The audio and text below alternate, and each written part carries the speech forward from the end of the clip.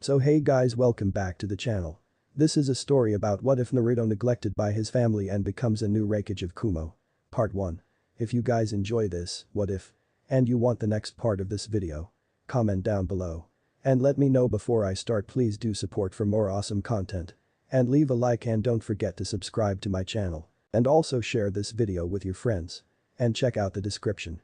And check out my playlist. So let's start the video. Chapter 4. 3 days later on Kumo airship docks, a few hundred feet above the village of New Kumagakure on the sides of the mountain surrounding the village, there were several large platforms built on the mountain sides for Kumo's airships to land on and allow people to board or leave the airships. Kumo's airships were large hulking war machines which were air-powered and employed the use of multiple propeller sets on top of their hulls. The airships were extremely long in length and had an ornamental dragon's head to instill fear into enemy forces. The airships were made entirely of metal and were crewed by at least 20 crewmen and 20 ninjas and 10 Skyhawk ninjas. They could carry dozens of bombs that they could drop from the hatches on their underbellies in order to destroy ground targets, as well as drop pods for ninjas' airdrop attacks. Also small catapult launchers for launching Skyhawk ninjas were built on these ships, and catwalks hung from the ship's underside so that ninjas could fire jutsu at oncoming enemy air forces should another nation build any of their own or down at enemies below.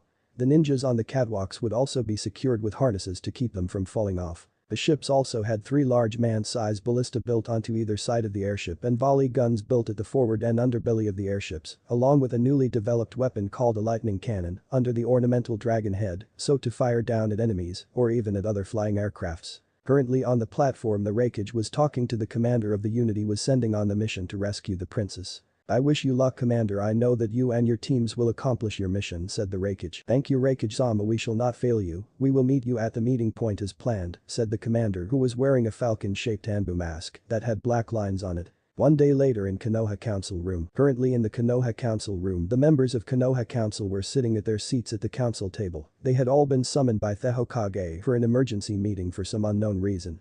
Soon after they arrived, Tsunade and Jiraiya entered the room. "Hokage, and have you called us all here for this emergency meeting?" asked Koharu in an almost demanding tone of voice and without the traditional sama when speaking the Hokage. Tsunade just frowned at Koharu tone. The old hag and that old war hawk Danzo were getting too full of themselves, thinking that they could boss her around like a fresh genin.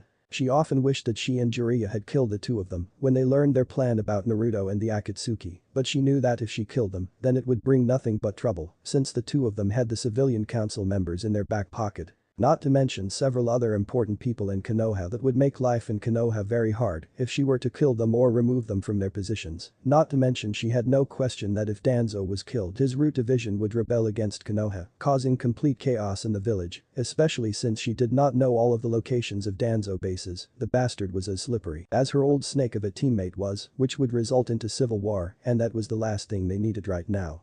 So she decided to ignore what Koharu had said. "Good afternoon, thank you all for coming so quickly. I am sure that you are all wondering why I called this meeting," said Tsunade, which caused Koharu to frown since she had just asked her that and she just ignored her. 3 hours ago we received a message from the Yumi Daimyo informing us that 9 days ago his daughter Princess Sachi, who was being guarded by Kurenai-san and her team, was captured by warships from Kurigakure and Mizu no Kuni," said Tsunade. This caused the civilian council members to start shouting about what happened. As they were shouting, several of the clan heads had worried looks on their faces since people they cared about were on that team. Lee Kanyakumo thought worriedly about her husband. Toji thought Joseph feared for his son. Kurenai Abasan thought Konohamaru as he began to worry about his aunt. After a quick burst of killing intent and a frosty glare that would have frozen hell itself from Hinata, the civilian member wisely shrank down and shut up. This caused Tsunade to smile a little in gratitude at her former student for shutting the fools up. "Hokage-sama, how exactly was the princess captured?" "As I do not think that Kurenai-sensei would hand over her to no Kuni," and Kiri spoke Hinata as she too was worried about her former sensei that had been like a second mother to her when she was younger. At this question Jiraiya intervened and answered Hinata's question. "It seems that somehow the Mizu Daimyo and the Gade Mizukage found that Princess Sachi was leaving to go to Tsuki no Kuni to go to her wedding and had only a light guard protecting her. They then sent 3 Mizu no Kuni warships and 2 Kiri warships to capture the princess. Also, according to the royals guards who were assigned to protect the princess, the 2 Kiri warships had volley guns and they had even created handheld versions of them and given them to their ninjas. Which was why when they saw what they had, the princess surrendered herself to them so that they would spare the others' lives," spoke Jiraiya, where after he had finished speaking, pandemonium erupted in the council room but was quickly silenced with a burst of killing intent coming from Tsunade this time. So it seems that the rumors that you reported to us about Kiri getting their hands on the plans on Haruyuki no Kuni, Spring Snow Country, volley guns were true, and not only have they built them onto their fleets, but have also created handheld versions of them. This is greatly troubling, Danzo said with a frown. But what happened to my husband and the other members of his team? Asked a worried Akumo. I'm afraid that Kiri decided to take them as prisoners to interrogate them for information on us, answered Tsunade sadly since like some of the other members of the council, she was worried about the members of the team including Sakura. For although she was still a bit angry for her past sins against Naruto, that didn't mean she wanted her to be tortured, raped and killed, which was what would most likely would happen to her. This caused Yakumo to gasp in fear knowing what that meant and put her hand to cover her mouth as thoughts of Lee being tortured crept into her mind, where a black pit of dread started to form in her stomach as she thought of this. Where are the princess, Kurenai-san and her team being held? Asked Hamaru. They are being held in the hold, answered Jiraiya. This caused a good bit of worried muttering, since everyone knew the infamous prison of Kurigakure which none had ever escaped from, and where they held most of the political prisoners of both the Mizu Daimyo and the Mizukage, not to mention the large number of rebel ninjas that were held there as well. So what do we do now? Asked Hamura. What do you think we have to rescue them? Shouted Konohamaru. Konohamaru had grown up quite a bit in the past 10 years, he was now a tall young man about 5'8" and wore the standard attire for a jonin with a green flak jacket and black shinobi pants and shirt underneath the flat jacket. His hair was still spiky but was now longer where he had been tied up in a short ponytail at the back of his head and had his headband around his head. He also carried a small metal tube on his right side hip where once he flicked a small switch on the tube, it would extend into a long metal battle pole to use when fighting. The extendable battle pole was a new device that Mikumo Tenten father, had created based on another new device, the extendable spear that an old blacksmith friend of his from outside the village had shown him which according to him, had been created in Kumagakure. Konohamaru-san please settle down since things like this are not that simple. We cannot waste vital resources and risk more lives on a single team, since every shinobi knows that there is always a risk of something like this happening. Besides it would take a small army of shinobis to attack the prison, and we can't afford to send that many to attack the hold since if we did Iwa, Fusa, Odo or the Hanyu clan would most likely take advantage of our depleted numbers and attack us. Kurenai-san and her team are expendable losses. Stated Kaharu simply without so much as a shred of sympathy. The hell with it, my grandfather always told me Konoha shinobi never abandoned their comrades. Not to mention right now my little cousin is staying at my home waiting for his mother to return home, and I would be damned if I go home to tell him that his mother has been captured and no one is willing to try and rescue her. He has already lost his father before he was even born, so there is no way in hell I'm going to let him grow up without a mother too. Shouted Konohamaru. There are many orphans in this world, Sarutobi-san, and many shinobis with children who know well that whenever they go on missions that they may leave their children as orphans. Besides, what is one more orphan in this village to the many that there are now, stated Danzo coldly. Konohamaru was about to blow his gasket and attack the one-eyed bastard for his comment, but Yakumo spoke up before he could do anything. You may be willing to leave them all to be tortured and killed in that prison, Danzo, speaking his name with venom, but I'm not, and there is no way I'm going to let my daughter grow up without her father either, said Yakumo. I agree with Konohamaru-san and Yakumo-san, there not a chance in hell I going to let my son rot in that place, spoke Shimza as he slammed his fist down on the council table making large cracks on the table. Both Shikaku and Inoichi nodded in agreement. As my mother so often tells me, a pack never abandons it, members, said Hana, who had recently took over the position as clan head from her mother, who was now helping teaching younger Inyazuka children to work with their canine partners. I also agree with Sarutobi-san in rescuing Kurenai-san and her team since, although sometimes some of the hive must sacrifice themselves for the good of the hive itself, it is not in this case since Kurenai-san, Lee-san, Choji-san and Sakura-san are all powerful and valued members of Konoha. Also they know a great deal of our secrets, and if they reveal them to Kiri, they will use them to greatly hurt us, so logic dictates that we must save them to prevent that from happening. Answered Shibi. I agree as well, and if Konoha does not agree to send a team to rescue Kurenai-sensei, then I and my clan will, and I will personally lead that team myself, announced Hinata as she stood up and spoke with confidence and determination. Hinata had also grown up quite a bit as well, where instead of short hair her hair was now long that reached down to her lower back.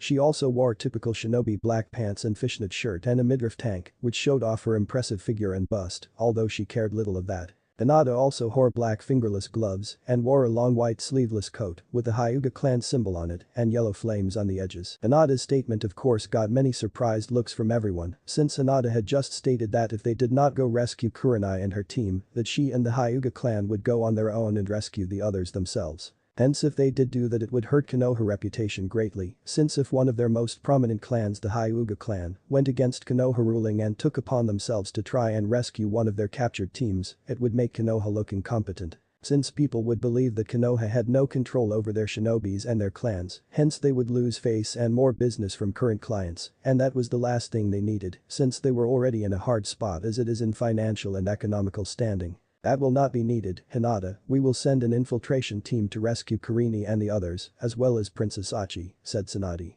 Okage-sama, you can't be serious, we can't afford to lose any more of our best shinobis. All we are doing is weakening ourselves, shouted Ashikaga Shin. I'm very serious and this is a ninja matter, Ashikaga, hence you have no say, besides you don't understand the situation that we are in right now. Rounded Tsunade. Situation? What do you mean, Hokage-sama? Asked a confused Shin. Tsunade just sighed and said, when I received the message from the Yumi daimyo, he spoke how furious he was with how the team that we sent to protect his daughter failed to protect her. After we declared that we would make sure that no harm would come to her and that we sent some of our very best ninjas to protect her. But that was not our fault, there was no way we could have known the Kiri would be waiting to ambush us, not to mention that they would have those weapons with them, said Asai Haida. That still doesn't change the fact that our ninjas failed to do what they were hired to do, and even after all our assurances, said Tsunade, where she then continued. Hence we have no choice but try and rescue both Kurenai's team and the princess, or we throw away any chance we have of good relationships with Yumi no Kuni and Tsuki no Kuni, and also risk further isolating ourselves further. Then what are we waiting for, Bachan? Let me and my team go and we rescue them all, or Konohamaru. That is enough, Konohamaru. Rushing off half-cocked like that will only end up in disaster, ordered Tsunade, which got the young man to calm down and sit back down onto his seat, after which Tsunade spoke again. Before we make any kind of rescue attempt we need information on the prison and where Princess Achi, Kurenai and the others are being held, after which we will need to make a plan of attack to infiltrate the prison and get them out as quickly as possible. Jiraiya, I need you to head to Mizu no Kuni and get as much information on the hold as you can and find where Kurenai and the others are all being held in it as soon as possible. Also if you can see if you can get us pictures of the prison or better yet plans of it if possible. Ordered Tsunade. Right, I do what I can, replied Jiraiya and quickly took Sunshine away. Once Jiraiya has gotten all the information on the prison that he can, I want you Shikaku and your son Shikamaru to create a plan to allow us to infiltrate the hold, ordered Tsunade, to which Shikaku just nodded. This meeting is dismissed, said Tsunade to the council. As the council members were leaving, many were muttering about what they had learned and many were talking about what they were going to do and ways they could save the princess and Kurenai and the others. While some others like Danzo, Kaharu and the civilian members were commenting that this was a mistake and a waste of valuable resources that could be put to better use. Tsunade could only scoff at them after they had all left. She then started to leave the room. She needed a drink badly, but knew she couldn't since she had stopped drinking ever since Naruto was banished. First, most of our allies and clients turned their back on us for banishing Naruto, then the Heavenly Alliance is formed and takes most of our missions from us, then Orochimaru rebuilds Odo's forces and gathers Iwa, Kiri, Kusa and the Hanyu clan to ally against us, and now this. Things seem to only get worse and worse for us, thought Tsunade. After which she then looked out to the blue cloudless sky. Is this the heavens' wrath on us for turning our backs on Naruto, or is it you Naruto who is punishing this village from the heavens for betraying you? 2 days later, in a prison cell in the hold, currently laying on top of her bed in her cell was Sakura. She and the others had been in the prison for about a week. They arrived at the hold after a 4-day trip from where they were ambushed to here. After they had arrived they were all separated and put into different cells, although she did know that Kurini was in the cell on her right while the princess was in the cell on her left, they could not make contact with one another. Sakura was wearing a standard grey prison outfit with a long short-sleeved shirt and long grey trousers with normal sandals. She also had a collar around her neck with special seals placed on it where it suppressed her chakra and kept her from using it. It also would paralyze her body should any of the guards activate it, and if she tried to tamper with it, it would explode with enough force to blow her head off. Fortunately for the past week nothing had happened so far in being held in the hold, since they hadn't been interrogated yet for information, which was fine by her, although she knew that eventually they would start soon enough. They were mostly likely deciding what to do with them and how to interrogate them. As she lay on her bed looking up at the ceiling, she had not much to do other than think about how things had changed since Naruto banishment.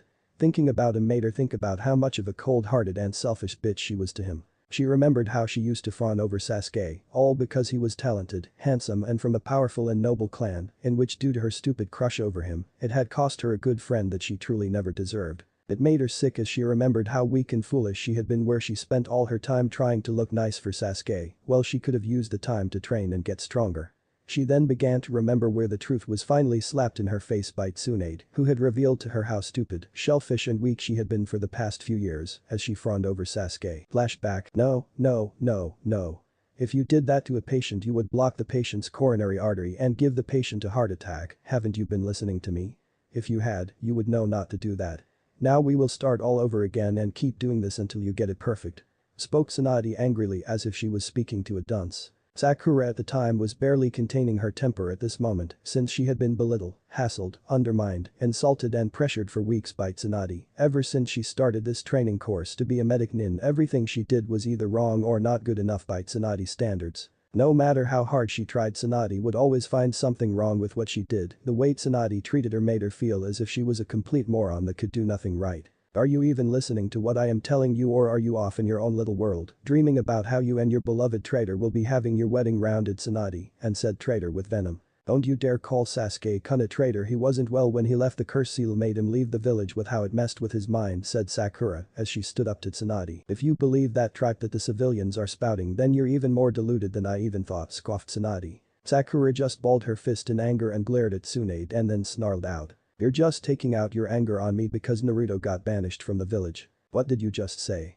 Snarled Tsunade as she let out a small amount of killing intent since she was barely reining in her temper and keeping herself from strangling the girl. But despite this, Sakura held her ground and then started to shout out. You heard me, you and the others are all blaming me and Sasuke-kun for Naruto being banished when it was clear that he was losing control of the Kyuubi. Look at what he did to Sasuke-kun.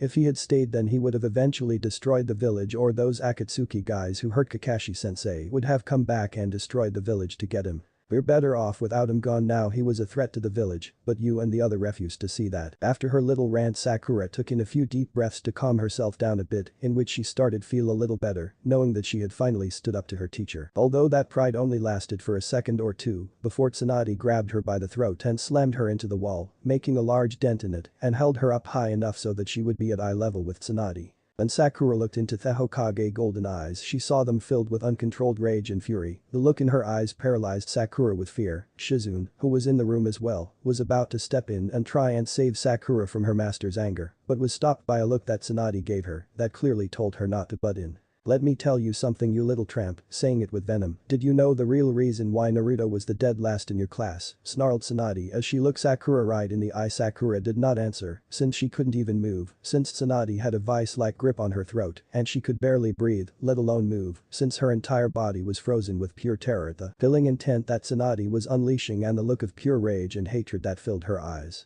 Well, I tell you why. The only reason why Naruto was the dead last was because ignorant fools like you in the school decided to sabotage his training by giving him old school books that were unreadable or behind in current teaching. They taught him the wrong things when training him into jutsu. They even ignored him when he asked for help and gave him questions that only Jonin level ninjas would know. Which was why I had the majority of the teachers in the academy fired, as well as half of the hospital staff when they refused to treat Naruto when he was hurt when he was younger, and why I made sure that they would never practice medicine again, and why I had them and the teachers from the academy sent to Ibiki for 3 months after I learned about what they'd done to Naruto after he was banished, snarled Tsunade, after which she then continued. But even despite all the handicaps that the teachers gave him in the academy, he was still able to learn the Kage Bunshin Jutsu, a B-rank Jounin level ninjutsu technique, and the Taiju Kage Bunshin no Jutsu, an advanced A-rank forbidden technique of the Kage Bunshin Jutsu, in just 3 hours without any help, and defeated your former teacher Mizuki by himself when he turned traitor. He even saved your miserable worthless life when he defeated the Gar kid during the invasion of Suna and Odo. He also convinced me to come back to this cesspit of a village to help your beloved Uchiha when Itachi mopped the floor with him. Not only that, but when he was on that mission to bring me back here, he learned and mastered the Rasengan, one of the Yonda's most powerful techniques, which took him 3 years to develop and master. Well, it took your sensei Haddock 6 months to master it and Jiraiya a month, but for Naruto, it only took him 1 week to master it.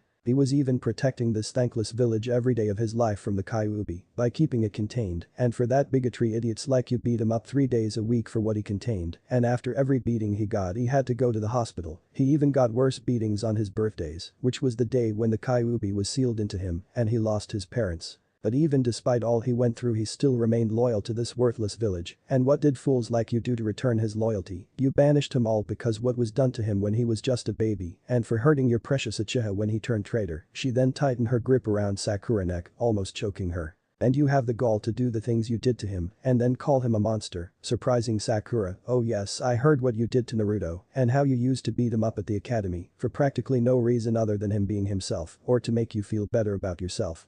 I've read your file, your skills are practically since they're still at academy level. You might have shown some skill in Yuki no Kuni as well as shown good chakra control, but that's it.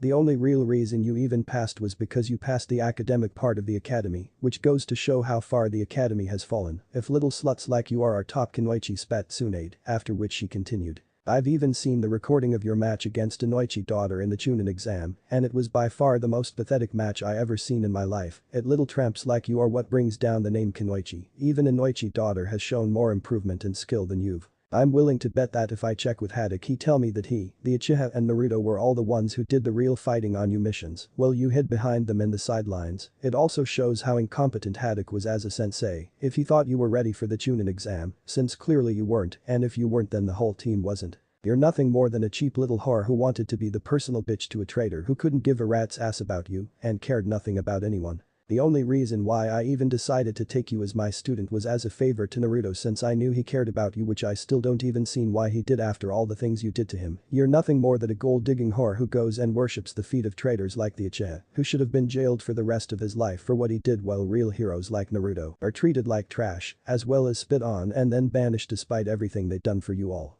Said Tsunade angrily, in which as she continued she was shattering all of Sakura's beliefs and was shatter the world that Sakura had formed around herself, since as much as she didn't want to believe it what Tsunade was saying was true. You're a weak and sorry excuse of a ninja that follows the tailcoats of real ninjas and beats up those you know won't fight back like Naruto just to make up for your weakness and make yourself feel better. I suggested you better shape up quickly, girl, because if you don't you might as well quit, since if you don't you just get yourself or your teammates killed, or even worse, become the personal whore of some bandit or enemy ninja, and for your own sake, you better hope it the former of those three.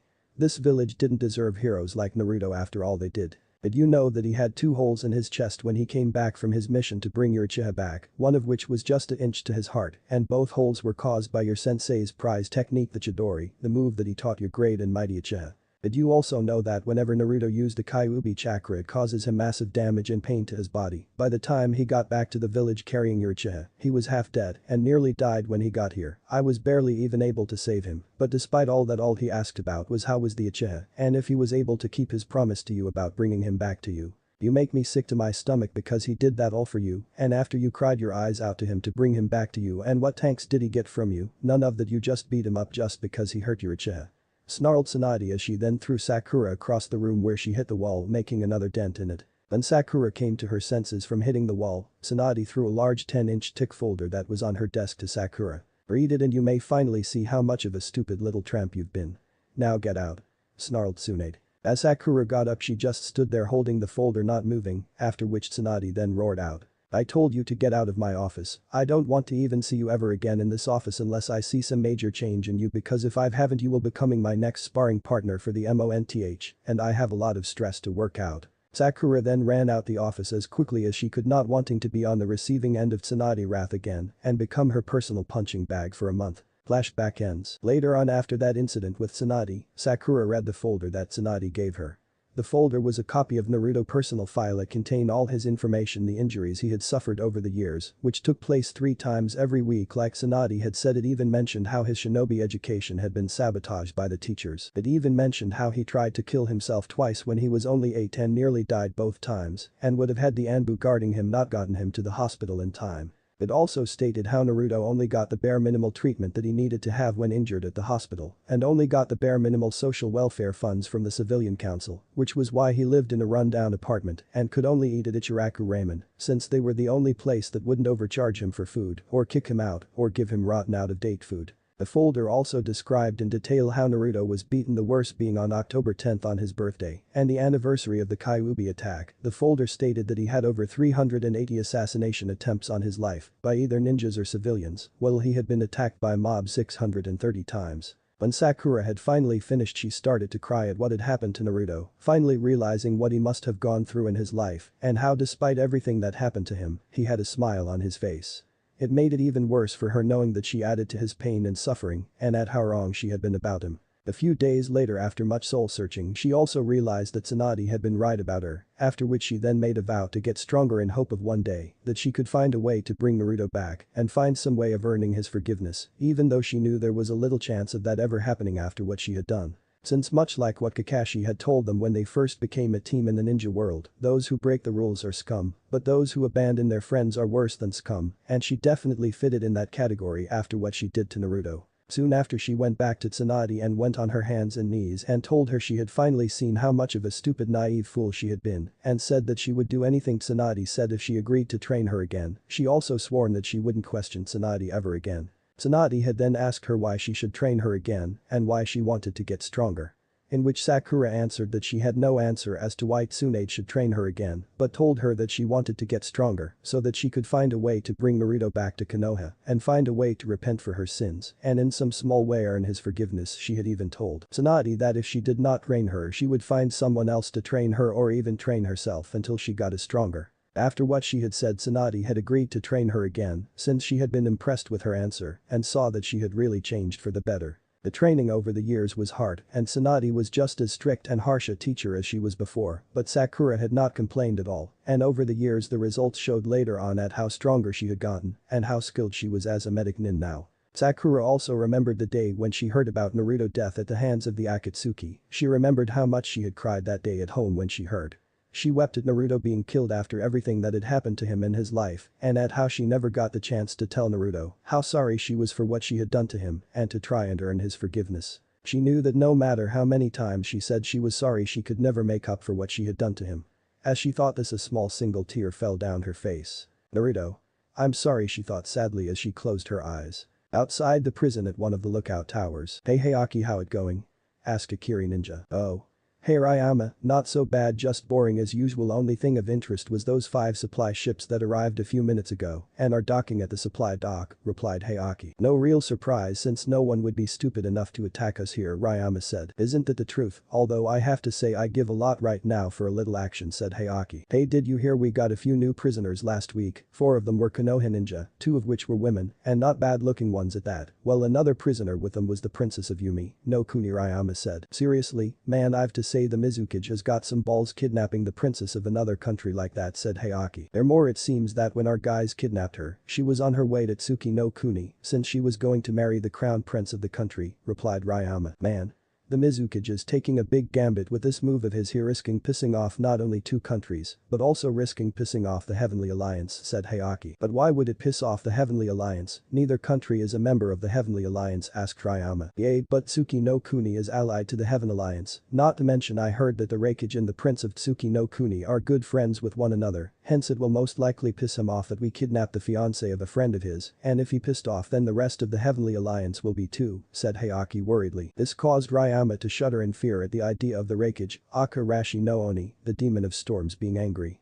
Any man that can single-handedly destroy an entire fleet of 50 warships that contained an army of over 10,000 men with a single jutsu is a man that should be greatly feared. Maybe, but even Kumo and the Heavenly Alliance wouldn't attack this place. It would take a massive armada of ships and a small army to take this place, and by the time they even broke through the main defenses, reinforcements from Kiri would arrive. Not to mention we have the new volley guns on our ships and guard towers, as well as have those new handheld versions of it, answered Ryama. You might be right there, but Hayaki was saying before he stopped in mid-sentence and was looking up at the sky. But what? Asked Ryama. What are you looking at? Look, do you see that? Hayaki said, pointing up at the sky. Ryama looked to where Hayaki was pointing. When he did look, he saw a large oval-shaped object heading towards the prison. What is it? Asked Ryama. Hayaki then took the binocular he had on the nearby stand and looked through them and said, It looks like some kind of ship, answered Hayaki. A ship? But that impossible, ships don't fly, shouted Ryama. I wouldn't say that I heard stories that in Yuki no Kuni they have ships like these, and said Hayaki, but stopped again when he released something. What? Said Ryama, slightly panicky. At the Heavenly Alliance they're here, that ship belongs to them, shouted Hayaki worriedly. What? Said Ryama again. Don't you realize Yuki no Kuni is part of the Heavenly Alliance and they have those types of ships, not to mention look at the symbol on the ship, shouted Hayaki as he handed the binocular to Ryama. When he looked he saw the large airship.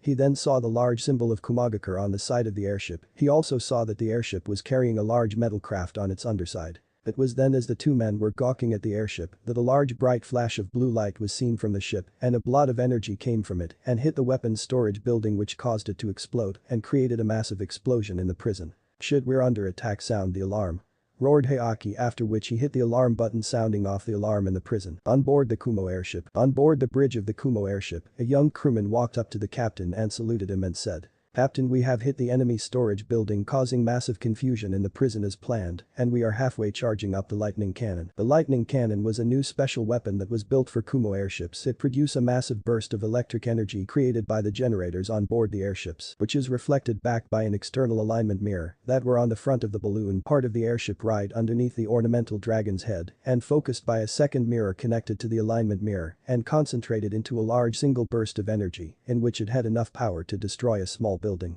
The only drawback though was it took 30 seconds for the cannon to recharge every time. Very good, now have all ballista, volley guns and ninjas on the catwalks fire on the locations that they were each given, then fire on the barracks entrance on the cliffside in the prison. Combined with what the Mizu rebel factions are doing, that should delay the forces stationed there long enough for us to complete our mission, order the captain, to which the crewman saluted and gave out the captain orders out to the crew on the ship's intercom. As the crewman gave out his orders to the rest of the crew, the captain looked down from his viewpoint at the famed prison of Kiri the Hold. The prison was built into a crescent moon-shaped canyon that was next to the sea.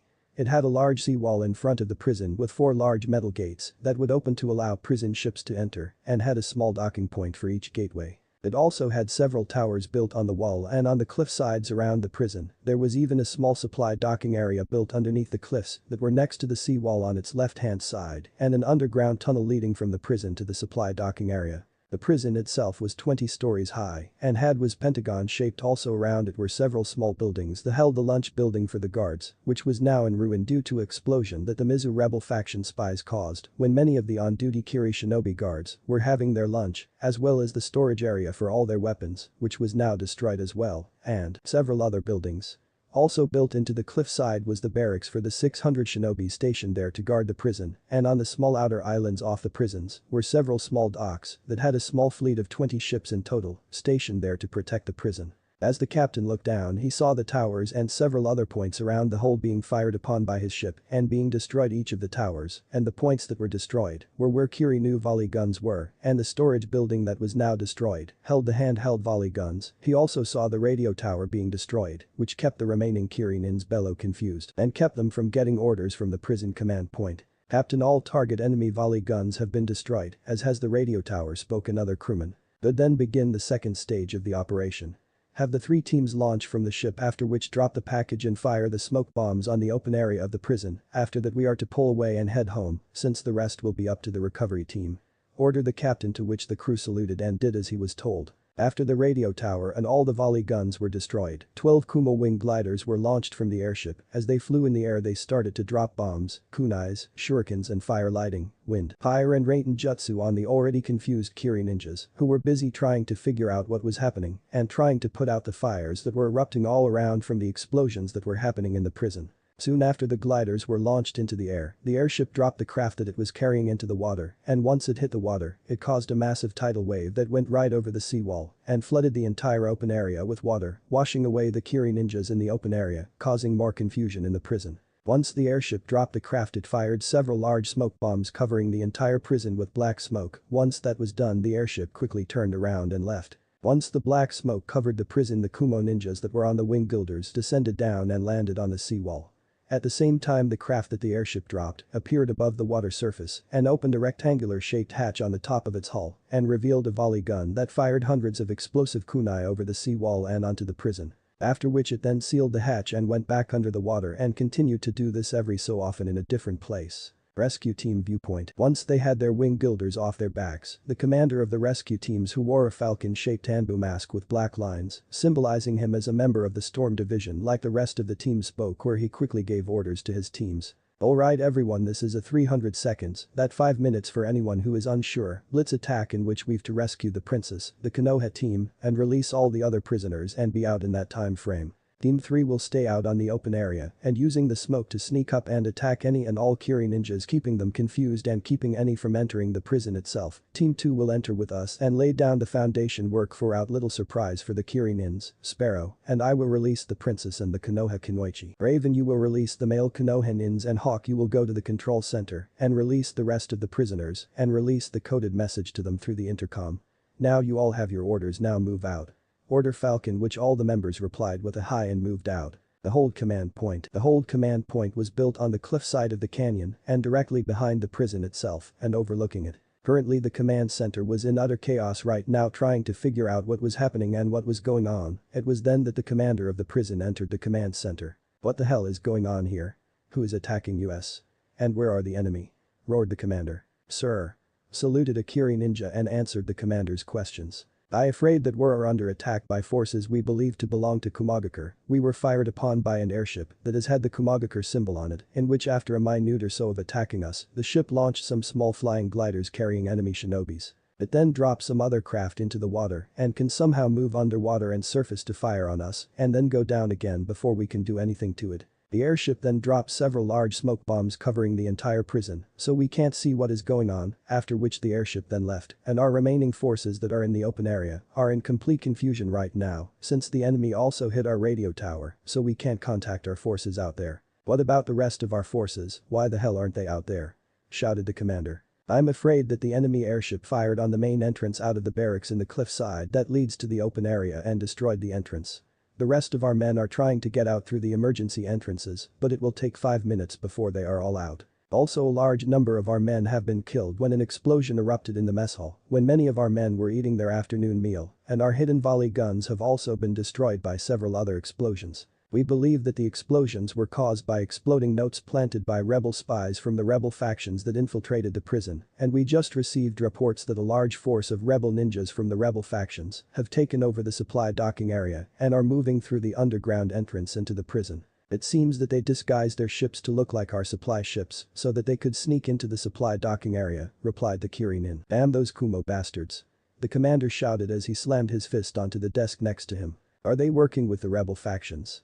They must be after the princess in the prison, it's the only explanation why they are here and attacking us. He then turned to the Kiri nin he had been talking to. Have our entire forces get out to the open area as fast as they can and secure the prison as quickly as possible. We can't let them get away with the princess. Yes sir, answered Kiri nin and quickly went to do what the commander had ordered. You won't get away with this, you scum, I swear it, thought the commander as he looked out at the smoke-filled prison with small explosions being seen every so often. Rescue Team General Viewpoint. As Kurenai looked out her small bar window, she could see the explosion and smoke outside and could not help but wonder what was going on. It was oblivious that the prison was under attack. She knew it wasn't Konoha since they couldn't have heard of their capture and mounted a rescue attempt so soon, not to mention she didn't think that they would come and use the limited resources that they would need for the war to simply rescue them. Could it be the rebel factions in Mizuno-kuni attacking the prison?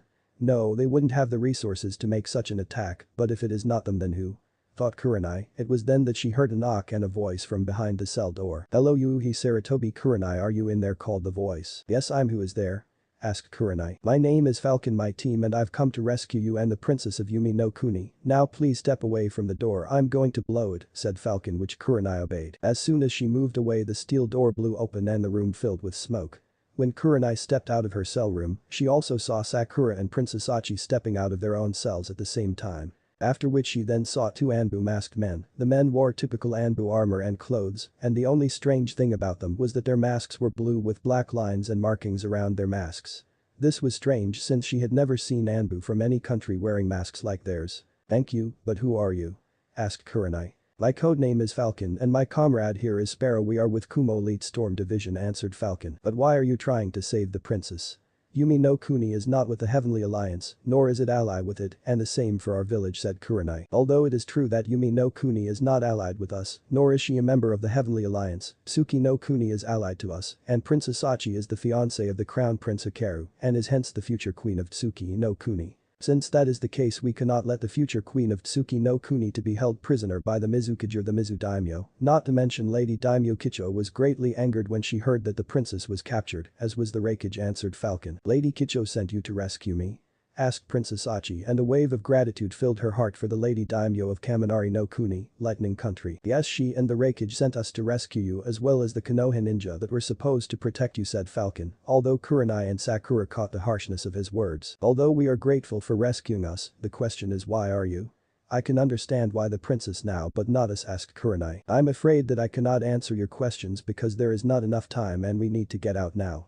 The Falcon said quickly. Before Kurenai could reply, all the prison doors opened automatically and a voice was heard over the announcer. Attention all prisoners, you are to make your way to the supply docking port, your friends are, and here to rescue you. The code word is Blue Pearl. I repeat, the code word is Blue Pearl. What was that about?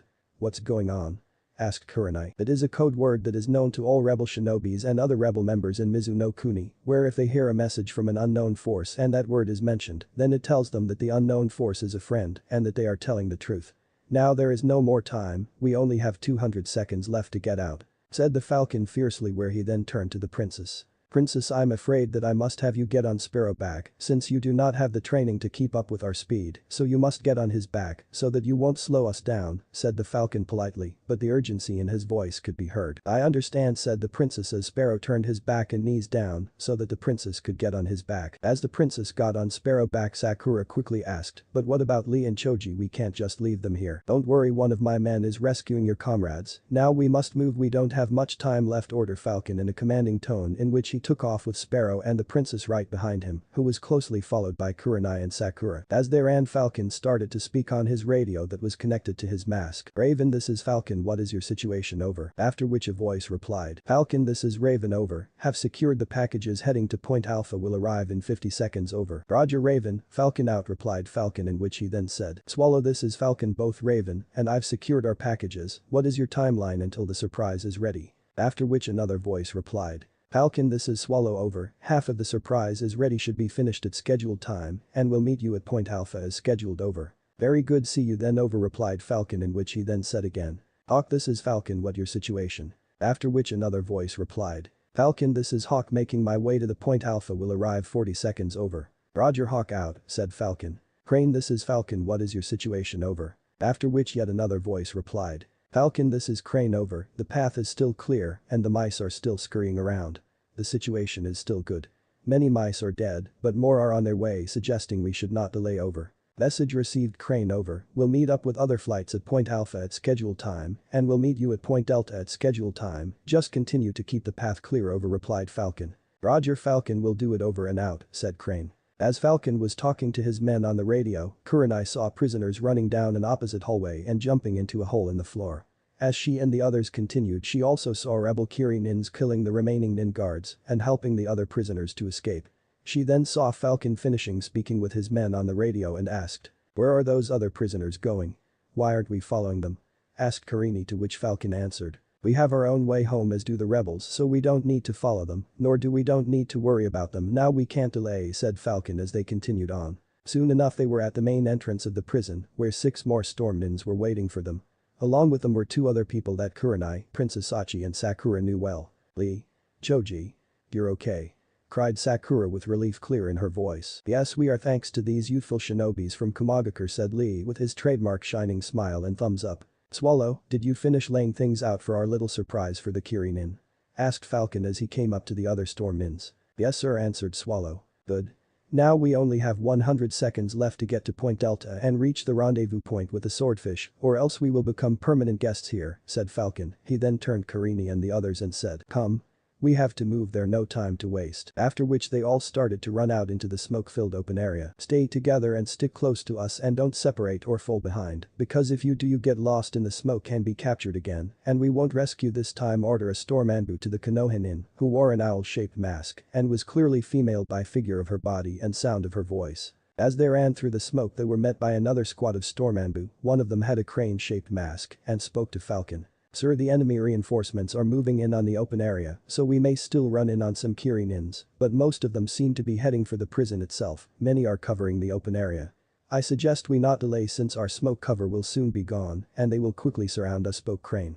Right, then we have to hurry. We only have less than 100 seconds left before we have to get to our rendezvous point, and if we miss it, then we're finished, said Falcon. As they hurried, the storm Anbu suddenly stopped the Konoha team, wondering what was going on to make the storm nin stop, where they decided to ask what was wrong. "What is wrong, why did we stop?"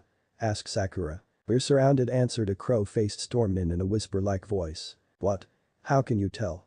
I don't sense anything, and how can they know we're here since they can't see anything through this smoke screen," whispered Sakura. "They must have a sensor-type shinobi with them, it's the only answer at how they were able to find us so quickly and surround us," answered Hawk. "But how do you know that they're there? We haven't sensed them," asked Choji. "You forget the Kirinins are trained in the art of silent killing technique, although there are few who are true masters at the style, many of their shinobi are still highly skilled in it. As for why we know they're there, Storm Anbu are trained to sense out for enemy shinobis with our chakra, much like a sensor-type shinobis, but we can only sense them if they're nearby, but that is enough to fight against them, even with just sensing their chakra.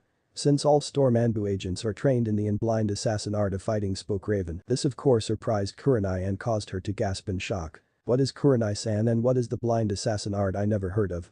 asked Lee. "That is because it is a very old fighting skill used before the founding of the shinobi villages, as the name states, it a style of fighting that is used by shinobis that can't see, and it was said to be one of the most lethal assassin styles to exist. According to what Anko told me, it relies on either sound, chakra or smell, since the user who is trained in it can use any of them and kill or fight their target even if they can't see them.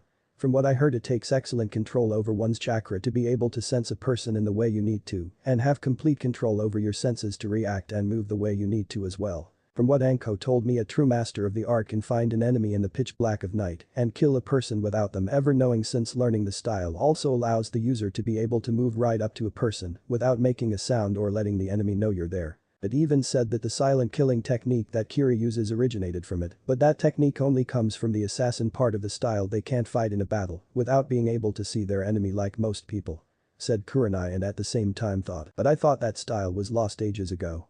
How on earth did Kumo learn that art?" The other members of the Konoha team were shocked at what they heard, since if what Karini said was true, then Kumo's storm nins were far more skilled and dangerous than their own Anbu. "Sparrow, you and Crane's team protect the princess and the Konoha nins since they can't use their chakra with those collars on. The rest of you are with me," ordered Falcon, where he and the other Storm Anbu nins disappeared into the smoke while Crane and his team surrounded Sparrow, the princess and the Konoha team. For several seconds the Konoha team listens out to try and hear out for any sounds of fighting between the Kiri nins and the Storm Anbu.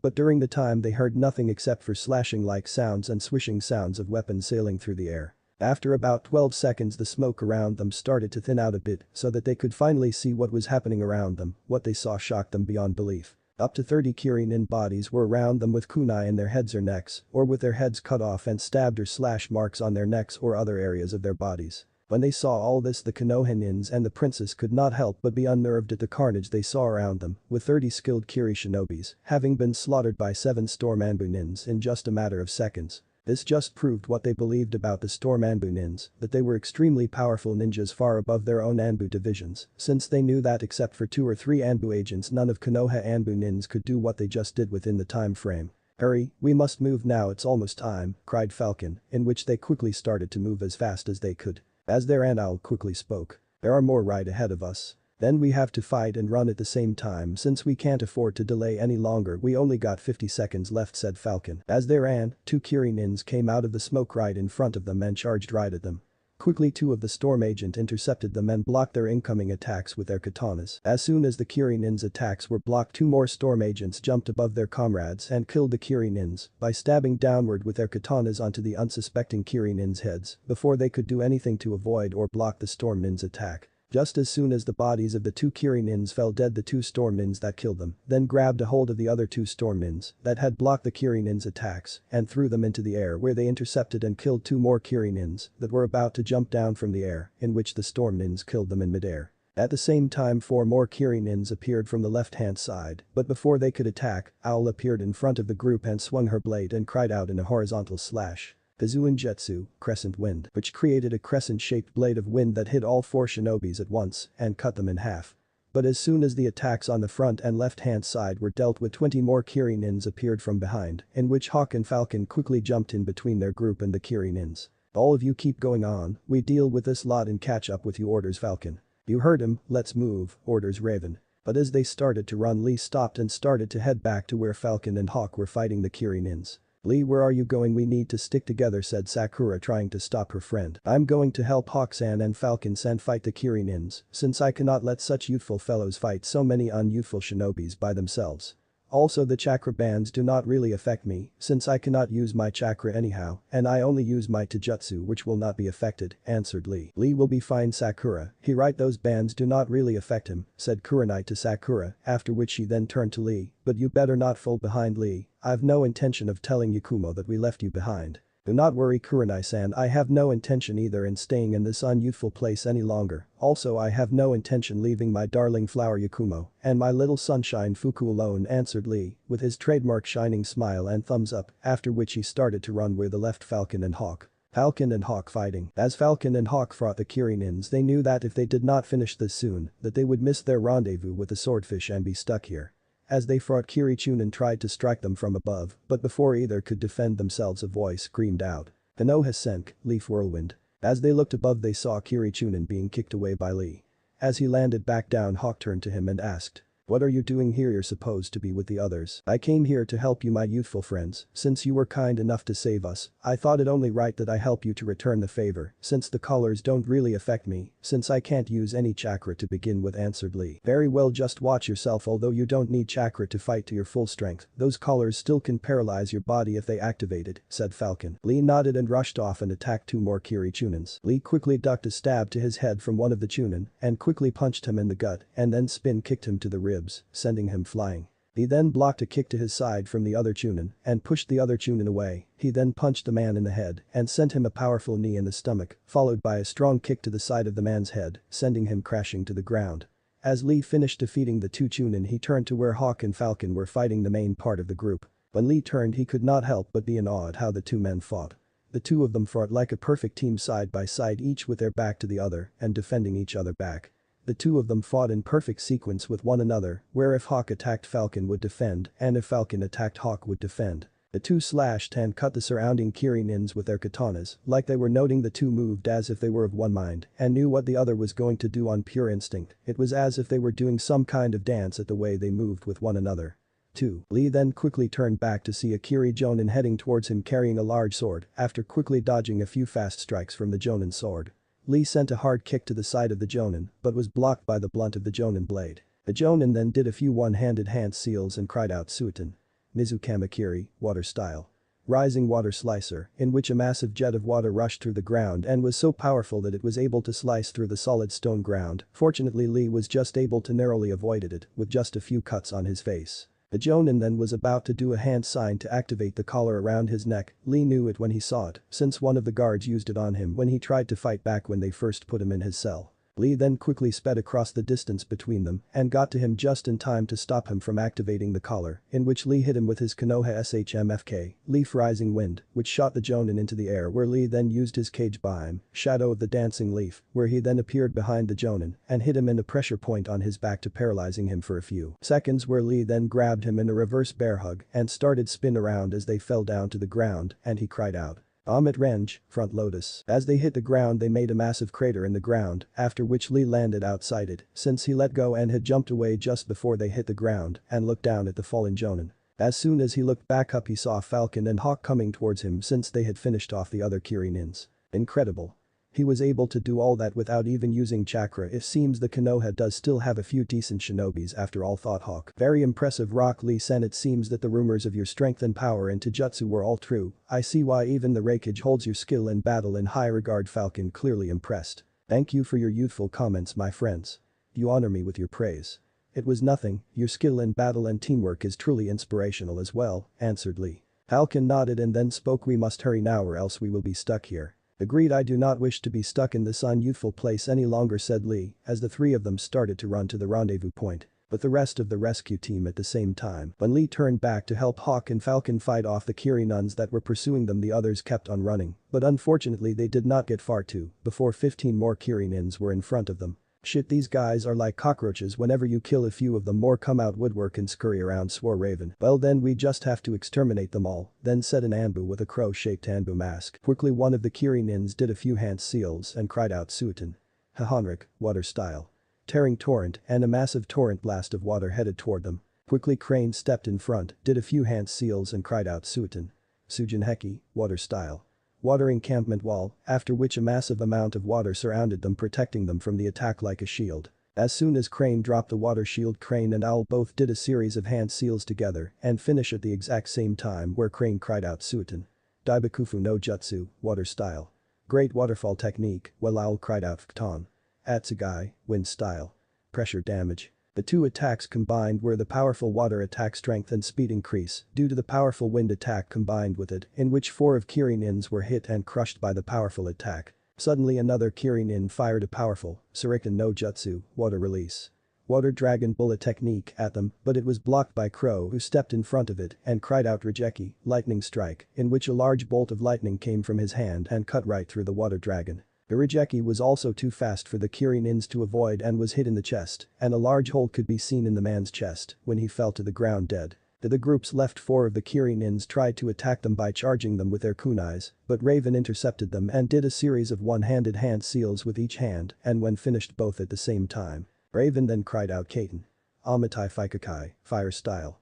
Massive fire stream, in which a massive stream of fire shot of Raven mask mouth and headed towards the Kirin-ins, and added to the fact that he combined the attack with his wind affinity element, he was able to increase the strength and heat of the flames even more. Where it incinerated 2 of the men due to the extreme heat of the flames, the other 2 men however, had been able to escape thanks to using Kawarimi no Jutsu, substitution jutsu, to replace themselves with water clones. As soon as the attack ended, the 2 Kirin-ins appeared in the air above Raven and were falling down ready to kill Raven, but as they fell down to kill Raven, Sparrow, who was still carrying the princess, threw a kunai at the 2 Kirin-ins, where it passed right between them. Thinking that Sparrow missed, the Kirin-ins ignored the kunai, but if they hadn't ignored it, they would have seen the kunai changed into Swallow.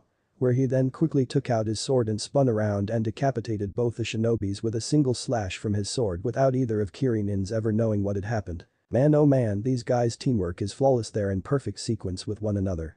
If I didn't know any better, I swear they could read each other's minds.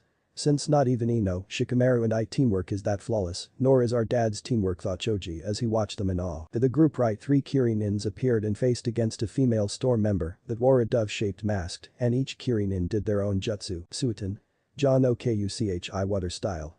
Snake's mouth, cried the first Kirin-ins. Susei no jutsu, water style. Water drowning technique, cried the second Kirin-ins. Suiton. Hahonrik, water style.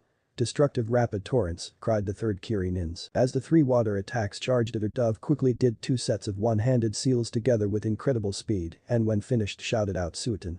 Ryaitu tsunami, water style.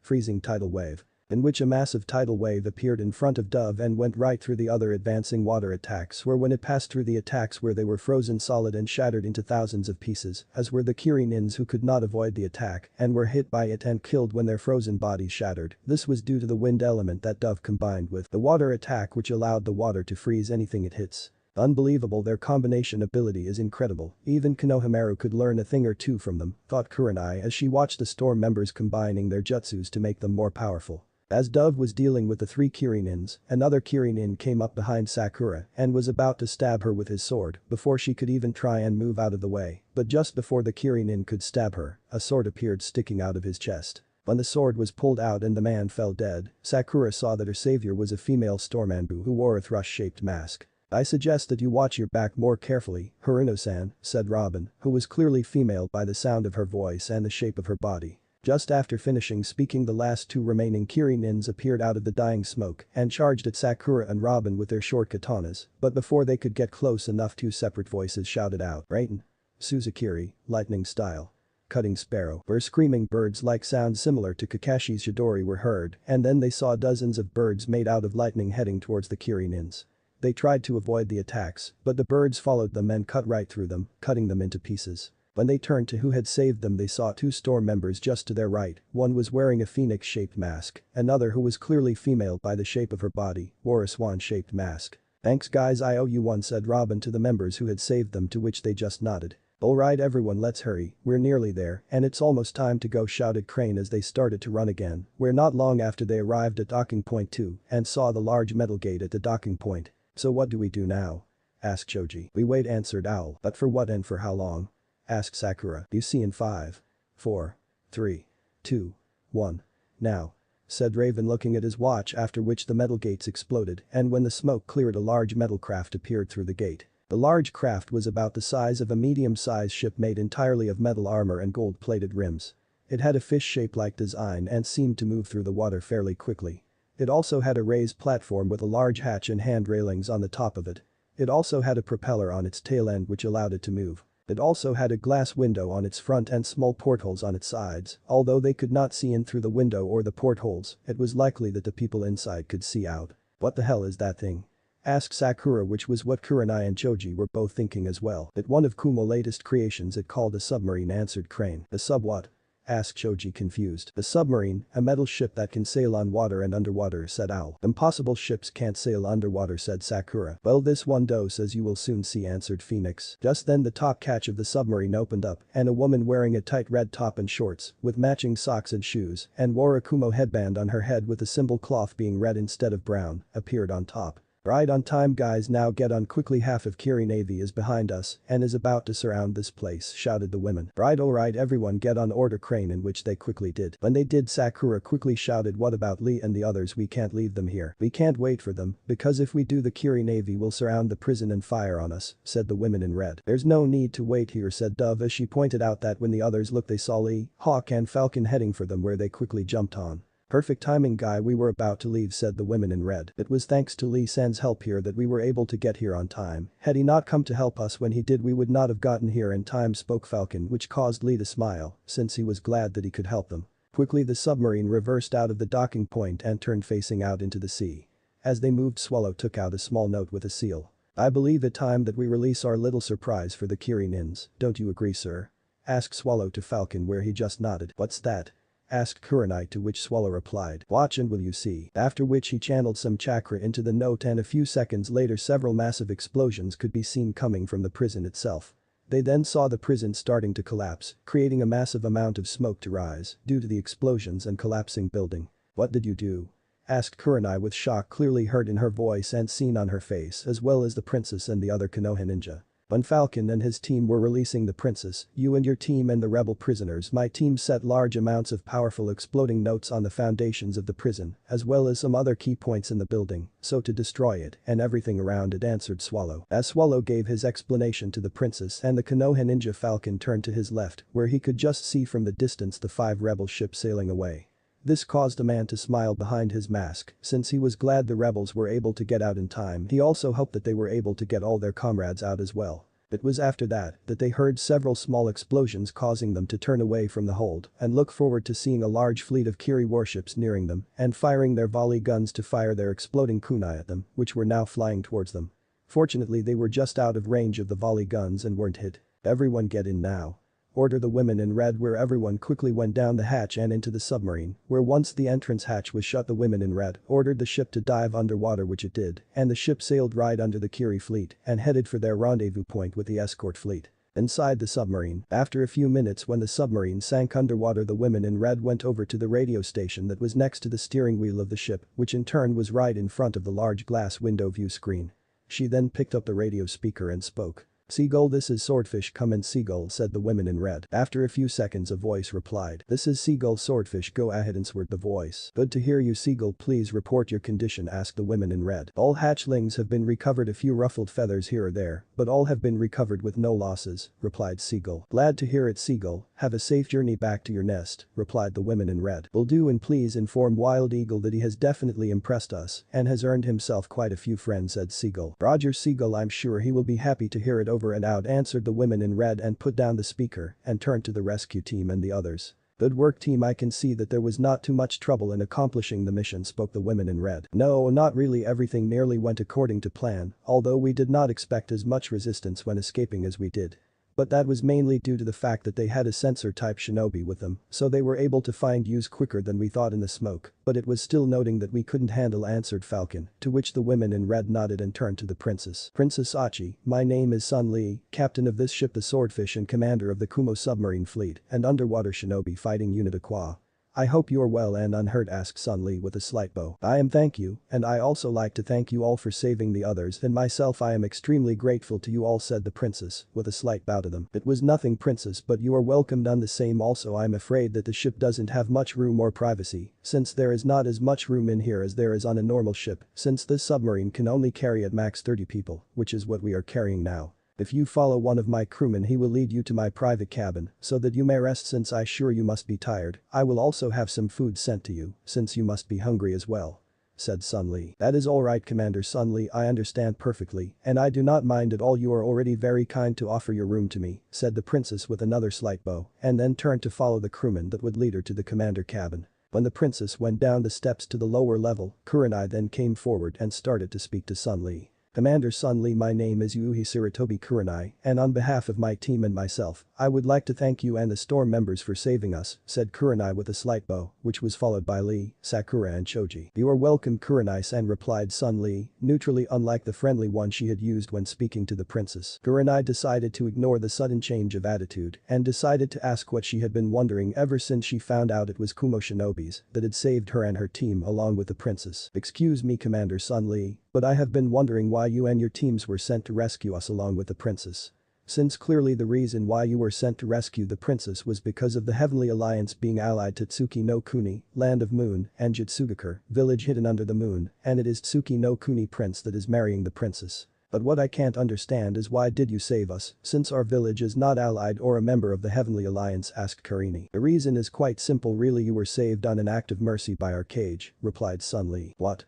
Shouted Choji. Yes, since Raikage didn't think the Konoha would use its remaining resources on attacking Kiri's strongest prison, just to save 4 of Shinobi's even ones as strong and well known as all of you. Also since we were destroying the prison and helping the other prisoners escape, it was decided to save you, since Raikage doesn't like to see lives needlessly lost, no matter who they are, said Sun Li. The Konoha team were simply stunned since they were saved by a mere act of mercy by the Raikage. Now if you please, one of my crewmen will lead you down to the mess room to get something to eat and then lead you to your bunk beds. Since as I said there is not much room or privacy in the submarine, so you may feel a bit cramped, said Commander Sun Li, after which he then turned to face the main view window of the submarine. After which the Konoha ninja followed a crewman to the lower deck. One day late, the day after the rescue from the hold, the Swordfish was about an hour or more away from their rendezvous point where they would meet their escort fleet. Currently lying on their bunk beds were the Konoha team. They had to stay in their bunk beds since there was not much they could do after their collars had been removed by the storm members who were skilled enough in Kenjutsu to free them of their collars. They were even given some spare Anbu outfits, minus the masks and swords that the Storm Nina had to wear and change out of their prison outfits. At first they were a bit uncomfortable with being underwater, but they soon got used to it. They would even sometimes look out the small portholes to look at the fish going by them. They were not allowed to explore the submarine much due to the Kumo crewmen telling them so, which was not surprising, since they were not allies to Kumo or the Heavenly Alliance, nor were they members of it. The only time they were really allowed to move around a bit was when the submarine surfaced for air. Despite this fact, they did know a small bit about the submarine from what 1 or 2 of the crewmen were willing to tell them. From what they were told, the submarine had 3 levels. The top was the bridge of the submarine, was where the submarine was controlled.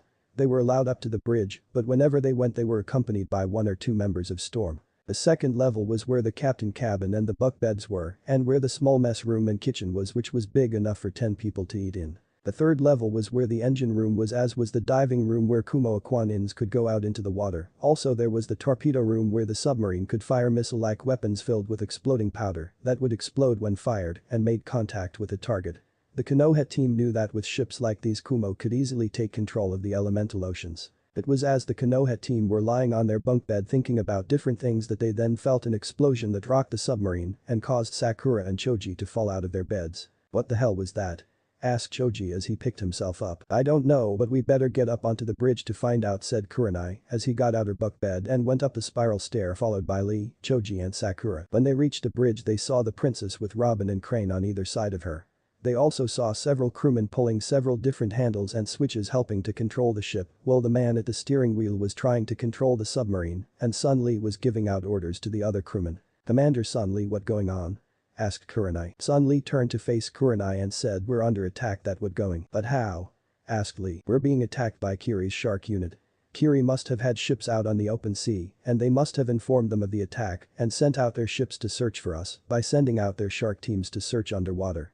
It also seems that some of those teams found us and are attacking us with their portable volley guns loaded with exploding kunai, which were the blasts that you felt. answered Sun Li. "I afraid we have more trouble than just the shark unit commander," said a crewman who was looking up the periscope of the submarine. "What is it?" asked Sun Li harshly. "A squad of 10 Kiri warships is heading right for us. The shark teams that found us must have radioed them and reported our position to them," said the crewman. Suddenly there was another explosion that made everyone fall to their left. "Shit, and we're so close to the rendezvous point," swore Sun Li. She then turned to the radio man. "Crewman, try and radio to the escort fleet, inform them of our situation and that we need help," orders Sun Li. "I trying ma am, but that last blast damaged the radio and I don't know if they getting it," answered the radio man. "Just keep trying to damn it," said Sun Li, and she then turned to Falcon, who had also arrived around the same time as Kurenai and her team. "Falcon, get 2 of your teams out there and deal with those bastards out there," said Sun Li. Falcon nodded and went down to get his 2 teams ready while leaving the third in the submarine. Just when Falcon went down, 2 Kiri nins appeared in front on the view screen of the submarine and both holding a portable volley gun and fired them at the view screen. "Put the iris up now," shouted Sun Li. Right before the kunais could hit the view screen, a metal shield quickly covered the view screen and protected it from the blast. Even though the shock of the blast rippled through the submarine and caused several people to nearly fall off their feet. "That was too close," said Choji, wiping the sweat from his forehead. Suddenly the crewman controlling the steering wheel shouted out, "Commander, the controls of the ship are jammed, we're not moving and the steering is going too, we're starting to sink," said the crewman. "Look out there, it's a net, they're dropping a net down on us," said Sakura, looking out a small porthole and seeing a net surround them. Suddenly several more explosions could be heard and felt around them. "Shit, we're all dead," said a crewman panicky. "Calm down all of you, there is a way out. The shark nins know that their exploding kunai aren't doing enough damage, so they should stop trying soon. Once they do, the shark nins will launch and direct attack," said Sun Li. And just as Sun Li stated, the explosion stopped and minute later an even bigger explosion was felt through the submarine that caused everyone to fall off their feet. "Shit, they must be sticking exploding notes to the hull of the ship to make blast like that," said Crane next to the princess. "Commander, I count 12 enemy shark nins out there surrounding us," shouted Robin, who was looking out the small porthole. "Commander, the diving room is starting to flood from damage to the lower port side of the submarine. We've taken severe damage. We can't take much more of this," said a crewman who was coming up from the lower level of the submarine. "Ha! Are we ever lucky," said Sun Li, who was now smiling. Everyone on the bridge of the submarine started to look at her as if she had lost her mind. "What the hell do you mean by lucky?" asked Choji, almost panic-like. Sun Li just continued to smile and said, "Now the enemies that we couldn't find are now around us and we know where they are and how many there are. Also, the enemy has even helped us out a bit by speeding up the flooding of the diving room so that Falcon and his teams can get out quicker now and deal with them." Falcon and his team outside. As soon as Falcon and the other Storm Anbu nins were out of the swordfish, they immediately went to engage the shark teams. "Do they seriously think that they can match us in an underwater battle? If they do, then they're fools. No one can match a shark member in underwater combat," thought the captain of the shark teams. "Hawk, you and Raven try and cut loose the swordfish from the net and free the propellers and the control from the net while we deal with the shark teams," ordered Falcon through the radio speaker on his breathing mask. "Roger," both replied. With Hawk and Raven gone to deal with the net on the swordfish, the others engaged the shark members. Phoenix clashed swords one shark member, in which both were trying to overpower the other as their swords struggled for dominance. But unfortunately for the shark nin, Phoenix was only distracting the shark nin so that Owl could come behind the shark member and stick her sword right through the unsuspecting shark member. As Phoenix was dealing the shark nin with Owl, 5 shark nins surrounded Falcon. "Let's kill him," said one of the shark nins. As the shark nins went to attack Falcon on all sides, Falcon started to spin around like a spinning top, in which he then cried out Uzumaki Tenrai Divine Whirlpool, in which a whirlpool appeared around Falcon and sucked in the shark nins before they could even try and swim away and were sucked down into the bottom of the sea. As soon as they were gone, Falcon stopped spinning and quickly gained his bearings, where he then started to speak on the radio that was connected to his breathing mask. Falcon calling Hawk, "Come in." Hawk called Falcon on the radio. "Hawk, her, go ahead," answered Hawk. "ETA on freeing the sub from the net over there?" asked Falcon. "Progress is indefinite since the net is made of strong chakra-resisting steel and we are unable to cut through it," replied Hawk. "Shit," thought Falcon. "Roger, Hawk, you and Raven continue trying to free the sub while we finish off the shark's nins. Over and out," said Falcon. "Roger, Falcon will go and out," spoke Hawk. As Falcon spoke to Hawk on the radio, the storm nins continued to fight the remaining half of the shark nins. During the fight, one of the shark fins used the Suiton Gashoku's aim, water style. 5 feeding sharks to launch 5 water sharks on the storm nins, in which the water sharks cut and wounded Owl and Crow in their sides and arms as they tried to dodge them. Falcon then quickly ordered them to head back to the swordfish, which they did as Falcon, Phoenix and Dove destroyed the water sharks with their katanas and then engaged the 6 remaining shark nins. Dove battle. Dove quickly dodged several kunais fired by the shark nins. She then quickly goes up to them and tries to slash them with her katana, but they dodge the attack and fire at her, where she was unable to fully dodge one of the kunai and cut her arm lightly. She then quickly does a few hand seals and cries out, "Suiton." Matsu Rappa, water style. Violent bubble wave, in which the surrounding space around them became covered in bubbles blocking the shark nin's line of sight, where they then moved out of the bubbled area. This of course was what Dove had wanted, and when the two shark nins moved out of the bubble-filled area, Dove quickly attacked them, taking them both by surprise and killing one of the two shark nins by slicing his throat, which she nearly decapitated him by doing so. Unfortunately, the other shark nin was able to get away in time. After which, when Dove killed his partner, he tried to kill her by firing another kunai at her. When her back was turned, lucky she was able to dodge it by the mire inches, cutting a bit of her uniform. Dove then quickly charged the shark nin with her katana again. As she did, she dodged another kunai fired her way by the shark nin. When she got to the shark nin and slashed at him, he was just able to move out of her charging attack. But as he moved away, Dove quickly did a few one-handed hand seals and cried out, "Suiton." Takoyaki, water style. Octopus whip, in which a water whip sprung from around her arm as she went by him and wrapped around the shark nin waist, in which when she pulled she was able to pull herself towards the shark nin, and combined with her momentum from her previous charge, she was able to increase her speed so that the shark nin could not dodge or move out of the way in time and was pierced in the heart by her katana. Phoenix battle. Phoenix his hands full with fighting the two shark nins that he was battling with, where when he fought against a shark nin with his own katana against Phoenix, the other would come up and try to hit him with his portable volley gun. Also, if he tried to attack the shark nin with the portable volley gun, then the shark nin with the katana would intercept him, in which the same thing would happen all over again. As he dodged another kunai sent his way, the shark nin with the katana started to do a few hand seals and cried out, "Suiton."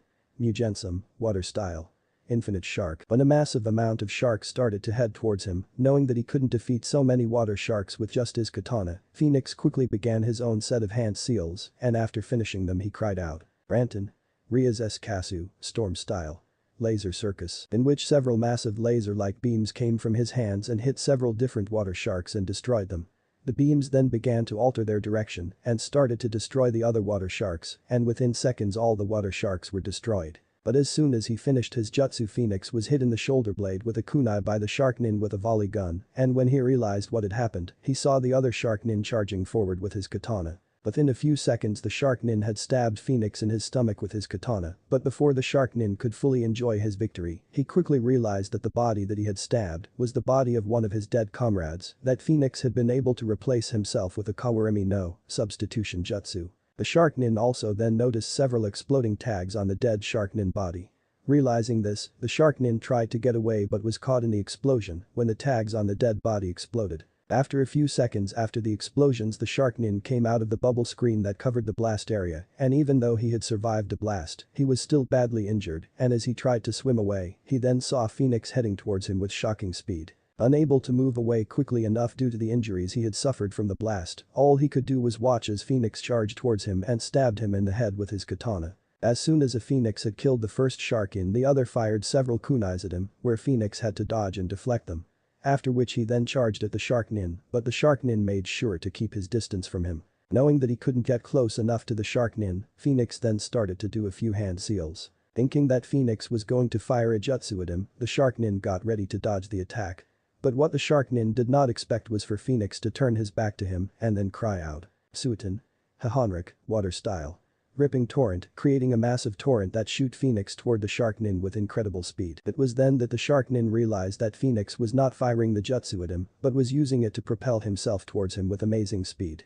After realizing this, the shark nin tried to move out of Phoenix's path, but knew that he was coming in too fast for him to move away in time.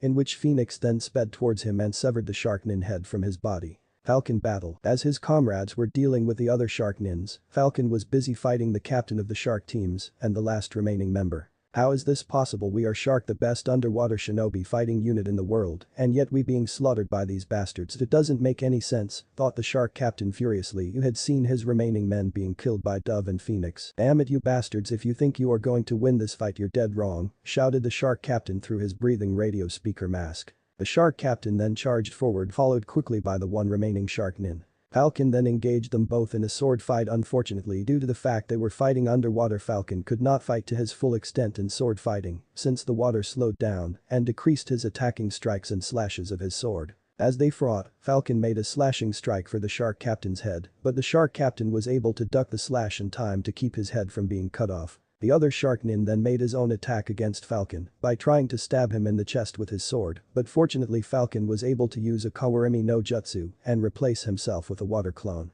Falcon then made his own counterattack against the shark nin by appearing behind the shark nin and slashing diagonally at the shark nin back. But before he could, the shark captain intercepted and blocked the attack with his katana and forced Falcon back. After his failed attack, Falcon then began to spin his sword around in front of him, in which it created a vortex and shot it towards the two shark nins. As it did, Falcon cried out Kadashi, spinning vortex. The two shark nins were able to avoid the attack but were separated by the attack, which was what Falcon had wanted, where he then raced towards the shark nin with great speed. When the shark nin saw Falcon heading towards him, he quickly raised his sword up quickly to block Falcon's one-handed sword attack, which it did. But unfortunately this was just a diversionary attack, and Falcon then brought up his other hand, and a three-prong wrist-bladed ninja claw sprung out of his ninja gauntlet, in which Falcon then swung the wrist blade at the unprotected side of the shark nin head and killed him before he could do anything to avoid or block the attack. Just after Falcon had killed the shark nin, the shark captain came charging behind him shouting, "Ah, you bastard, I kill you all for what you done," where he then swung his katana in a downward slash, which Falcon was just barely able to block the attack by holding up his wrist blade and katana above his head in a cross-X fashion and push him back. But as soon as he pushed the shark captain back, the shark captain began to do some hand seals and the shouted out Suiton.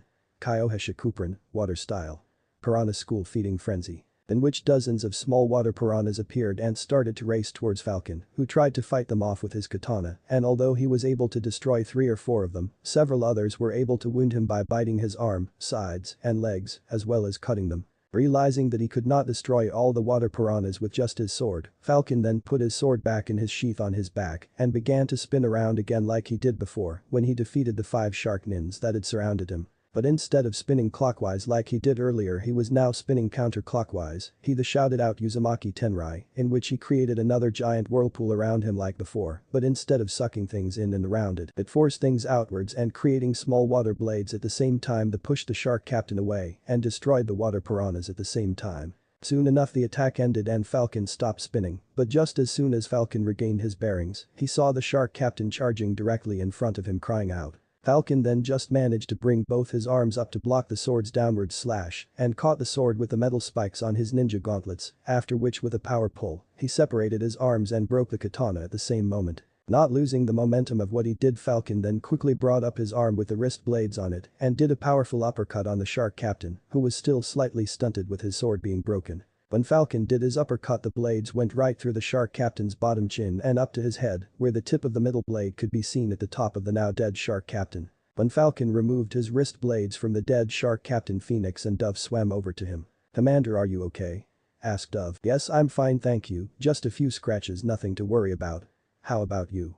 replied Falcon. "We're both okay, sir, no serious injuries," answered Phoenix. "But now with the shark nins gone, we can deal with the net that has the swordfish," said Falcon, in which he and the others swam to the submarine, where Hawk and Raven were still trying to free it from the net. "Hawk, any luck with the net?" asked Falcon. "No sir, the net is too strong with ordinary blades, and it resistant to out chakra, there just no way to cut it," said Hawk. "This is troubling to say the least. If we do not free the swordfish soon it will sink further down and eventually be crushed due to the pressure," spoke Falcon. "Swordfish, this is Falcon, over," spoke Falcon on his radio, in which Sun Li responded. "Falcon, this is Swordfish, go ahead, over. All sharks have been eliminated, but we are unable to free the ship. The net is resistant to our chakra and is too strong for our blades to cut over," spoke Falcon. After Falcon had finished reporting the situation to Sun Li, the net around the ship started to get tighter and the swordfish stopped sinking and was beginning to rise. "What going on?" asked Raven. "The Kiri warships above are pulling up the sub," answered Hawk. "But why?" asked Dove. "They must still want the princess, not to mention they properly want to capture the swordfish, so to examine it and try and create their own fleet of submarines," said Phoenix. "Falcon. Come on Falcon, this is Swordfish, what is going on, why are we rising?"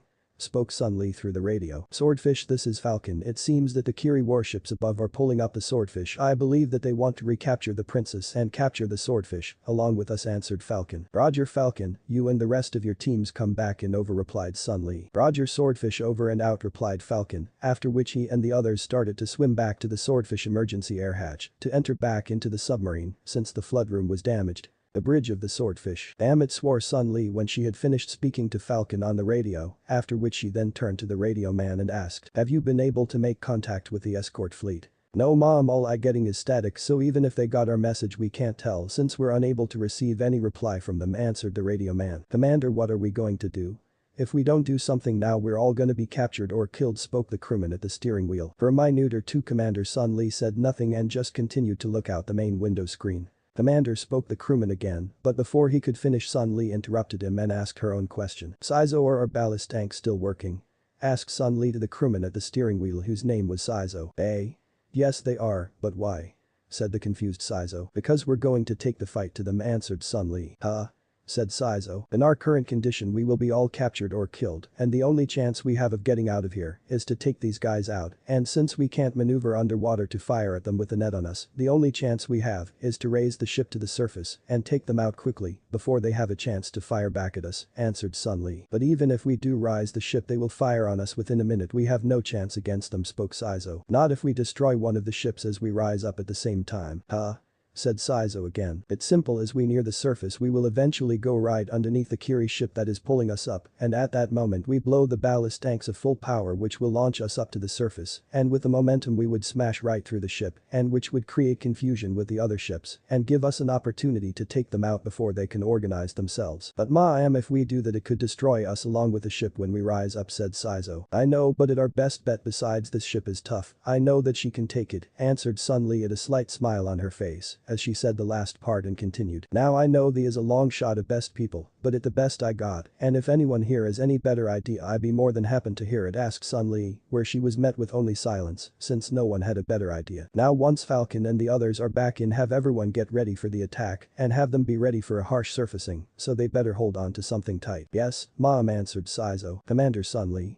Are you certain this is the best course of action to take, asked Kurenai as she stepped forward. Sun Lee then turned around to her and said, as I said, it is our best chance, otherwise we will be all captured or killed, and I for one have no intention of being their prisoner or handing over this ship to Kiri. Beside, if we going down, then we might as well go down fighting, spoke Sun Lee. But what about the princess? We can't put her life in danger like this. Your duty was to bring her back safely, and said Kurenai. But before she could finish, Princess Sachi interrupted her. Do not worry about me, Kurenai-san, I agree with Commander Sun Lee. Also, I have no intention of being a prisoner for Kiri again. Very well, princess, if that is your wish, sighed Kurenai, knowing she could not win, and then turned back to Sun Lee and spoke again. If we have your permission, Commander Sun Lee, my team and I would like to help if possible, offered Kurenai. Very well, you and your team can get some weapons from the spares that Falcon and his teams have, since we may have to board one or two of the ships, so we need all the help we can get, answered Sun Lee, which Kurenai nodded, and went down to the lower level with the rest of her team to get some weapons. Within a minute or two the swordfish was directly underneath the Kiri ship that was pulling them up with the net.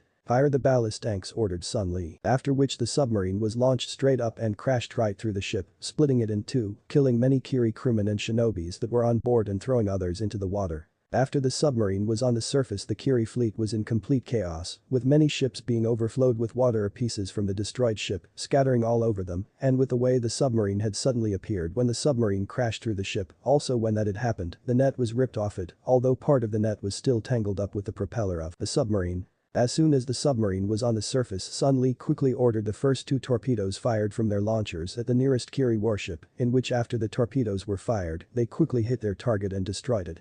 After that, Sun Lee gave the order again with the remaining two torpedoes and destroyed another Kiri warship. After the torpedoes were all fired, Sun Lee quickly ordered for the volley gun on the top of the submarine to be released and fired. In which it was, and the volley gun fired its remaining exploding kunai on the remaining Kiri warships, where two more of the Kiri warships were destroyed, while another two were damaged. As soon as all the kunais had been fired from the volley gun, Sun Lee quickly gave orders for most of the crew, the Konoha team and all but two of the storm nins, to go out with her onto the conning tower, 3, and board the enemy ships. But before any of them even went up the ladder to the conning tower, they heard a loud shot, after which they were then hit, and a harpoon point was sticking through the metal hull of the bridge of the submarine. A few seconds later it was followed by several more loud shots, and 3 more harpoons hit the submarine and were sticking through the hull of it. Shit, they have harpoon guns on their ships, damn it, I should have known, they would curse Sun Lee. This was because many warships of late had harpoon launchers on their decks so that they could fire harpoon bolts at enemy ships' decks and have the bolts tied by a rope to their ships so that they could pull the enemy ship closer to them and board the ship. A few seconds later they heard a voice shouting to them. "Attention Kumo ship, my name is Admiral Fubiku, commander of Kiri 15th Battle Group. You are surrounded on all sides, and your ship is unable to move. Surrender now, or you will be destroyed. You have 30 seconds or we destroy the ship," shouted the admiral. "Damn it, we're finished. I underestimated their recovery time from our surprise attack," cursed Sun Li. "But Mom, we can still fight. We can go out and fight them hand to hand," said one of the younger crewmen. "That would be pointless. I am afraid they would most likely have their volley guns at the entrance, and there isn't enough time for us to sneak out of the submarine through the emergency underwater hatch to escape. We have no choice but to surrender," spoke Sun Li, where she then turned to the princess and the Konohinin and spoke again. "I'm apologize to you all. It seems that we rescued you all only to be captured again." "There is no need to apologize, Commander Sun Li. You did your best. Thank you all for at least trying to save us. I'm only sorry that it ended like this," answered the princess. "As I, my princess," replied Sun Li, after which she then turned to Saizo and said, "As we each go up to conning tower, make sure to had exploding notes all over the swordfish and have them ready to explode as soon as the first Kirin goes down into it. I don't want Kiri to have a model to make their own fleet of submarines." "Yes, Mom," replied Saizo. "Admiral Fubiku, this is the captain of the ship. We will surrender and are coming up," shouted Sun Li to the admiral as she opened the entrance hatch to the submarine and came out. A few minutes later, everyone on the submarine was out on top of the submarine with their hands in the air as a sign of surrender. "Wise decision, Captain. Now have the princess step forward so that we can see her," ordered the admiral, which the princess did. "Very good. Now we will send a small boat to you and the princess will get on it and bring her to us. Once that is done, my men will then come to you and board your ship and you will all be held as prisoners of war," spoke the admiral. But once he finished he then turned to his second in command and spoke quietly to him. "Once the princess is away, have our men ready to fire the volley guns on my orders at the crew of the ship. Once they are all dead, we will board the ship and take it as our prize to the Mizukage." "But sir, why don't we take them prisoner? I sure we could get valuable information from the Konohinins and the captain of the ship, and those Anbu ninjas are sure to have very useful information about Kumo and the Heavenly Alliance that we could use," whispered the second in command to the admiral. "No, the Mizukage orders were to eliminate the Konoha ninja and the crew of the ship for destroying the hold, not to mention we lost all 3 of our shark squads and half our force because of them, so we are going to eliminate them before they cause us any more trouble. But we will take some of the bodies of those Anbus, since any ninja group that can defeat our shark units in an underwater battle is a major threat to us," answered the admiral. "Very well, sir," answered the second in command. After a few minutes, a small boat with 2 Kirinins and 2 Kiri crewmen came up to the swordfish and brought the princess on board and moved away from the submarine. Once it was a few feet away from the ship, the admiral gave out the order to prepare to fire at the crew of the swordfish, in which all the volley guns on the ships and the portable ones carried by the Kirinins on board were aimed at the swordfish crew. "I knew it," thought Sun Li angrily. "No, you can't do this. We surrendered. Under the Articles of War, all surrendering enemies are to be held prisoner and given full quarters," screamed Princess Sachi as she struggled with the 2 Kirinins that were holding her. "That might be true from where you come from, princess, but that is not how we do things in Kiri or in other shinobi nations, since we only take prisoners who will be of use to us like yourself, while others like the crew of that ship who are of no real use to us are killed," sneered the admiral and lifted up his hand to give the sign to fire and shouted, "Fire!" But before he could finish giving the order, one of the volley guns on the one of the ships exploded. Insert Gundam 00 counterattack theme music. Next, the other volley guns on the other ships exploded and exploding kunai and senbon needles fell down on the ships and around them, causing more explosions. "What the hell going on?" shouted the admiral. Sir Look pointed the second in command in the sky, in which when he did he saw over 30 Skyhawk ninjas flying in the air, dropping exploding kunai and senbon needles down on them, causing small explosions on the ships and around them. Suddenly the admiral and his second in command had to drop down onto the deck of the ship to avoid being hit by a low-flying Skyhawk ninja that flew just over them and who then used a lighting jutsu to destroy a lower mast of one of the ships. "Don't just stand there, you fools, fire at them," yelled the admiral to the Kirinins who carried the portable volley guns. The Kirinin quickly began to fire their portable volley guns in the air at the Skyhawk ninjas, but none of them were hit as the Skyhawk ninjas were trained to dodge and avoid enemy fire from the ground, in which they either skillfully dodged them or they flew high enough so that the kunais would not reach them. As this was happening, the crew of the swordfish were cheering wildly at being saved. "Who are they?" asked Sakura, who was then answered by a crewman. "They are Kumo Skyhawk ninjas. They are specially trained ninjas that are trained to use special gliders that allow them to fly and fight from the air," answered the crewman as he continued to cheer as the Konoha team was shocked to hear of Kumo having yet another secret elite force. "What are you all standing and cheering here like idiots? Get back down into the swordfish before the Kirinins decide to fire at us," ordered Sun Li, in which the crew quickly began to get back down onto the sub. Also, as Sun Li was giving orders to her crew to get back down into the swordfish, Falcon suddenly appeared behind the 2 Kirinins that were holding the princess. Before either of them even knew what happened, he quickly smashed their heads together, knocking them out, and then threw them into the water. After which, before the two Kiri crewmen that were rowing the boat could even do anything, Falcon and the princess disappeared with a quick Shunshin no Jutsu and appeared back on top of the submarine, where they entered back into it. Just as soon as everyone got back into the swordfish, several bangs and loud whistling sounds were heard going through the air, after which several more massive explosions went off around the Kiri ships. "What the hell was that?" shouted the admiral. "Sir, look," said the second in command, and pointing into the near distance, in which when the admiral turned and looked he saw something that made him go ghost white, for he couldn't believe what he was seeing. Three massive warships, each the size of a large castle, which was by the look of them, were at least 240 yards long and had over a dozen cannons on its front, which was where the blasts were coming from, not to mention well as more cannons on both sides of the warships.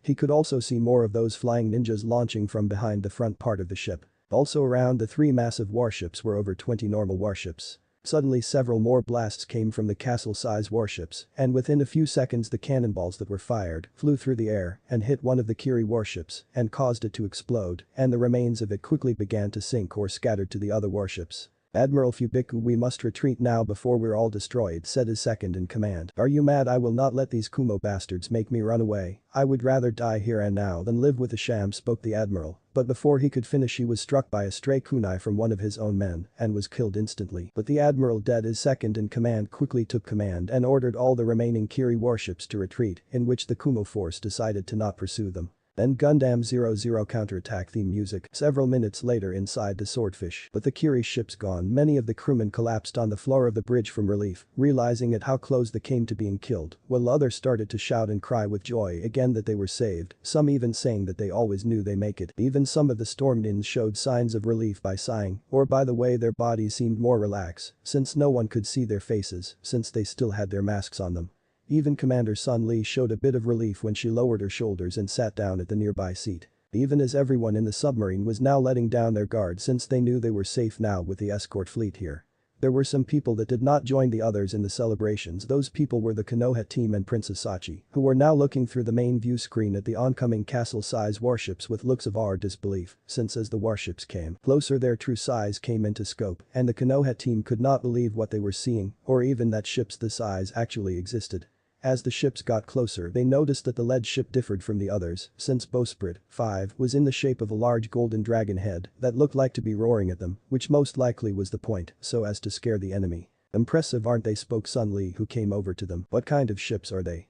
asked Kurenai. "They are called fortress ships due to their massive size. They are the backbone of Kumo and Kaminari, no Kuni naval forces, as well as the naval forces of the Heavenly Alliance, since we have several of them in various different fleets and battle groups," answered Sun Lee. "Do you have more of those things?" spoke a shocked Sakura, which Sun Lee just nodded in reply. "How many?" asked Shoji. "Enough to make Kurigakure and Mizu no Kuni rethink about their belief that they are the major naval military power in elemental continent," replied Sun Lee, which made the Konoha team and Princess Sachi wonder just how powerful was Kumo and the Heavenly Alliance, especially since they can keep things like these fortress ships, the submarines and flying ninjas unites a secret from the rest elemental nations without anyone finding out. Soon enough the lead warship with a bowsprit shape of a large dragon head got closer to the swordfish, where its bow 6 began to open up like a double door, much to the surprise of the Konoha team and the princess. When the doors opened up they could see inside a small dock inside the ships large enough to hold a submarine. Quickly enough the fortress ship swallowed up the swordfish, and after the swordfish was inside the fortress ship the doors closed. Several minutes later inside the fortress ships. Once the swordfish was inside the fortress ship, both the crew and the ninja teams got out quickly enough along with the princess. Both the princess and the Konoha team were still in shock at how big the warship was, but they quickly got over their awe when they saw something else which was equally surprising.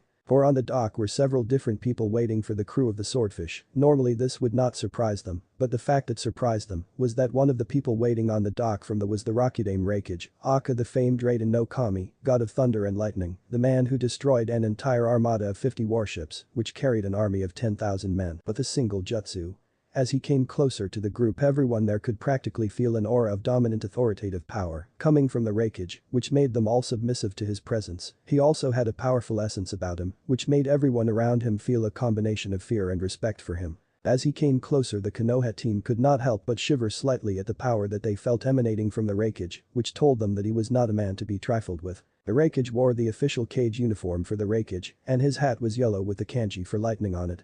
Also, the only thing that was unofficial about his clothing was that he wore a mask identical to Kakashi mask, where it covered most of his face so that they could only see his eyes, which were blue. As the Raikage walked towards their group, the Konoha team looked at the 4 people behind him, 3 of which were women, while the 4th was a tall dark-skinned man with a muscular build, as well as white hair and beard.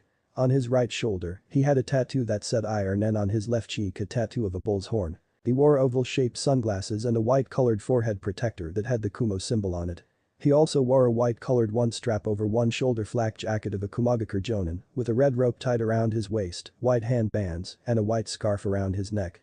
He also carried 7 swords on his back. One of the women next to the Raikage was a tall long blonde hair woman who had her hair tied up in a ponytail and wore her headband around her head. She had cat-shaped-like eyes and wore a standard outfit of an Anbu ninja. The next woman was a medium-height and slim-build woman with bright green hair and pink eyes. She wore a high white shirt and armlets and a fishnet waistband. She also wore her Takigakure forehead protector on her right arm and her Kumogakure on her left. She also carried a cylindrical object on her back. The final woman was a tall, slightly shorter than the blonde woman, black hair woman who had her hair in a bun and wore her Kumo headband around her head. She wore a dark blue sleeveless vest that reached down to her lower rear, with a red sash tying it around her waist like a belt and red shorts under the blue vest. She also had a red shoulderless undershirt underneath the blue vest and carried a short katana on her lower back. When the Raikage reached them, he immediately went to Princess Sachi, where he bowed slightly to her, which she returned, and he then began to speak to her. Princess Sachi, it a pleasure to finally meet you in person and to welcome you on board to the flagship of Kumo fleet, the Zenyu Rekm. You've no idea of how happy it makes me to see that my people were able to rescue you without any harm. Coming to you, spoke the Raikage in a polite and respectful voice. Thank you for your kind words, Raikage Denka, as well as for sending your people to save Kurenai-san, her comrades and myself, for if you had not, we would most certainly be still in the hold as prisoners. I'm truly in your debt, as are my family and my people, for saving me from being used by the Mizukage and the Mizu Daimyo," replied Princess Sachi, who bowed to the Raikage again in gratitude. "It was our pleasure, Princess Sachi," said the Raikage. "Now allow me to introduce my personal bodyguards," said the Raikage, where he introduced a tall dark-skinned man with a muscular build as Killer Bee, the blonde-haired woman as Yujito, the green-haired woman as FK, and the black-haired woman as Akatsu. After each introduction, the princess bowed respectfully to each of them as they did to her, although when Killer Bee was introduced, he started to talk in rhymes about who he was and about how beautiful the princess was, although as he did, most people noticed that they weren't very good rhymes. He only stopped when Yujito hit him over the head, causing a large bump to form on his head and telling him to shut up, which just caused Killer Bee to rub the bump on his head and mumble about how an artist is never appreciated in his time, which just caused the Raikage to chuckle since he was used to their antics. This of course surprised Konoha team, since they knew who 3 of the Raikage bodyguards were when he said their names, since when Jiraiya first went to gather information on Raikuo, Blue Lightning, he informed Tsunade, the council and all senior shinobis of the names and identities of Kumo's Jinchurikis. They also knew the name and identity of the Taki's Jinchuriki, since they used to be allies with Takigakure. Although they were surprised at first at who were the Raikage bodyguards, they quickly got over it, since it did make sense to have people like them to protect the Raikage, since who better to protect a cage than a Jinchuriki host, since there were few people in the world that could stand toe-to-toe with a Jinchuriki, let alone 3 at the same time. After the Raikage had introduced his bodyguards to the princess, he then spoke again to her. "Princess Sachi, I thought you would like to know that we informed your father and King Michiru that we were sending a team to rescue you."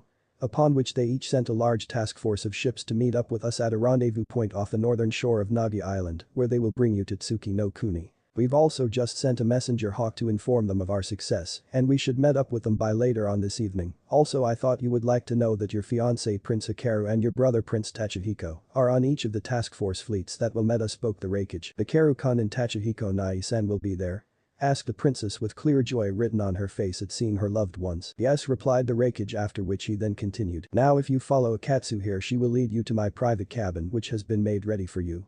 I'm sure you must be tired and hungry after the events that you have gone through as of late and would like to rest and have something to eat before we meet up with your brother and your fiancé," said the Raikage. "Thank you, Raikage Denka, but I'm fine since Commander Sun Lee was gracious enough to give me her cabin and I ate well enough of the swordfish. But if it is possible, could I have a change of clothing, since I would like to be rid of this prison uniform," answered the princess. "Of course, we have a selection of elegant kimonos that I'm sure you would like on board the ship, for whenever Lady Daimyo Kicho is on board, please take whatever one you would like to wear, the Lady Daimyo will not mind, I'm certain. Also, if there is anything else that you wish for, like food or something, please don't hesitate to ask," spoke the Raikage. Thank you again Raikage Denka replied the princess as he left with Akatsu to go and get change in the Raikage private cabin. After which the Raikage then turned to Falcon and his teams and spoke again. Excellent work all of you. I expected nothing less from you all. Were there any problems other than the ones that you had on the swordfish when you rescued the princess? Asked the Raikage. Nothing that we could not handle Raikage-sama, the attack itself went according as you planned, answered Falcon, to which the Raikage nodded and spoke again. Very good I want a detailed report from all of you in 3 days, other than that you are all dismissed, expect for you Falcon I wish to speak to further in a few minutes, order the Raikage, where all the storm nin saluted, and all but Falcon shunshin away, after which the Raikage turned to Commander Sun Li and her crew. Excellent work to all of you as well I will make sure that you will all receive commendations for your efforts, spoke the Raikage to the crew which they saluted, after which he then turned to Sun Li and spoke again. As for you Commander Sun Li, I recall asking you not to do anything reckless that would get you into trouble, and that little stunt you played when you battled with the Kiri warships would count as reckless spoke the Raikage with authority. I apologize Raikage-sama, but it was the only real course of action I could take in the situation we were in at the time, and it did give you enough time to come to our aid, beside you know better than anyone I take after my husband, and you yourself can't talk much. Since this plan was yours and if I may say some of the other stunts that you did back in the Civil War were a great deal more reckless and risky than the one I pulled back there replied Sun Li, with a small smirk on her face. After which the Raikage started to chuckle and began to speak again. Very true, so I guess I can't really lecture you either, but I can at least ask you to try and not take as many risks if possible, asked the Raikage with a slight chuckle. I do my best sir, replied Sun Li with a smirk still planted on her face. Very good you are all dismissed, I will have the Zenyo Rig repair crew begin to repair the damage on the swordfish spoke the Raikage, after which Sun Li and her crew saluted and then left by going through the doorway at the end of the dock and up a staircase to the upper levels of the warship. After Sun Li and her crew left the Raikage then turned to Kurenai and her team where Kurenai then stood forward to present herself and bowed to him in respect which was followed by Lee, Sakura and Choji who each bowed to him in respect. Raikage Denka on behalf of my team and I, we wish to thank you for having your teams rescue us from the hold, even though you were under no obligation to do so, we owe you our lives, thank you. Spoke Kurenai respectfully. You're welcome Kurenai-san think nothing of it, said the Raikage official after which he then turned to Lee and spoke. Broccoli Konoha Nidame no Kedakai Aoi MMJK, Konoha's second prideful green beast, one of Konoha to join fighters, and their most famous Taijutsu specialist, as well as former student of Mido Gai, the original Konoha no Kedakai Aoi MMJK, Konoha prideful green beast, and husband to the clan head of the Kurama clan. Also former teammate of Hyuga Niji Konoha famed HigyousHiroi White Strike, and Miyashi Tenten Konoha famed Akami Ken, Blade Mistress.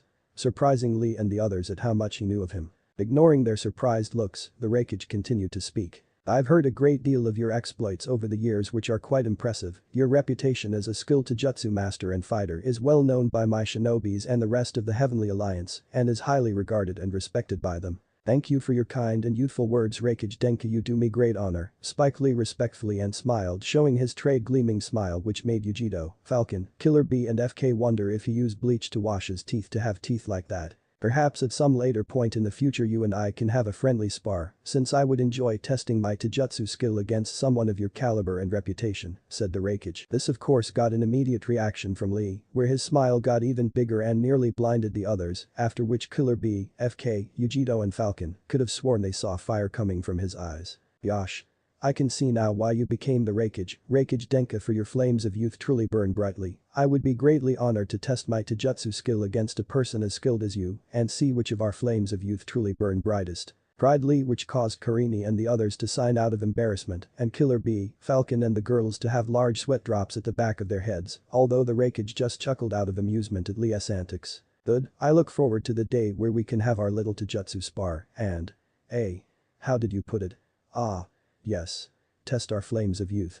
Spoke the Raikage with a slight chuckle which only increased when he saw the flames in Lee's eyes get bigger and he then started to shout out about how youthful the Raikage was. This of course continued for a few minutes until Sakura decided she had enough and hit Lee over the head with her fist and knocked him out with a large bump on his head which just made the Raikage chuckle more, after which he then turned to Choji and spoke to him. Akamichi Choji Konoha no Kaijin Kyud, Konoha strong-armed giant, son of Akamichi Chimza, former member of the original Ino Shikacho, and heir to the head of the Akamichi clan Akamichi Chimza, as well as member of the Neo Ino Shikacho, the fame of your team is also well known to me. As well as your individual fame and skill is quite admirable to say the least. Thank you Raikage Denka you honor me with your words, said Choji as he bowed respectfully. After which the Raikage then turned to Sakura where he had a slight frown on his face. Uruno Sakura Konoha Chiyo Sakura, healing Sakura of Konoha, and apprentice of Godime Hokage. I heard a small bit about you as well, your skill which is somewhat acceptable as a shinobi, and decent to say the least as a medic nin, although nowhere near the same level as your sensei the Hokage, spoke the Raikage, in an emotionless voice. This of course caught Sakura by surprise since although her skill in healing was not yet at Tsunade's level, it was still quite good, and her shinobi skills was among the best in the village, since she was one of Konoha top kunoichis. The fact that the Raikage had just brushed her skills off like that was insulting to say the least, but decided to do nothing about since it wasn't worth getting in trouble with a Kage over, especially a Kage who they knew so little about in terms of skill and power. Thank you Raikage Denka, spoke Sakura quietly. As of right now this fleet is heading for our rendezvous with the task force fleets from Tsuki no Kuni and Yumi no Kuni. Once we are done, we will drop you all at Fire Country Shores where you can make your own way back to Konoha. Also we have set up cabins for you to sleep in, since it will take us about 3 days to reach the Fire Country after we have handed the princess back to her fiancé Prince Hikaru and her brother Prince Tachihiko. As long as you are on this ship you will be allowed to be on deck and walk around it. You will also be allowed in the mess hall and the crew's lounge rooms, but you will not be allowed anywhere else due to security. Failure to obey these rules will result in you being put in the ship's brig and have your memories erased of your time on this warship. Is that clear, spoke the Raikage with an air of authority that showed why he was a Kage. Of course Raikage Denka, answered Kurenai, who was a bit unnerved at the way the Raikage was looking at them since it clearly told them that if they crossed him they regretted. Very well then FK, here will show you where your cabins are as well as the crew's lounge, the mess hall, and how to get up on the deck. Also during the trip you will each have one of my shinobis accompanying you wherever you go. If you try and go around the warship without one of them with you will be placed in the brig. Is that also clear, spoke the Raikage again, who was staring at them intently. Yes Raikage Denka, answered Kurenai, to which the Raikage just nodded and turned around and was about to leave the dock with Yujito, Falcon and Killer Bee when Kurenai decided to call out the Raikage before he left so to ask him something that she had wanted to do for several years. Raikage Denka, please wait, called out Kurenai. The Raikage stopped and turned around and answered, what is Kurenai-san? I was wondering if a certain shinobi of yours was on board this ship, asked Kurenai, which caused the Raikage to raise one of his eyebrows. Which shinobi would you be referring to, Kurenai-san? Asked the Raikage. The shinobi that you call Sarai, Blue Lightning, answered Kurenai, which then caused the Raikage to frown. May I ask why?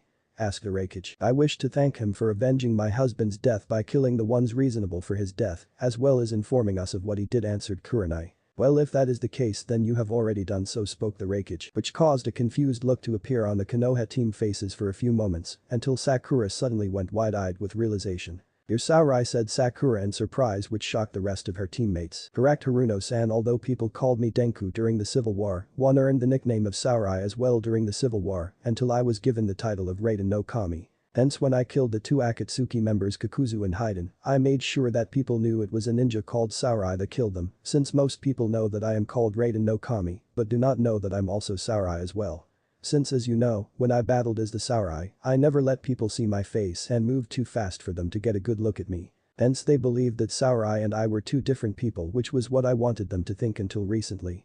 Now if you excuse me, I have other duties to perform before we meet up with Tsuki no Kuni and Yumi no Kuni task force fleets, said the Raikage, after which he, Killer Bee, Yujito and Falcon left while FK stayed with the Konoha team and asked them to follow her to their cabins and so she could show them where the mess hall was as well as the crew lounge and how to go up to the deck of the warship. In the Raikage private lounge, when the Raikage and the others entered the room, he sat down on his own seat and indicated to the others each sit down in a seat as well, after which he then took off his mask and cage hat, where it revealed that under his robes, a completely different outfit. The Raikage wore a blue long coat with 3 tails and a white lightning-like pattern on the right side of the coat, as well as black lightning bolts at the edges of the coat and a kanji for storm on the back of it in black. He also wore a short-sleeved black t-shirt with Anbu chest plate and black fingerless gloves. He also had black jeans and boots with steel tips and had a black strap around his shoulders. The strap helped keep a strange-looking sword that was back in its place. I can't believe that at one time I wanted more than anything to wear the hat of a Kage and wear the robes of one, thinking that they were the coolest thing in the world to wear, yet now I can't stand wearing the things now. Since now they look like the most ridiculous things in the world to wear to me, which kind of makes me glad I only have to wear them on certain occasions. said the Raikage with a slight trace of humor in his voice, after which he then turned to Falcon. You can take off your mask now, or are you since it okay now, said the Raikage, which Falcon did, revealing the face of Hayabusa Rick clan, head of the Hayabusa clan and leader of the Storm Division. I like to say again that both you and your teams did an excellent job with your mission, just as I knew you would, even despite the setbacks you had, said the Raikage. Thank you, Raikage-sama, you honor me with your praise, spoke Rick. Also, I like to have you give me a detailed report at what happened in your mission right now, if you don't mind, asked the Raikage. Of course, Raikage-sama, answered Rick, where he spent the next hour and a half telling the Raikage what happened in the mission. Very good, Rick, thank you once again. You and the Storm Nins have truly proven yourselves to be the finest Anbu force in the world. But if you don't mind, I would like you to write your report down so that I can present it to the other War Council members as well as Kumo Council and the other Alliance members, since I am sure they would like to know the details of the mission as well. Also, after you rested and we arrive back in Kumo, I like you to work with Masato and the Signed Division, as well as Yoruichi and Inisu, 8, in organizing a special task force that we be sending out soon to help set up a major operation called Operation Clean Sweep that I have planned and be launching in a few months' time, said the Raikage. Of course, Raikage-sama, but if I might be so bold to ask, what is Operation Clean Sweep? Asked Rick, which the Raikage just put his hand in his robes and handed Rick a folder with the name Operation Divine Storm on it, with a classified top secret stamp, and for his eyes only stamp on the cover. Rick then opened it and began to read it. 20 minutes later, Rick finished reading the file and a look at the Raikage. Are you sure this will work, Raikage-sama, asked Rick. Yes, I believe it will if we do everything right, and if I write about certain people, which I know I am, said the Raikage. Very well, then I will begin selecting the Storm members that would be best suited for the mission as soon as we arrive back at New Kumo, said Rick. But although you will not be taking part in Operation Clean Sweep, you will be taking part in the other operation, Operation Raging Thunder, which, as you know, is the more essential part of Operation Divine Storm.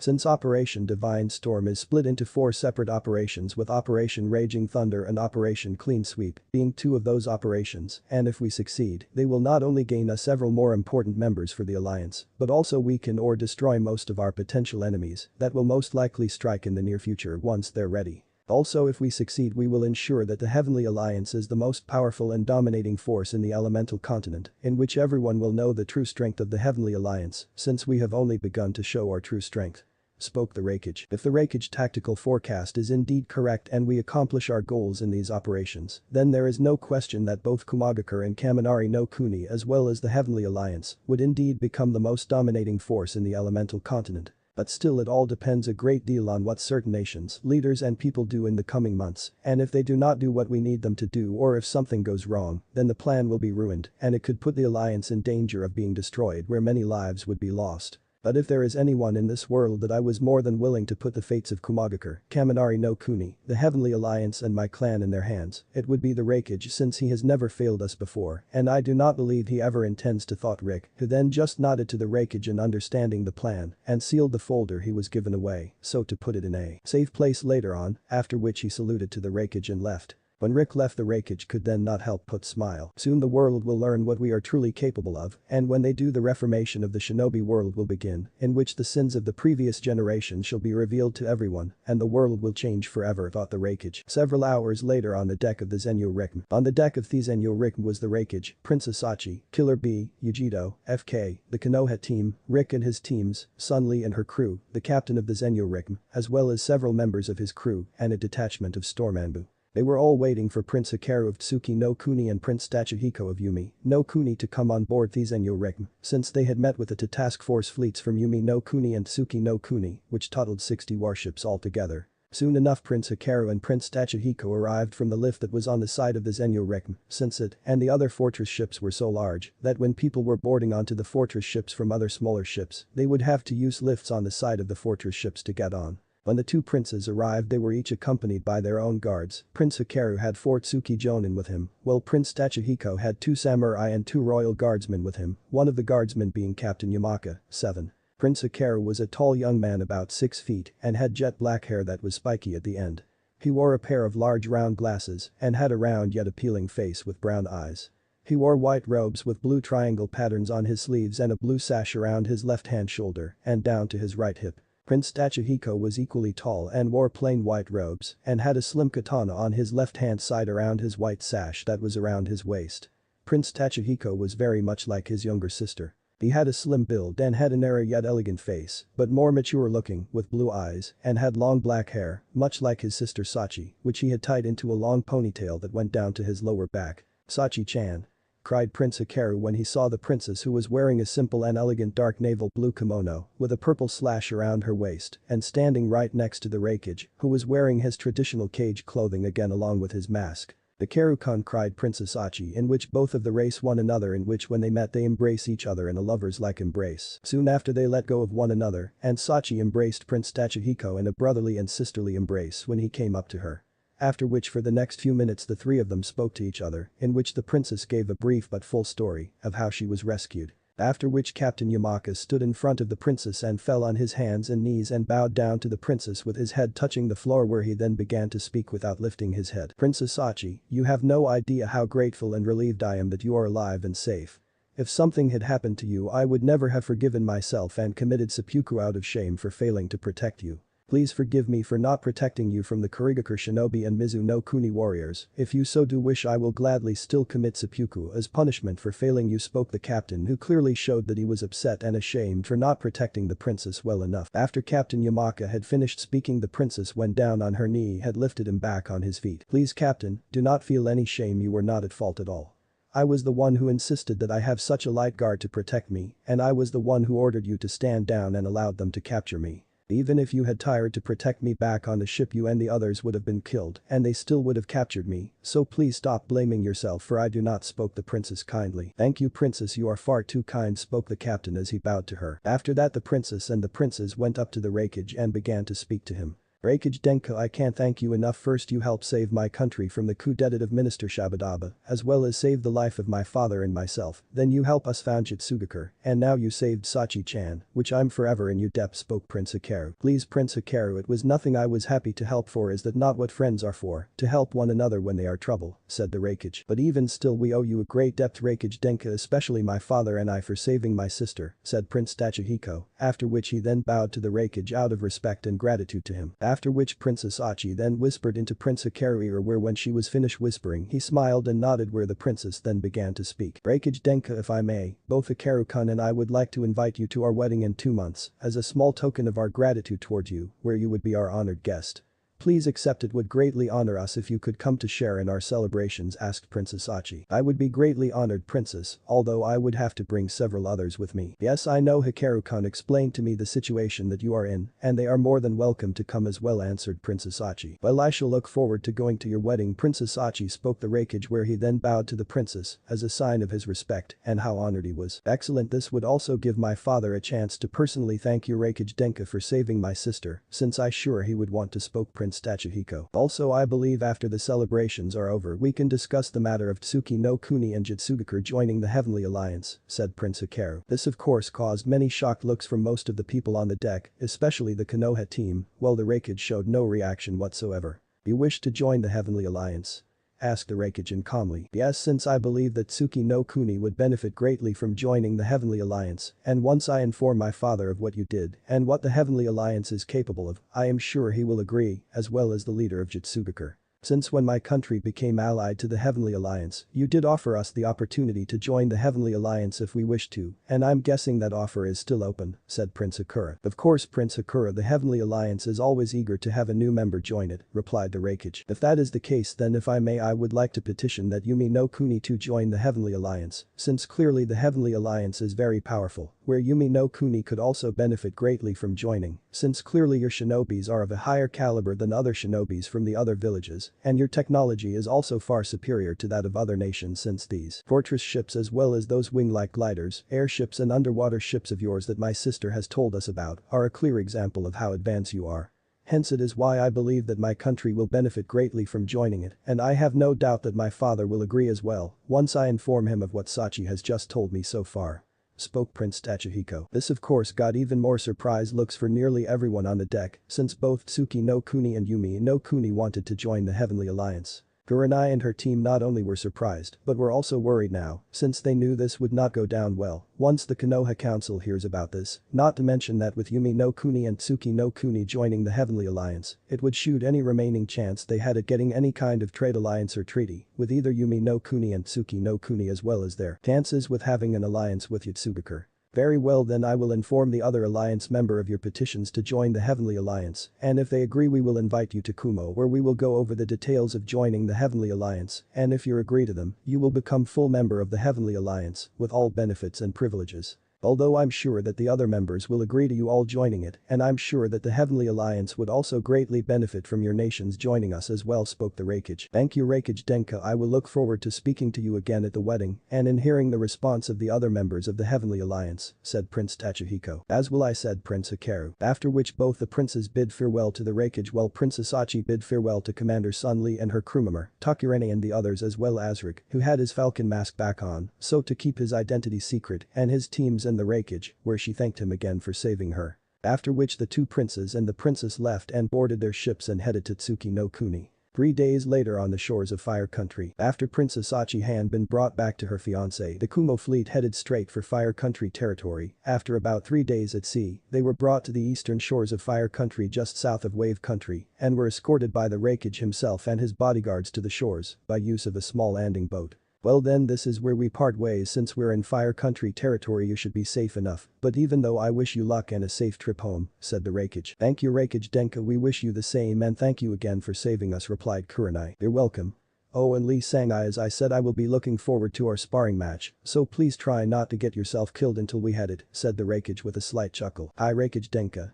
I shall try not to, but if I do I shall run across the Fire Country on my hands 100 times, and if I should fail at that I will, said Lee, where he would have continued had it not for Sakura slapping him at the side of the head. Lee, shut up, we don't have all day to listen to your rants, said an annoyed Sakura. Doma Sakura-chan, said Lee as he rubbed his sore head. Goodbye then, said the Raikage, in which he and his bodyguards turned around and walked back to their landing boat. Whereas the Raikage boarded his boat, Kurenai and the others turned inland and jumped into the treetops and began to make their home to their families and report what happened. As they traveled back to Konoha, they could only wonder what the reaction of everyone in Konoha would be when they arrived at Konoha gates after being captured by Kiri.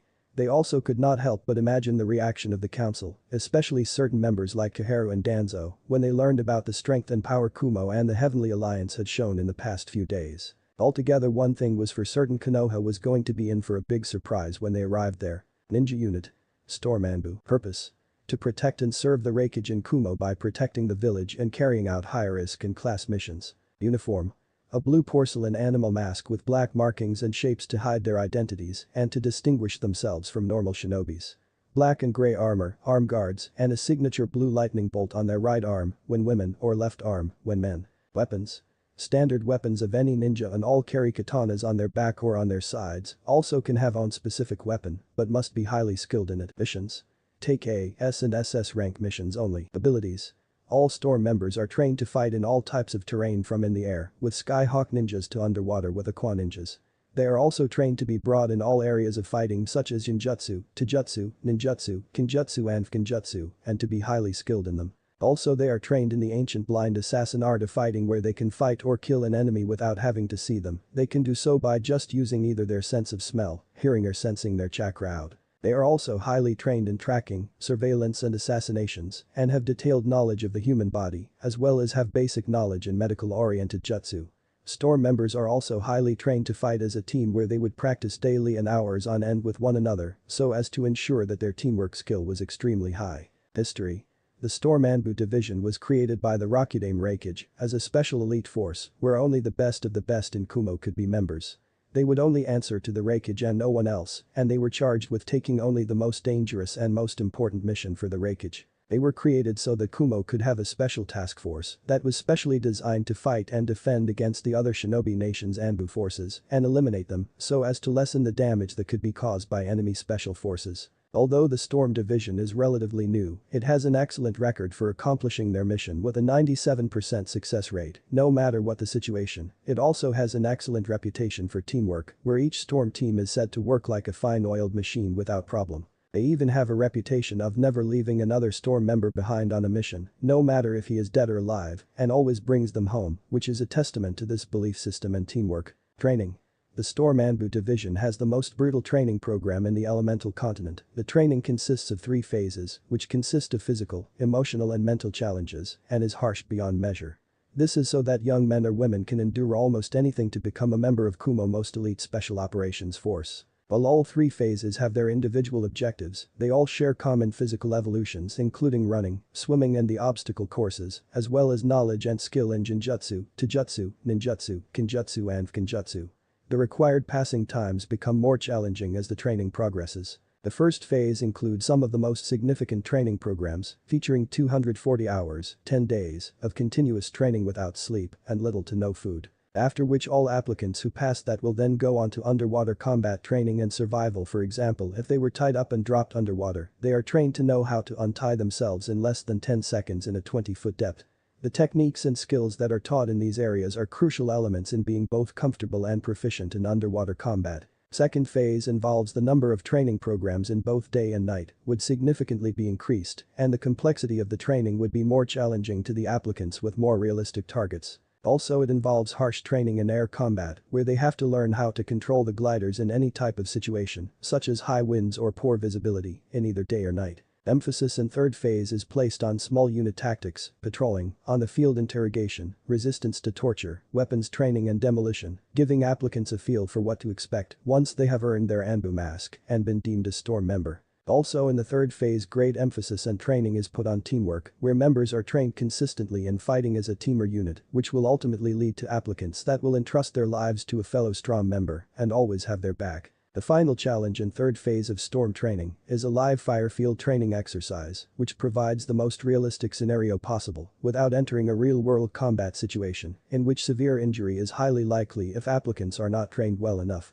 Chapter 5. A day and a half later on in Hokage. Currently Tsunade was sitting in her office looking over some reports she had gotten about the borders on Kusa no Kuni, grass country, and Ta no Kuni, rice country. From the reports that she had gotten, there had been no skirmishes, raids or attacks along those borders from either Kusa nins or Odo nins, nor had there been any raids against their ports by Kiri warships and raiding parties for the past 2 weeks. Tsunade did not like this since Orochimaru and his allies were not the type to stay quiet for too long, and if they weren't making any kind of attack at their borders right now, then that meant that they were planning something big, since there had yet to be any major battles between them and Orochimaru and his allies. As Tsunade was reading the reports, an Anbu wearing a wolf-shaped mask suddenly appeared in front of her when Tsunade looked up at him, where he saluted and immediately began to speak. "Okage-sama, I have some urgent news from one of our patrols outside the village." "Well, what is it?" demanded Tsunade. "It seems the Kurini-san, Lee-san, Sakura-san and Choji-san are all just outside the village and are heading here as we speak," answered the Anbu. "What?" shouted Tsunade. "That's impossible. They're being held prisoner in the hold. There is no way that they could have escaped from there by themselves. They must be imposters." "I'm afraid not. Our patrol squad confronted them and checked them for hinges and any other type of disguises and found none. They even ask each of them their individual coded word that is known only to each of them to confirm their identity, which they all answered correctly," answered the Anbu. "But how did they escape?" thought Tsunade, where she then looked back up at the Anbu. "Have Kurenai and her team come here to me immediately for debriefing." "Okage-sama, I'm afraid that you may have to wait, since Kurenai-san has asked that we have a full council meeting with all council members and senior shinobi members, as well as yourself, be present, since she says that they have vital information that is needed to be heard by everyone since it concerns Kumogakure and the Heavenly Alliance," spoke the Anbu. "Kumo and the Heavenly Alliance, but what have they got to do with this?"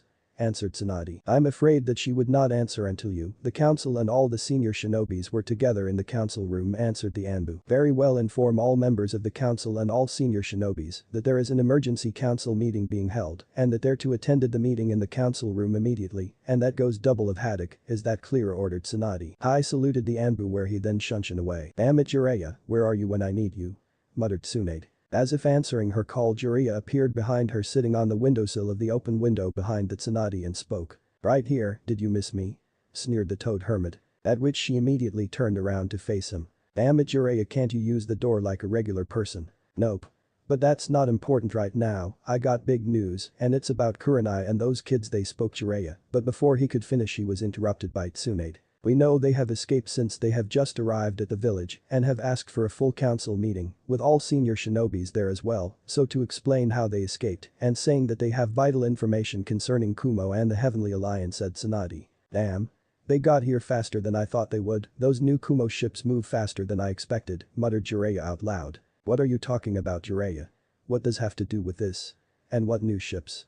demanded Tsunade, since she was getting angry at being kept in the dark about what was happening and she wanted answers now. Sorry, I can't answer right now since I think it best that we wait till the meeting where Kurenai and the others explain everything, since I don't even have the full story for what I saw back there, answered Jiraiya. Fine, then let's go, said Tsunade as she got out of her seat and headed for the council room with Jiraiya right behind her. Half an hour later in the council room, it did not take long for all the council members, clan heads and senior shinobis to arrive in the council room since they had been informed that it was vitally important. As they arrived, all the council members and clan heads sat in their designated seats.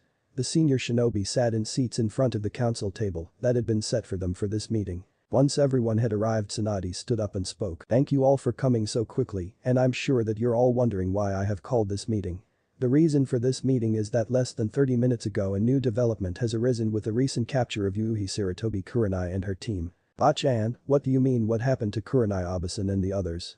Asked a worried Konohamaru. I believe that explication would be better told by them, answered Tsunade, where she signaled the two Anbu at the double door to open it, where when they did Kurenai, Lee, Sakura and Shoji all entered the council room, shocking everyone, minus Tsunade, Jiraiya and the Anbu captain, who had been informed by his Anbu at the same time as Tsunade. When everyone saw who had entered, they were stunned to say the least, since they were the last people many thought that they would ever see again. Lee Kun thought Ikumo as she had to restrain herself from jumping over the council table and rushing over to her husband in joy that he was safe. Toji thought Joza as pure joy and relief flooded him, in which he started to silently thank every deity in the heavens he could think of for his son's safe return. Kurenai Abasan thought Konohamaru in shock before joy replaced it, since his aunt was alive and that his little cousin would still have his mother and not grow up an orphan. When everyone had gotten over the shock at seeing Kurenai and her team in the council room alive and unharmed, questions imminently began to arise at how they escaped from the hold, at which Kaharu stood up and spoke. Kurenai-san, as much as myself and everyone else in this room is happy to see you and your teammates alive and well, which caused Tsunade to scoff, since Kaharu was among those that were willing to write off Kurenai and the others and leave them to rot in the hold. We would like to know how you all escaped the hold and got here. The answer is quite simple, Kaharu-san, we did not escape, we were rescued, answered Kurenai, which shocked the entire council and everyone else there, minus Jiraiya. At which point many of the civilian council members started to shout out questions, each wanting their questions answered first. After a minute or so of this, Tsunade had enough. Silence! Shouted Tsunade and leaked a large amount of killer intent at the fools to shut them up. After which the civilian council members shut up and sat down, where Tsunade then turned to Kurenai and her team. Kurenai, who was it that rescued you and your teammates from the hold, asked Tsunade, although she already had an idea who had rescued them. We were rescued by shinobis of Kumagakure, the hidden cloud. This caused a large amount of muttering to go around the room, which soon died down when Hamura stood up and asked the question that was on everyone's mind. Kumagakure? But why would they attack the hold and save you and your teammates? The reason why they attacked the hold was not to save us, but to save Princess Achi, as well as help the rebel prisoners who were held there to escape. We just tagged along since they took pity on us and decided to save us, spoke Kurenai. What? But why would they want to rescue Princess Yumi no Kuni, Sea Country? It is not allied to the Heavenly Alliance, nor is it a member.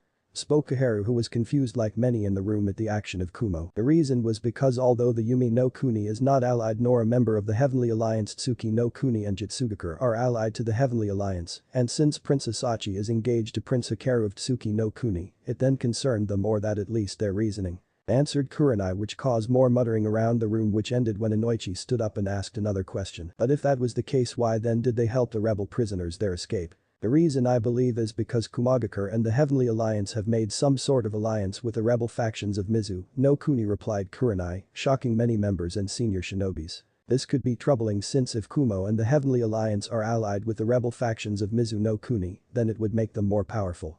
But then again, it could be put to our advantage, since the Heavenly Alliance plans to wage war against Kurigakure, the Hidden Mist. Then Kiri forces would be too busy fighting with the rebel factions and the Heavenly Alliance that they would be unable to help Orochimaru and the remainder of his allies. Spoke Danzo, where many were muttering agreement to what Danzo had said. We will leave that discussion for a later point, since it is too early to come to conclusions as to what Kumo and the Heavenly Alliance are planning on doing. Spoke Tsunade, after which she then turned to Kurenai and her team. Kurenai, I believe many people here like myself would like to hear how Kumo was able to break out the princess as well as all of you out. This got murmurs of agreement from everyone in the room, since they wanted to know as well. But before Kurini could even speak, Jiraiya stood up in front of everyone. Before Kurenai gives her account of the events that happened at the hold, I would like to present my account of the event, since I was there to witness some of what happened. Since, as you all know, I was ordered by Tson to observe the prison and gather intel on it, during which I witnessed the attack on the hold and their rescue by Kumo. Also during the attack I was able to record it with my portable reel camera that I had planned to use to record the patrol movements of the guards, said Jiraiya as he held up the reel. Quickly enough the council had a real projector brought in and pulled down the large projector screen that was on one of the walls in the council room that was sometimes used for the council to watch picture clips or film recordings, such as the one they were watching now. For the next 5 minutes Tsunade, Kurenai and the others as well as the council and the senior shinobis watched the attack. They watched Kumo airship attack the prison and watch it destroy the volley guns and then launch the storm Anbu on their gliders, where they in turn fired jutsu down on the Kirinins. After which they then watched the airship drop the swordfish into the water, where it created the giant wave that washed away the Kirinins in the open area and flooded it with water. They then watched the airship fire the smoke bombs into the open area of the prison. After which they then proceeded to watch the storm Anbu land on the seawall and jump into the smoke-filled open area. They also watched for the remainder of the 5 minutes the different times the swordfish would rise out of the water and fire its volley guns. Soon enough they watched the swordfish blowing open the gate for docking point 2, where it quickly left with Kurenai and the others on the swordfish roof. They also saw the rebel ships leaving the supply dock under the cliffs and sailing away, after which they then saw the bottom level of prison itself blown up. The prison then began to collapse, in which they saw several Kirinins who were near the collapsing building being crushed by the falling pieces. After which they then saw the swordfish sink under the water. When the film had ended the entire council room was so quiet a person could hear a pin drop, since they were completely stunned at what they had witnessed, since in that short recording, they had witnessed Kumo and the Heavenly Alliance having crafts and weapons far beyond any other nation. Even Kurenai and his team were shocked since they had not seen this part of the attack on the prison, since they were in their cells at the time, hence they did not know about the airship or the weapons it had. After the film ended Jiraiya then spoke. As you saw, the attack lasted less than 5 minutes and in that time frame the entire prison population of 300 prisoners escaped and Kiri lost over 400 shinobis in that attack, most being killed when the prison collapsed. After a few minutes everyone quickly got over their shock, in which the council room quickly erupted in shouting and yelling about what they had seen and what Konoha should do, as well as other things such as, how could Kumo become so powerful without us knowing? We must send our shinobis in to steal the plans to those weapons immediately. We've to attack them now before they turn on us. After a few minutes of this Tsunade had enough. Silence.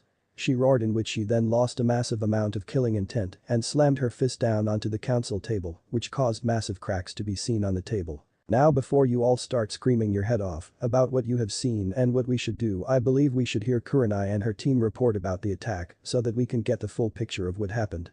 Spoke Tsunade in an authoritative manner, showing why she was the Hokage. Soon enough everyone calmed down, after which Kurenai then began to explain the events of what happened during the escape.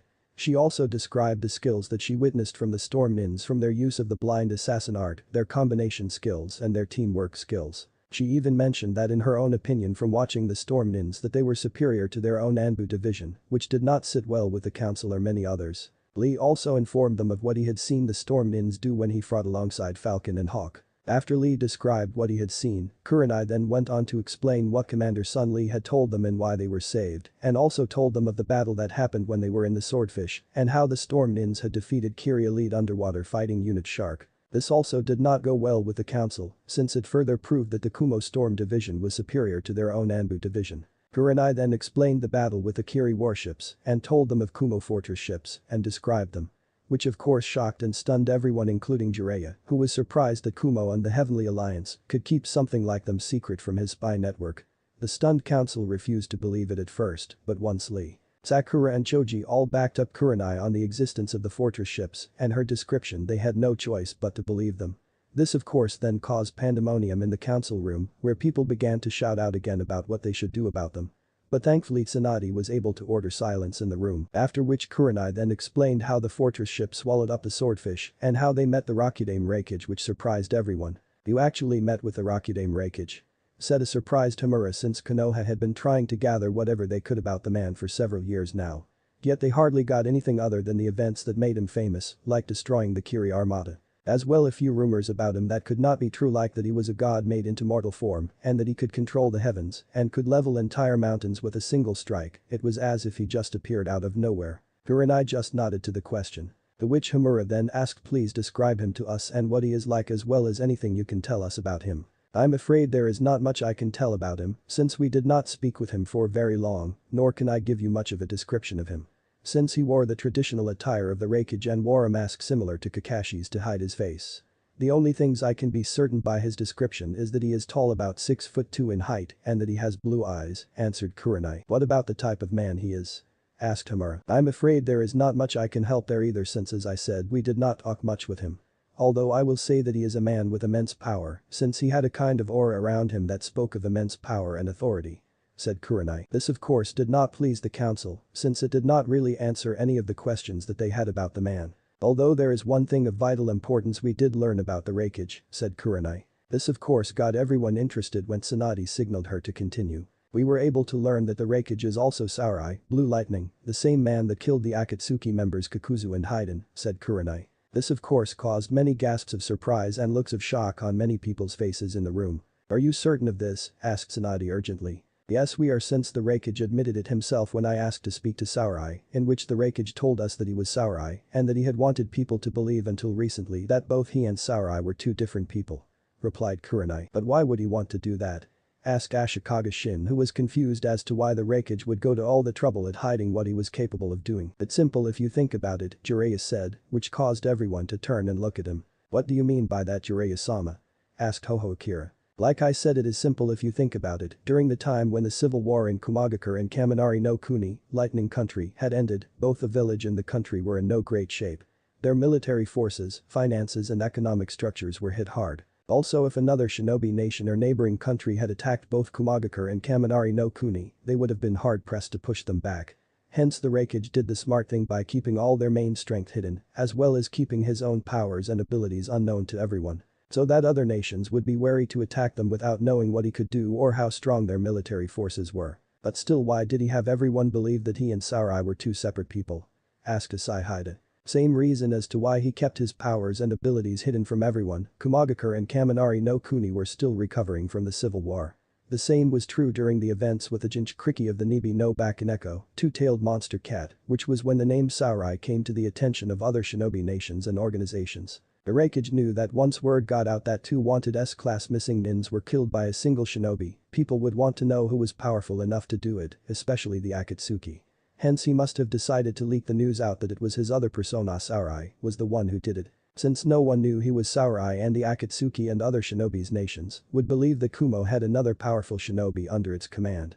Since everyone knew that Kumo had two Jinchurikis, the Nibi no Bakaneko and the Hachibi no Kaijik, eight-tailed giant ox. Everyone had also heard the rumors of the Rakudame Raikage, so if people believed that Kumo had another very powerful shinobi who would be cage level or close to it, then they would be a lot more hesitant to make any kind of attack against Kumo and Kaminari no Kuni, not to mention the other rumors we've been hearing about other powerful ninjas being in Kumo lately, said Jiraiya, after which he took a breath and continued. The other reason why he did this was because of the Akatsuki, since thereafter all 9 Jinchurikis and Kumo has 2 of them, making Kumagakure a large target for them.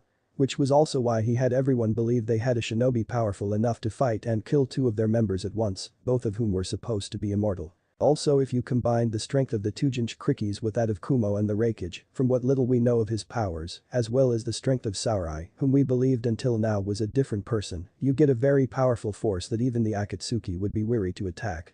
Hence why he kept everyone thinking that he and Sarai were 2 different people. It would also make the Akatsuki and other shinobi nations follow false leads and waste resources to try and get information on Sarai, which would most likely lead them to come up with false conclusions about Kumo and the Heavenly Alliance. I have to admit it was quite clever of him to trick everyone into believing that he and Sarai were 2 different people, so as to make people hesitate in attacking Kumo. As well at the same time not paint a target on himself for the Akatsuki to attack, since if they knew at the time that he killed 2 of their members, they may have decided to attack Kumo just to eliminate him, which is why we shouldn't underestimate him. Since he's clearly a person who could be a dangerous enemy for us should we ever provoke him, Kumo or the Heavenly Alliance, spoke Jiraiya, which caused the room to go quiet, since everyone was thinking over it what Jiraiya had said and could not find any fault at his answer since it made sense. But still even if that is true, why did he reveal the truth about him being Sarai now, asked Amako Taichi. Isn't it obvious Kumo and Kaminari no Kuni are back to full strength and have fully recovered from their civil war? Thanks to the other members of the Heavenly Alliance who most likely helped them recover from their civil war so quickly. Hence they're now more powerful than they were before, which they've clearly shown when they attacked the hold. Not to mention even if the Akatsuki attack them, I'm willing to bet that Kumo will be ready to handle them, that's why they're now openly showing the world how powerful they are. Answered Jiraiya. This is troubling in terms of military and technology development. and the Heavenly Alliance has become much too powerful for my liking, and they must be dealt with before they become a threat to us," said Danzo. "Bad enough Danzo neither Kumo nor the Heavenly Alliance have made or shown any hostile action against us, they even rescued several of our best shinobis and brought them back safely. Hence I do not want such talk mentioned, since we have more enemies than we can handle right now, and we don't need more," said Tsunade. "Very well Tsunade-san," said Danzo with a slight scowl. "That foolish woman is willing to ignore a clear threat to Konoha just because they saved her student and her team. But regardless of that we need more information on what else Kumo and the Heavenly Alliance have up their sleeves, hence if Tsunade won't take action I will, and perhaps I can even use what Kumo and the Heavenly Alliance has to my own advantage." Tsunade then turned back to Kurenai and her team and asked them to continue with their report, which Kurenai did where she informed them of their stay on the Zenyu Rikma and told them that like on their stay in the Swordfish, they were kept away from many of the levels on the ship, such as the bridge of the ship and the capillate launchers for the Skyhawk ninjas and other areas, and how they were escorted wherever they went even to areas they were allowed in. This of course caused many council members like Danzo and Kaharu to frown, since they had hoped that they might get a more detailed layout of the ship, but even so they weren't surprised by the action the Raikage took.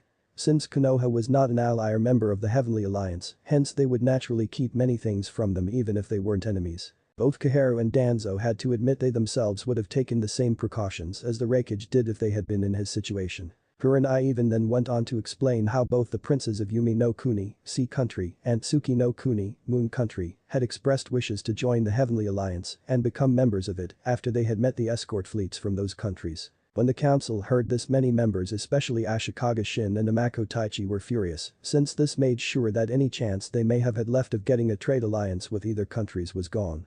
Which in turn they would also lose any of the possible missions they may have gotten from those countries and in getting some badly needed funds for their village. After which Kurenai then told the council how they were then brought back to the Fire Country shores where they made their way home from there. So he simply let you all go without even trying to get information on us from you, he could have even just taken you all back to Kumo and held you prisoner to get information from you there, and yet he didn't. Despite his reputation, the famed Raiden no Kami, god of thunder and lightning, doesn't sound all that terrifying. He sounds more like some soft weak-hearted fool of a Kage instead of a real Kage who wouldn't have saved you at the prison in the first place or let you all go the way he did. Scoffed Sasuke, who was also a member of the council. If you think that Uchiha-sen, then you're an even bigger fool than I thought, because the Raikage is a lot more powerful than you think and I bet he would wipe the floor with you if you fought him. Besides, he also has more honor in his one finger than you will ever have, sneered Choji. Which caused Sasuke glare at him and would have retorted had Tsunade not interrupted him. Enough.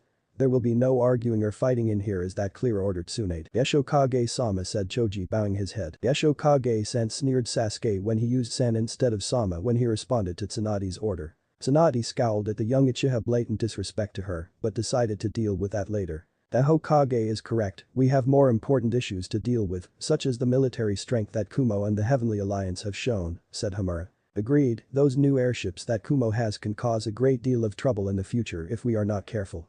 Since with those airships they could easily fire down on any base, village or fort they want and there wouldn't be a thing anyone could do about them, spoke Inoichi. True, but still we should have seen this coming since, according to Hada Kakashi and his old Genin team report on his mission to protect Lady Daimyo Koyuki, back when she was just an actress. Haruyuki no Kuni, Spring Snow Country, had some airships at their disposal. So it makes sense that they share the knowledge to build them with Kumo and the rest of the members of the Heavenly Alliance, answered Yakumo. Also the fact that Kumo has created ships that can travel underwater is troubling, since they could easily sink any ship they want, with more like them, there wouldn't be a naval force in the entire elemental continent that could stop them, spoke the Anbu captain. We can't forget those fortress ships either, since with just one of those ships they could destroy an entire fleet of smaller ships, and according to Kurenai, they have more than just the 3 that they saw. Hence if that is true, Kumo and the Heavenly Alliance probably has the most powerful naval force in the entire elemental continent under its command. Where they could smash right through Kiri and Mizu no Kuni, Water Country, armadas with little trouble, and invade them, since just one of those fortress ships could also probably carry a small invasion force. Spoke Choza. Don't forget that flying ninja unit that Kumo calls the Skyhawk ninjas, since like the airships, they could easily fire down on any base or fort they want. Not to mention down on other shinobis. They could even be used to scout out for other shinobi's forces and radio back to their own force and inform them of any enemy location and the other uses they may have for infiltration into enemy villages. Spoke Hana, Kiba's sister. The fact that they also have the Haruyuki no Kuni volley guns and have loaded them onto their airships cannot be missed either, spoke Hamaru. Yes, but also they seem to have a weapon that can fire electricity in a concentrated blast and be powerful enough to destroy a small building loaded onto the airships, which is cause for great concern. Spoke Danzo and thought at the same time how useful a weapon like that would be to him if he had it. Although that is cause for great concern Danzo-san, I believe the fact Kumo's current shinobi's level is a much greater concern than that weapon is. It would be illogical for us to forget such an important fact about them.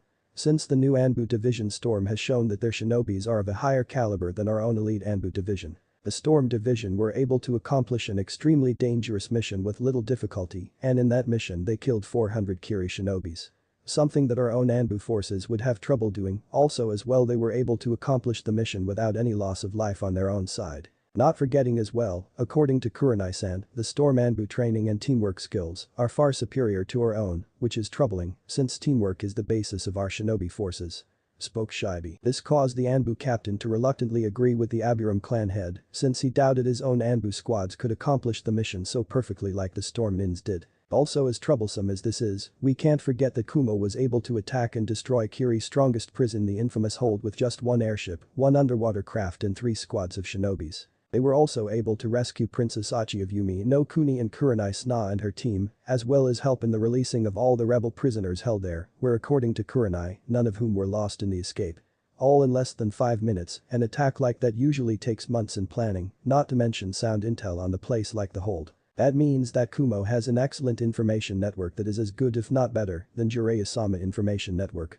Since it's the only way possible that they were able to learn about the kidnapping of the princess so quickly and launch a rescue attempt, Shikaku gained everyone's attention, after which he then continued. Also it explains how they were able to take out all the volley guns at the prison at once, in the way they did, and know where the storage building for the portable volley guns that the Kiri Nins had there, and know what cells Kurenai, her team and the princess were in the prison. This leads me to believe that Kumo has a strong alliance with the rebel factions of Mizu no Kuni for them to give that information.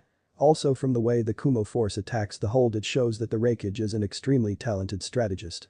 Since as Kurenai mentioned, it was he who planned the attack and he was able to come up with a bold and daring plan to rescue the princess. That combined speed, teamwork, timing and finesse, and he did it in under a week, where he thought of practically everything. The Raikage took into account the response time for the Kiri warships to arrive and how long it would take for the Kiri Nins stationed in the prison to get out into the open area after the main entrance out to it was destroyed, which would altogether take about 5 minutes or so. The Raikage also probably planned for the underwater craft to cause that massive tidal wave when it was dropped into the water so as to wash away the Kiri Nins in the open area, causing confusion. This was why the Kumo force did not just simply attack with just the underwater craft. The Raikage also probably planned to use the smokescreen not only to cover the Storm Nins as they attacked, but to cause more confusion. With the radio tower gone, the Kiri Nins could not communicate properly with their command station and they could not see or find where the Storm Nins were. This allowed the Storm Nins to take apart the remaining Kiri Nins without trouble. Also when they released the rebel prisoners, they caused more confusion with the remaining Kiri Nin guards in the prison itself so that they couldn't try and stop or delay the Storm Nins. After which once they were away they got to their meeting point before the Kiri reinforcements could stop them, and when the rebel prisoners were safe, they destroyed the prison, killing most of the Kiri Nin's reinforcements inside and around it, said Shikaku, shocking everyone in the council room. Nara-san, surely you can't possibly believe that the whole attack was planned out the way you said it. Spoke Kaharu in disbelief. I do, since everything that happened in that attack happened too well and too perfectly for it not to be planned out that way, not to mention the plan had another side to it, replied Shikaku. You mean that the Raikage plan had more to it than just the attack on the hold, asked Tsunade. Yes, since the way the attack happened was flashy, since it showed Kumo and the Heavenly Alliance military strength to the world. In which details will soon leak out in how the princess was rescued and the Heavenly Alliance strength. This will result in us as well as other shinobi villages losing more business to Kumo and the other shinobi villages of the Heavenly Alliance, especially to Kumo. We were especially hurt since we were the ones that were supposed to protect the princess in the beginning and before we could even try and rescue her as well as our own ninjas. Did it with a small force and inflicted a humiliating loss on Kiri. Also at the same time they showed their technological power and superiority, said Shikaku, after which he continued. It was especially humiliating to us since like I said, not only did Kumo rescue the princess that we were supposed to protect, but they also rescued our own shinobis and practically handed them back to us. Where we now look like complete fools to everyone, which was probably one of the reasons why he saved Kurenai and the others. Now more nations will probably take their business to Kumo, weakening us more. The Raikage also probably planned or at least hoped that in the way he rescued the princess, it would get Yumi no Kuni and Tsuki no Kuni to join the Heavenly Alliance. This would then give the Heavenly Alliance complete and utter control of trade over the southern elemental ocean. Also when he helped in the rescue of the rebel prisoners in the hold, he probably solidified or strengthened whatever alliance that Kumo and the Heavenly Alliance had with the rebel factions of Mizu no Kuni. Which I'm sure will come in handy should the Heavenly Alliance go to war against Kiri. Altogether this shows that the Raikage would be an extremely troublesome man for us should he ever become our enemy, since at the very least he is a master strategist and tactician, since like in a shogi game, he checked both Kiri and us in one move. Said Shikaku. Also he will probably be an interesting person to play shogi against, thought Shikaku as he finished speaking. This caused a great deal of shouting in the room where people began to argue what they should do about Kumo and the Heavenly Alliance. Since what Shikaku had said made sense and if it was true, then it made the Raikage and the rest of the Heavenly Alliance all the more dangerous enemies to have. Thankfully silence returned to the room when Tsunade shouted silence, after which Jiraiya then spoke. I've to agree with Shikao there, especially with what he said about their information network, but we can't miss probably the most important issue, which is both Kumo and the Heavenly Alliance counterintelligence network. What do you mean by that, Jiraiya-sama? Asked Choza. I mean the fact that Kumo was able to keep its real strength, like those fortress ships and airships hidden from the world without anyone having a clue about them. Especially from my network, since my network never even hunted them having things like that. Hell, they've been keeping almost everything that has happened in Kaminari no Kuni and Kumo hidden ever since the civil war ended. Since not even my network can find out what's really happening there, and to be able to keep those things secret from everyone without so much as a hint about them is nothing short of amazing. I also willing to bet that we're only seeing the tip of what Kumo and the Heavenly Alliance is really capable of, since something tells me they have more tricks up their selves, spoke Jiraiya with a hint of respect for Kumo and the Heavenly Alliance intelligence divisions. This proves all the more that Kumo and the Heavenly Alliance itself is a danger that we have to deal with, spoke Kaharu. I believe I told Danzo that I want no such talk happening in here, Kaharu, so I suggest you hold your tongue, threatened Tsunade. This caused the elder woman to scowl slightly, which seemed to highlight her wrinkles more. Okage-sama, should we try to negotiate an alliance with Kumo and the Heavenly Alliance? They clearly have the strength to help us in our fight against Orochimaru and his allies, as we share a common enemy with them in the terms of Kiri. Also if we've an alliance with the Heavenly Alliance, Orochimaru and his allies would be more hesitant in fighting us, said Hinata. This of course caused a great deal of surprise among everyone in the room, since it was no secret that the Hyuga clan had a strong dislike of Kumo due to their past history with the village. This was especially true for Hinata since the incident involved her, and it was also no secret that she did not hold Kumo in high regard. That is still an option, and we could greatly use their strength to help us in the war, but I do not want us to walk into any kind of alliance with the Heavenly Alliance without us knowing more about them, said Tsunade, in which she then turned to Jiraiya. Jiraiya. I want you to go out again, and this time I want you to gather intel on everything you can on Kumo and the Heavenly Alliance in the past 10 years. I don't care what you have to do, just get it done, ordered Tsunade. Right, Haim, replied Jiraiya, in which he then shunshed away. After which Tsunade dismissed everyone by stating that the meeting was over. When she did, everyone began to leave, while several people went to greet their loved one back home. Such as Konohamaru welcoming his aunt back along with Hinata, Kiba and Shino, as well as Akamaru, who nearly crushed Kurenai when he jumped on top of her and started to lick her. While Lee was greeted by Yakumo, who quickly bonked him on the head for scaring her like he did, after which she quickly kissed and hugged him tightly. After which Lee was then greeted by Tenten and Niji, who were equally happy to see that their teammate was safe. Lee was then greeted by a tearful Guy who started to shout about Lee, flames of youth still burning brightly. Which in turn got Lee starting to shout about the flames of youth too, but thankfully both were stopped by Tenten and Yakumo, who quickly bonked both men to shut them up. Choji was also greeted by both his father, who nearly killed Choji by hugging him so tightly that he nearly crushed Choji's spine, and his teammates. Shikamaru actually shed a few tears of relief at his friend being alive and told him how troublesome he was. Ino was equally happy that her childhood friend and teammate was alive and safe, in which she bonked him and told him not to get captured again or she beat him up. Tsunade and Shizune also went over to Sakura and told her that they were both happy that she was okay, which pleased Sakura knowing that her sensei was at least worried about her. 2 weeks later in a hidden location, currently 5 men were sitting together in a large underground room around a large table. Standing behind each man were 2 of their shinobis from their respected villages or organization. These men were the leaders of the alliance of shinobi nations that were currently fighting against Konoha and Suna. One of the men was Orochimaru the Snake Sannin, Akka the White Snake formerly of Konoha, and probably the most wanted missing nin from the village. Behind him was his right-hand man Kabuto, and the other was Gurin, a young blue-haired woman who was able to do Shinton, crystal style, ability that was believed to be a new rising bloodline. Gurin was highly valued by Orochimaru due to her unique power and her high skill in combat.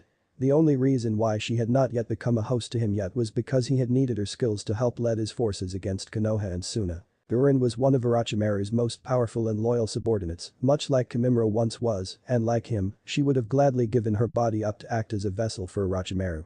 The reason for this was because Orochimaru had destroyed the village she was from, who had shunned her all her life due to her powers. He also gave her shelter, training, and a purpose to live for. Gurin showed herself to be a remorseless and sadistic person, as well as being a bit vain. She was also a very proud person, since she did not like to depend on the help of others. Although what most people didn't know was that she had a caring side as well as a sense or remorse for her past actions. She even cared deeply for the few friends she had. She also had a strong dislike of Kabuto, finding him to be a manipulator and smart-ass bastard, where the two often traded scathing remarks with one another. Also sitting at the table was the yondaime Tsuchikage Ryoku. He was a large muscular man who wore the traditional cage cloak and hat on a regular basis, without a shirt underneath, which further displays his bulky physique. He had a gold belt on his waist with a bear's face engraved in the center. He had black shoulder-length hair with a few slight gray hairs on the side of his head, with a few wrinkles on his face and a short beard. Ryoku was the type of man who believed that the weak should and would be crushed, while the strong would rule and survive. He was also a blunt tactician, where he preferred to eliminate threats and order them to be executed instead of negotiating. He was also a firm believer that might and power was everything, and without them you were nothing. He was a very powerful man and was a bit arrogant. During the Third Great Shinobi War, he had been known as the Ishi no Kaijin, Stone Giant, and was named to become the next Tsuchikage. But that had changed after the end of the Third Great Shinobi World War, where his forces suffered several humiliating defeats against Konoha no Kairoi Senki, Konoha Yellow Flash, and future Yondaime Hokage, Namikaze Minato. But those defeats, not to mention his own personal defeats by the hands of the man himself, along with Iwa's loss in the Third Great Shinobi World War, he was disgraced, and his name was removed from the list to be named the next Tsuchikage.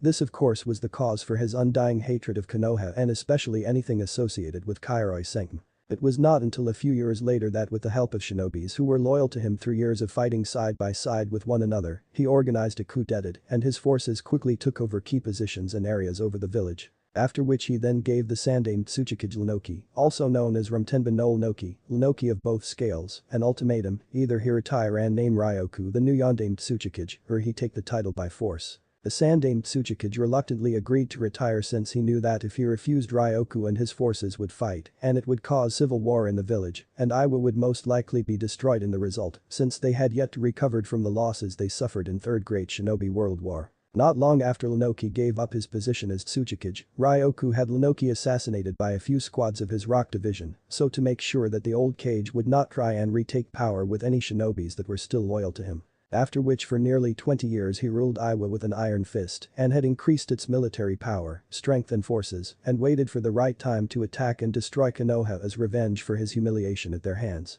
After the failed attack on Konoha by Oto and Suna, he had planned to attack Konoha when it was weakened, but before he could fully assemble his forces, he had learned that Konoha had re-established an alliance with Suna. It was learned that Orochimaru had killed the Yondaime Kazekage and tricked Suna into attacking Konoha. He had also learned that Konoha had made Tsunade their Godaime Hokage, and her old teammate Jiraiya had returned to the village to help her.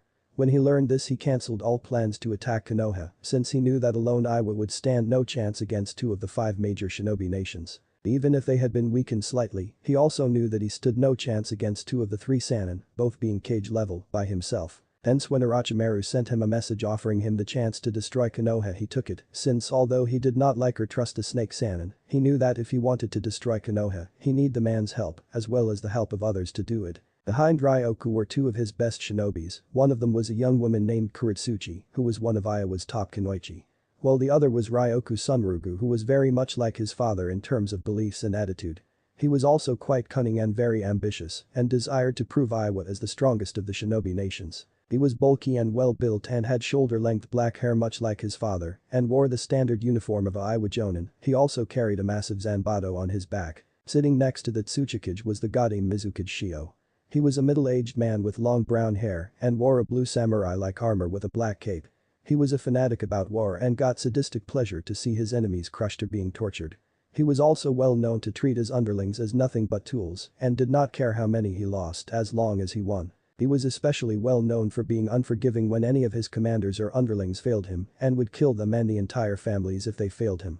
Shiro was also a powerful and well-known shinobi of Kiri before he became Mizukage. His skill and mastery in Suiton Jutsu and was known as the Suiton specialist.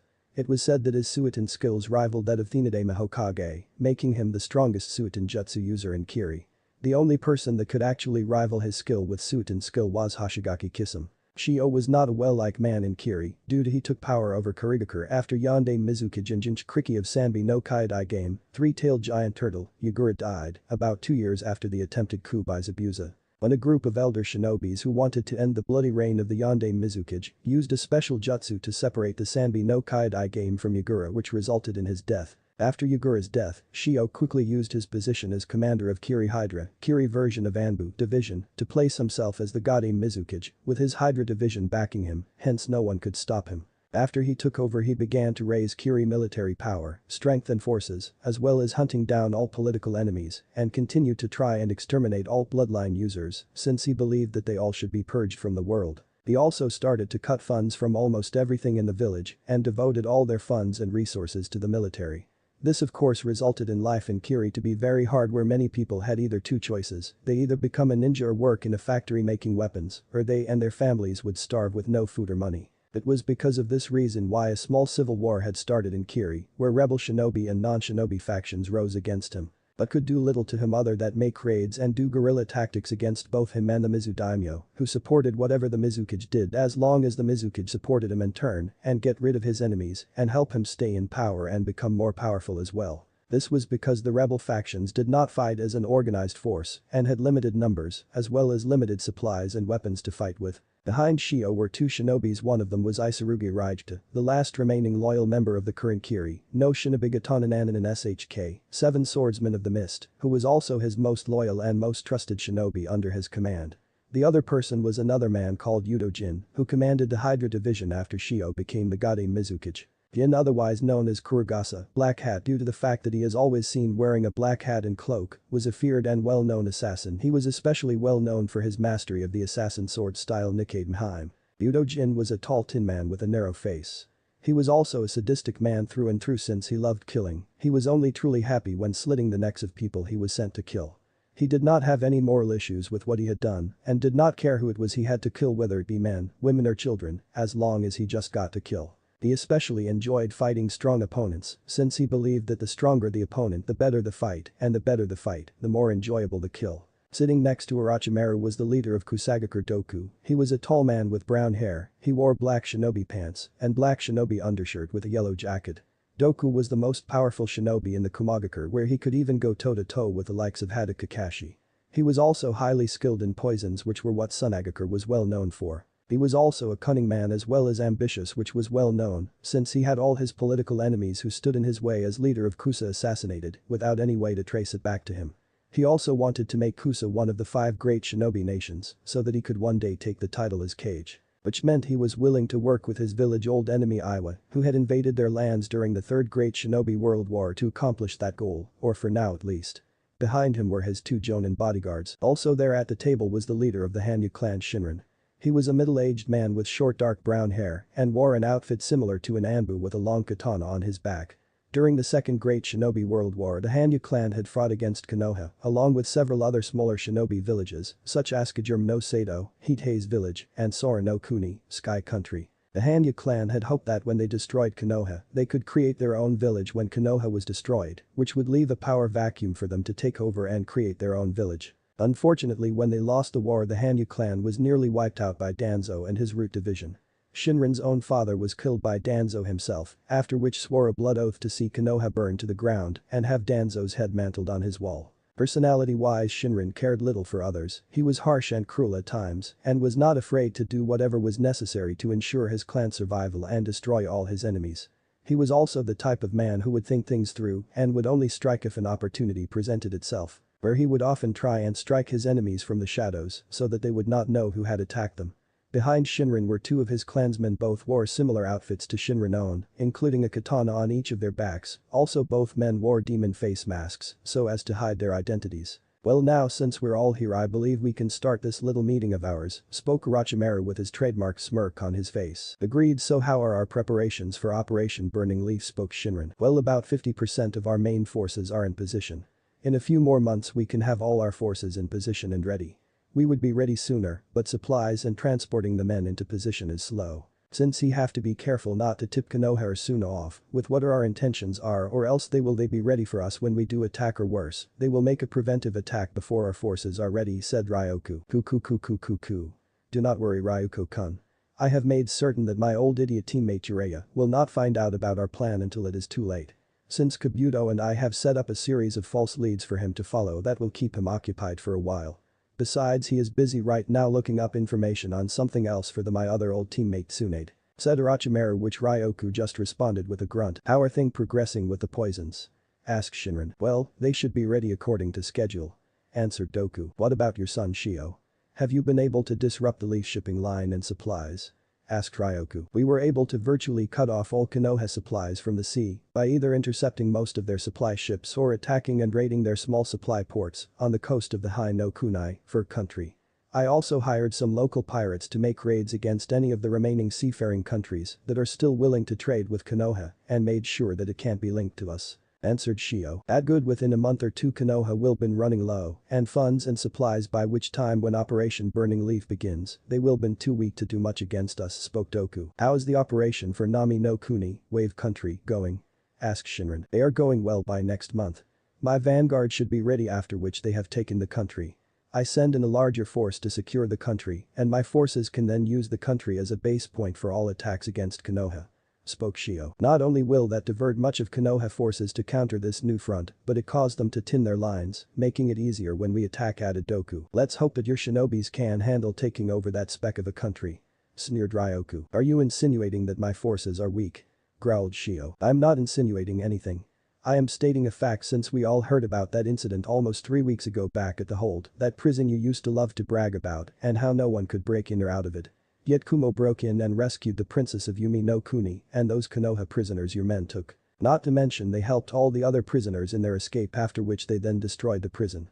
But that not the best part is, said Ryoku, who was smirking as he saw the Mizukage growling in anger. Even his 2 bodyguards were gripping their swords on their sides in anger. They did all that with just 12 shinobis, and you had over 600 men stationed there, and by the end of the attack, 400 of them were dead, and you lost 6 of your warships later on. Which just shows what I was saying to you and your force, and incompetent and weak, sneered Ryoku. You dare insult my village and my own strength, roared Shio as he stood up in fury, letting loose a massive amount of killing intent, at which his bodyguards unsheathed their katanas. At the same moment Ryoku stood up ready to fight, with his son and his other bodyguard ready to fight as well. But before either side could move to attack first, another massive killing intent was felt in the room, which caused the 2 cages to turn away from one another to look at who had released the killing intent. When they did, they saw it was Orochimaru who had released the killing intent, and when they turned to look at him, they saw that he was still sitting casually down in his seat, smirking as if he was watching an amusing play. But both men saw that his eyes told a different story, for when they looked at them they saw anger, displeasure and annoyance at their fighting. Gentlemen, please, we are all allies here, so there is no need to fight, since we all share common enemies, which are Konoha and Suna, hence it would not serve us to start fighting amongst ourselves when we are so close to ending Konoha.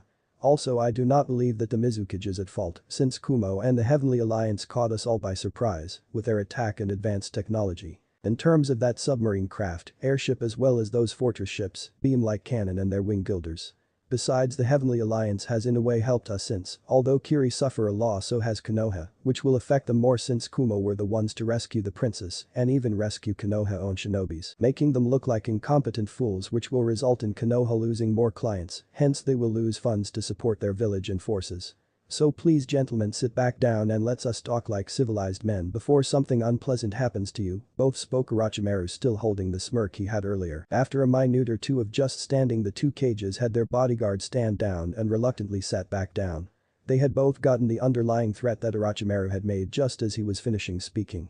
Besides, what Orochimaru said was true, Konoha and Suna were their enemies for now at least. Although neither cage was afraid of Orochimaru, they were wary of him and weren't willing to fight the Snake Sannin in a place like this, since what he was really capable of was unknown to most people, since he knew so many different kinjutsus, forbidden techniques, and created so many of his own kinjutsu, it made him a dangerous enemy to have. Not to mention, both cages knew that if either one of them attacked Orochimaru or each other, then the one who attacked would most likely have to fight with the rest of the people in the room. As the Mizukage sat down, he growled in anger at the remainder of his humiliation at the hands of Kumo and the Rakudame Raikage, otherwise known as the Raiden no Kami, the god of thunder and lightning, and also known to his people as Arashi no Oni, the demon of storms, yet again. When he first heard what had happened, he refused to believe it, but when it was confirmed, he went into a fury. He immediately then called the commander of the hold for a detailed report on what happened. When the commander arrived and told him exactly what happened, he was beyond furious, and he killed the commander himself. Last Kumo, I burn that village to the ground for this humiliation, and I will make the Rakudame Raikage suffer for everything he put me through, and by the time I done with him, he will be begging for me to end his life, thought the Mizukage angrily. As the Shio plotted his revenge on Kumo and the Rakudame Raikage, Orochimaru was also thinking about Kumo and the Rakudame Raikage, although not in the same way as Shio was. When he first heard of the attack, he was indeed surprised. He then quickly ordered his spies to find everything they could about the attack. Since he believed at first that Kumo and the Heavenly Alliance had somehow secretly allied themselves with Konoha and Suna. This would have then ruined his plans in attacking Konoha. But later on, his spies in Konoha informed him they weren't and what had happened at the hold. When he read the report, he was impressed with how Kumo had attacked the hold. He had also been impressed with the different types of crafts they had shown in the attack as well. Not only that, he was interested in finding out more about this mysterious cage of Kumo, especially when he learned that he was also the famed Samurai, Blue Lightning. The one responsible for killing two of his old associates Kakuzu and Haiden from the Akatsuki, not to mention he was interested if some of the rumors were true about the Rakudame Raikage. Clearly the Heavenly Alliance is much stronger than they appeared to be. I have to say the Raikage was quite clever to be able to hide those machines and crafts from everyone, especially from the Jiraiya spy network. Perhaps I should try and have them join us, since clearly with their power added to our own Konoha, destruction would only be a matter of time. Although Shio-kun would never agree to it and leave our alliance since he hates Kumo and the Raikage too much to willing to work with him for a short while. Then again, I could always replace Shio-kun with one of my subordinates like I did with the Kazukiage and still have Kiri with us. But even if we lost Shio-kun and his forces, the alliance between us and the Heavenly Alliance would more than make up for that loss. Especially with those new weapons and crafts of theirs added to our forces. Not to mention the power of the 3-inch Kriki that they have would almost guarantee our victory over Konoha and Suna. Also, I could use the alliance to find out if Kumo really has found it, since if they have it would make sense at how the Heavenly Alliance became so powerful so quickly and at how Kumo's shinobis became so powerful as well. Thought Orochimaru, after which he then turned to the Mizukage. So tell me, Shio-kun, who will be leading your advance invasion force?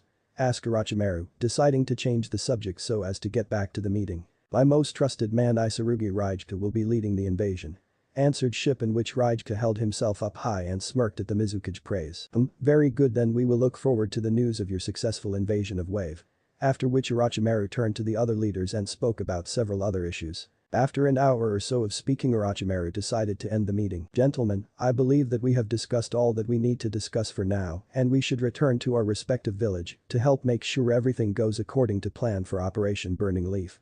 I will contact you all through the usual sources and inform you all when we met next and where.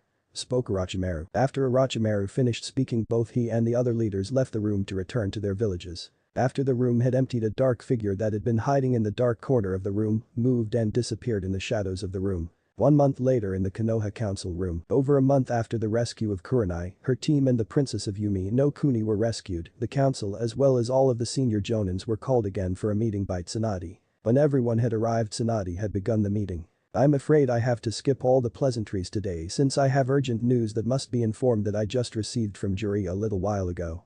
Spoke Tsunade. What exactly did Jiraiya report that is so important? Asked Hamura. Is it about Kumo and the Heavenly Alliance? Asked Hana. No, unfortunately Jiraiya has gotten little to nothing about either Kumo or the Heavenly Alliance to report since they seem to be keeping things fairly secret. He has informed me that he is going to try and sneak into Kaminari no Kuni, Lightning Country, and then into Kumo itself, said Tsunade, which shocked many people in the room. Is that wise, Hokage-sama, considering the fact that the last time we sent agents in there to gather information on them, the agents were found as soon as they crossed the borders. If Jiraiya-sama is caught, the Heavenly Alliance or Kumo may not be as generous as they were last time. Said Shikaku. True, but Jiraiya is skilled enough in infiltration and gathering intel that he should be okay. Said Tsunade, although as she said this she still could not help but worry about the old pervert. Hokage-sama, if I may, I believe there was something you wished to inform us about, since I do not believe that you called us all here, so to inform us if Jiraiya-sama plans to infiltrate the Kumo, spoke Shibi. You're correct, Shibi-san. Said Tsunade, since she realized that they were being sidetracked from what she really wanted to discuss. The reason I called this meeting is because when Jiraiya was trying to gather information on the Heavenly Alliance, one of his informants informed him that Kiri is launching an invasion on Nami no Kuni, Wave Country. This caused most of the members of Konoha 12 and the old senseis to gasp in shock, as well as cause several members of the council to become concerned. So why does that matter to us? Nami no Kuni is not an ally to us, and they broke all relationships with us as well, so why should we care that Kiri invaded it? Stated Asai Haida rather arrogantly. Because Yubaka, if Kiri successfully takes over the country, they can use the country and the bridge that links it with Hai no Kuni as a foothold and staging point for attacking us. In which they could easily supply their forces when they attack us. Not to mention if they control Nami no Kuni, they can open up a new front against us, in which we would have to set up our own front to hold back their forces. This will result in our forces being spread even more, weakening our other lines and the defenses of the village. Said Tsunade, glaring at the stupidity of the man who was cowed by the glare that Tsunade gave him and the fact that he had made a fool of himself. Then we should just destroy the bridge linking Hai no Kuni and Nami no Kuni, so to eliminate the threat, spoke Danzo. That would only delay them, since all they would need to do would be to rebuild it and the problem would just come back. Our best bet is to defend Nami no Kuni, even if it is just a buffer country between us and Kiri, we need to defend it. If we are able to fight off the attack, then Kiri may give up, believing that it's too much trouble to take over. Said Tsunade. That is risk, Hokage-sama, since we may lose vital manpower to do so and weaken us further. Spoke Homura. Do we know what kind of force Kiri is sending to invade Nami no Kuni? Asked Inoichi. According to Jiraiya, Kiri is sending a force of about 20 ships and a force of 800 shinobis. The ships will be loaded with volley guns as well. Said Tsunade. If that is the case, it would take at least 4 divisions of our shinobis to fight off that attack. We can't afford to send that many of our shinobis to fight for that country. I believe that the correct option is to follow Danzo-san's suggestion and destroy the bridge. We can always send in a demolition team to destroy the bridge again, should they rebuild it. Said Kaharu. That won't work either, since if we do destroy the bridge, Kiri will rebuild it, then they would probably place a heavy guard on the bridge to prevent it being destroyed. Hell, they don't even need to rebuild the bridge, since they could still use Nami no Kuni as a staging point for attacking Konoha and have their ships just transport their shinobis across and attack us anyhow. No, I think the Bachan option is the best one to do. Spoke Konohamaru. But we can't afford to send a force large enough to defend Nami no Kuni, since Orochimaru and his allies could use the opportunity to attack our main line, and with our limited numbers, we wouldn't be able to stop them, which could be exactly what he was hoping for. Spoke Kaharu, trying to reason with the others that Nami no Kuni was not worth saving. That is why I believe that we should only send off a few teams made up of our best shinobis to help defend Nami no Kuni, since if we do, the quality of the shinobis that we send will make up for the lack of numbers that we are unable to send. This way we will not weaken our main lines and at the same time stand a chance of fending off Kiri attack. Said Tsunade. But that will still weaken us if we send our best shinobis to defend the country. Not only that, but we are risking losing our best shinobis just to defend one country, one that is not even our ally and who turned their back on us years ago. I believe that you're letting your emotions rule you in this decision due to the connection that country had with the Kyuubi container and the fact that it is where his empty grave is. Spoke Danzo, since he believed that this was a foolish mistake that Tsunade was making and she was allowing her emotions to rule her again. When Danzo had finished speaking, the room became very tense since Danzo had mentioned Naruto, which of course was a very touching subject to say to certain people. Especially Tsunade, since the last person to mention Naruto was a young Chunin who had muttered something bad about Naruto in front of Tsunade. The poor fool was still unable to walk or move correctly since Tsunade had practically broken every bone in his body. Within a few moments after Danzo had finished speaking, a massive killing intent was felt in the room, which was coming from Tsunade, which caused everyone to freeze at how thick it was. Are you questioning my leadership skills and ability to rule this village, Danzo? Because I would be well in my rights to call you out by right combat, since what you said borderlines on treason, snarled Tsunade. This was an old law which stated that if someone was to question the leadership of the Hokage and his or her ability to rule Konoha, then the person or the Hokage had the right to challenge the other to right by combat. This was only used once when Uchiha Madara challenged Senju Hashirama, the Shidame Hokage, for the title of Hokage. No, Hokage-san, I apologize for my comment. Said Danzo, after which he frowned since he knew that as strong as he was, Tsunade was stronger. Especially since she was younger than he was and he could not move as well as he used to in his prime. Not to mention he could not afford to fight Tsunade for the title, since if he did it would reveal that he had transplanted Uchiha Shisui arm and eye to his own body. As well as force him to use his secret weapon, which in turn would not go well with many people in the village if they found out about either the arm or the eye, in which he could very well be accused of treason for doing that. Tsunade just frowned knowing full well that he was not sorry for what he said. Okajama, do we know when the fleet is to arrive at Nami no Kuni? Asked the Anbu captain, who was trying to change the subject so that nothing violent would happen since he knew that the Hokage was one step away from killing Danzo. According to Jiraiya, the fleet is said to be leaving in about 10 days' time and it takes another 5 to get from Mizu no Kuni to Nami no Kuni, said Tsunade, turning away from Danzo. Who exactly are you going to send to help defend Nami no Kuni? Asked Hana. Before I say who I will be sending there, I would like to give them and anyone else who wishes to go on the mission a chance to volunteer, said Tsunade, after which as soon as she finished speaking a number of people stood up to volunteer for the mission. Okajama, I would like to volunteer for the mission to defend Nami no Kuni, Yash, said Lee as he stood up. Okajama, I too would like to volunteer for the mission, said Niji, who stood up. Niji traditional white and black hiker robes and still had the same long brown hair. You can count me in as well as my team, said Tenten as she stood by her old teammates. Tenten wore brown shinobi pants along with iron guard fingerless gloves and elbow guards that were standard wear for Anbu, as well as fishnet shirt with a midriff tank over it and a sleeveless leather jacket and a scroll around her lower back. She also kept her hair in her traditional bun hairstyle. 1. Yash. The flames of youth and truly burning brightly today in my adorable precious former students, I too will joining them, for if not my own flames of youth will diminish, shouted Guy as he stood next to his old students. There no way you be able to keep me out of this fight, ain't that right, boy?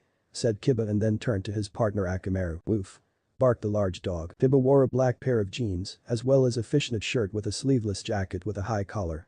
He also had a chain sash around his shoulders. The chain held the katana he carried in place on his back. Kiba also had several red fang shapes marking tattoos on both his arms. Akamaru also had several of those red fang markings on his front legs and one under each eye. 2. If it is possible, Hokage-sama would also like to participate in the mission as well, said Shino as he stood up. Shino wore the traditional Aburam-style high-collar dark green trench coat with black shinobi pants and wore dark goggles like sunglasses, as well as my high-collar dark shirt under the trench coat and carried a satchel on the left side. He also wore 2-finger gloves. 3. As troublesome as this mission is going to be, I like to be in it as well, said Shikamaru. Shikamaru wore standard shinobi outfit for a jonin. 4. Okajama, if you allow it, I would like to join the mission, spoke Yamato, Aka Tenzo, as he joined the others as they stood up. Well, if Shikamaru is going, you can count me in as well, besides I have a score to setting with those Kiri guys, said Choji as he stood next to Shikamaru. Well, if you two idiots are going, then I am going as well, since someone has to make sure that you return to your wives, stated Ino as she stood up as well. Ino wore a similar two-piece purple outfit that she wore when she was younger, with the only difference being she wore a sky blue scarf around her neck and wore a standard jonin flak jacket that she let open to show her figure. 5. If Ino-chan is going, then so am I, said Sai as he stood next to his wife. Sai Hank changed very slightly, where he wore a similar outfit that he wore when he was younger. The only real difference was that his hair was slight longer than it was and he carried two short tantos on his back. 6. Okajama, with your permission, I too would like to go on this mission, said Kurenai as she joined the others who had stood up. Okajama, I would also like to volunteer for this mission as well, since I believe if this mission is to succeed that I should join it, since I know the country and the people there from my mission there, spoke Kakashi as he stood up. Also, perhaps if I can help defend the Nami no Kuni, I can in some small way atone for my sins against Naruto, although I probably never truly will, but maybe I can at least pay my respects at Naruto's grave, thought Kakashi sadly. Okajama, if I may, I would also like to join in the mission to defend Nami no Kuni, since like Kakashi-sensei, I have knowledge of the terrain and the people there, which may be useful in the battle, said Sakura as she stood up. I'm in too, stated Konohamaru, in which both Yuden and Mogi stood up and stated that they wanted to do the mission as well.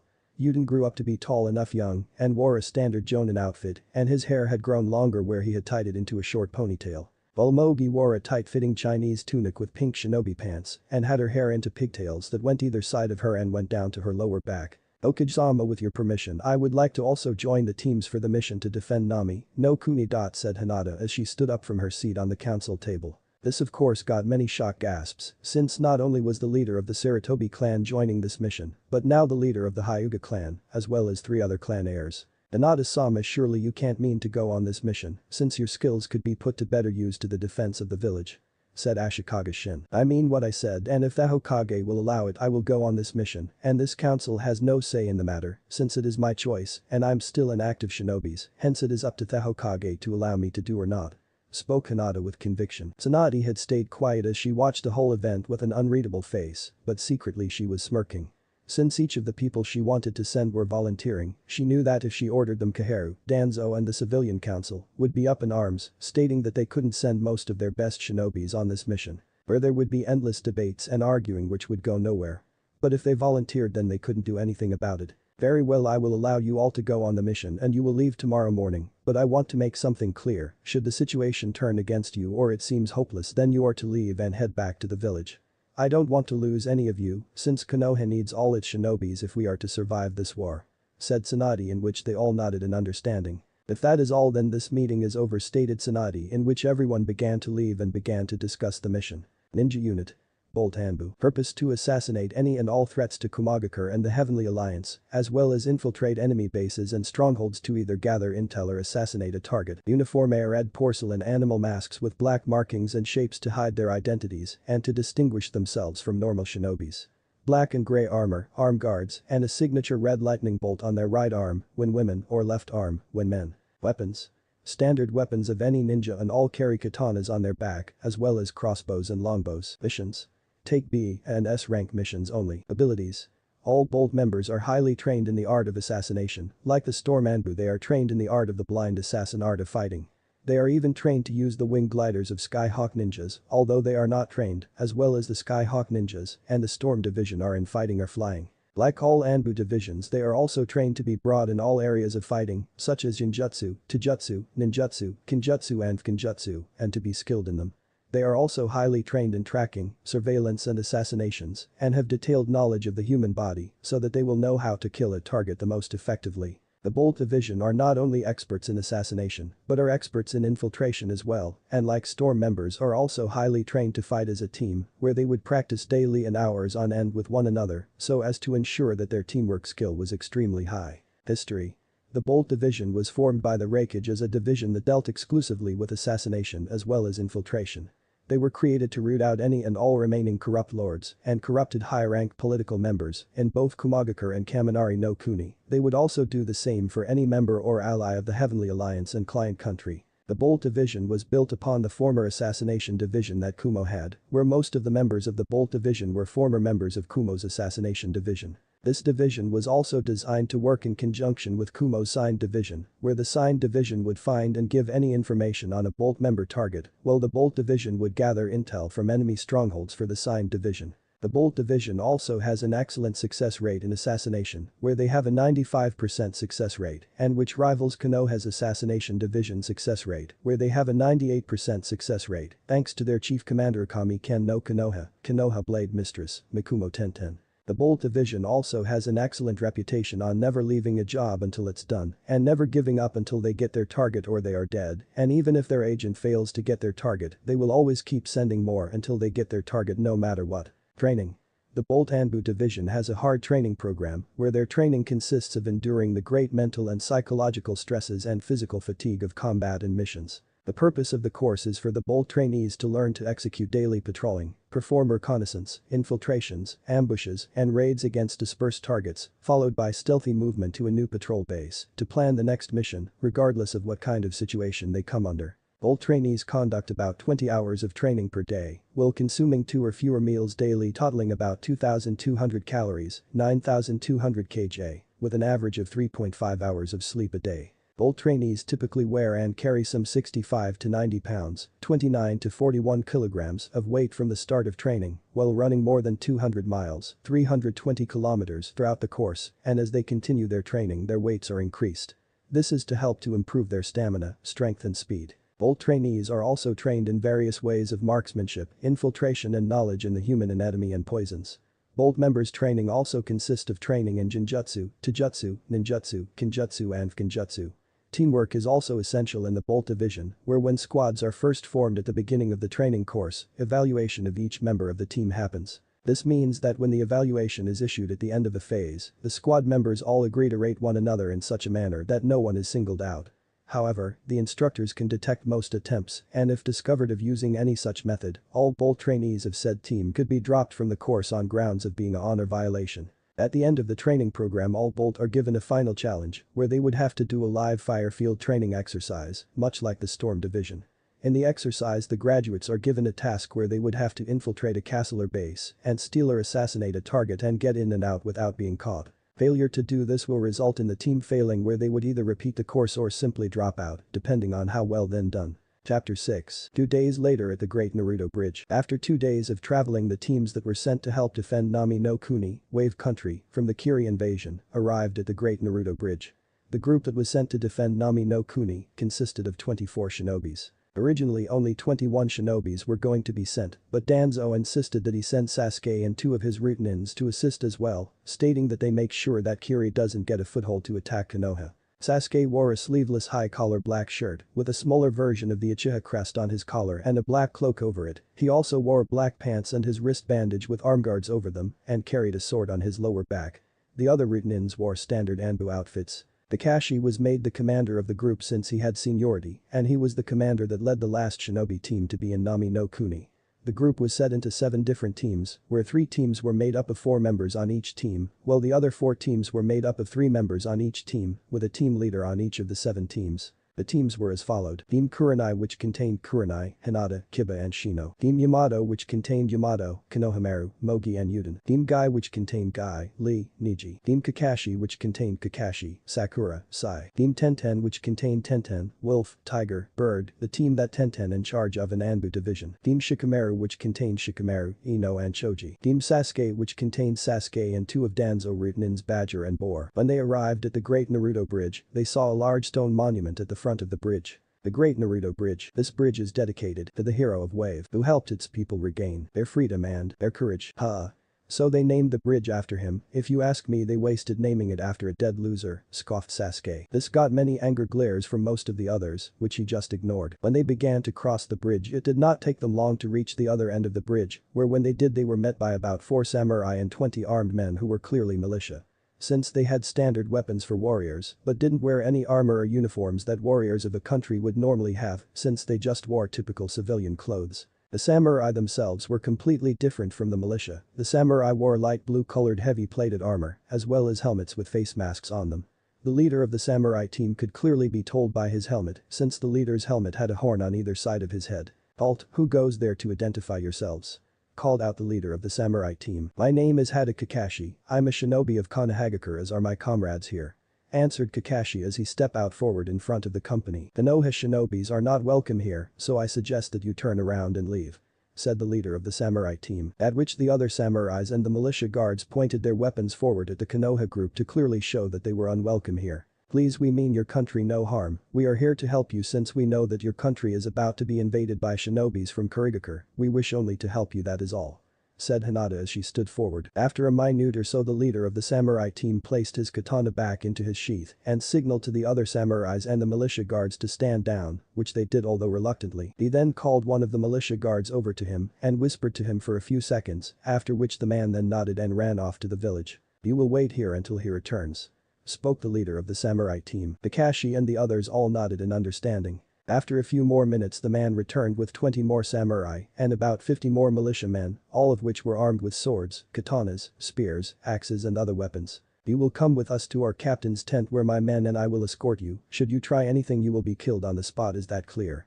spoke the leader of the samurai group with authority. "We understand," spoke Kakashi, since although he doubted that any of the militiamen could harm them, the samurai were a different story. Although samurai were mainly found in Tetsu no Kuni, Iron Country, many could still be found in the royal courts of daimyos or their armies in other countries. Daimyos of other countries would often send large groups of young men or boys to Tetsu no Kuni to be trained as samurai and act as their personal guards or their elite forces in their armies. Kakashi had limited experience with samurai, where he either met 1 or 2 in battle when on missions or witnessed them in battle as they fought against other enemies.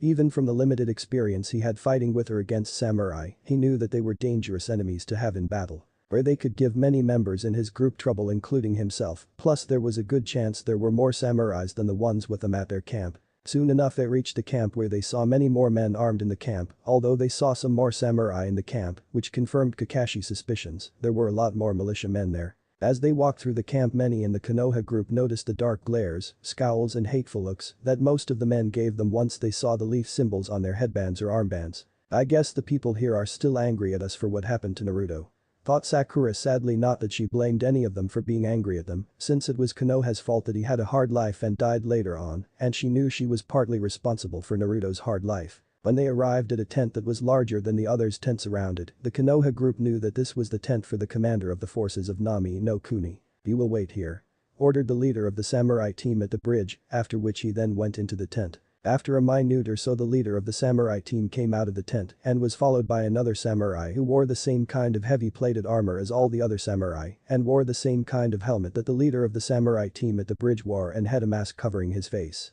The only thing different about him was that his armor was a dark navy blue color with a gold trim at the edges of his armor instead of just light blue color like the rest of the samurai's armors. Also, the new samurai wore an black cloak that went down to his knees. "I'm the commander of Wave Defense Forces here, as well as the captain of the Samurai of Wave. What are you Konoha ninja doing here? We told you all 10 years ago that none of you were welcome in our country," spoke the samurai captain. "We are not here to cause any trouble, captain. We're here to help you defend your country, since we know that an invasion force from Kiri will arrive here soon," said Kakashi. "More like helping yourselves," answered the captain, which got surprised and confused looks from several of the Konoha ninja. "We aren't the simple-minded fools that you think we are," Hada Kakashi. "We know all about your war with Odo, Iwa, Kiri, Kusa and the Hanyu clan, and how your village and your ally Suna are outnumbered.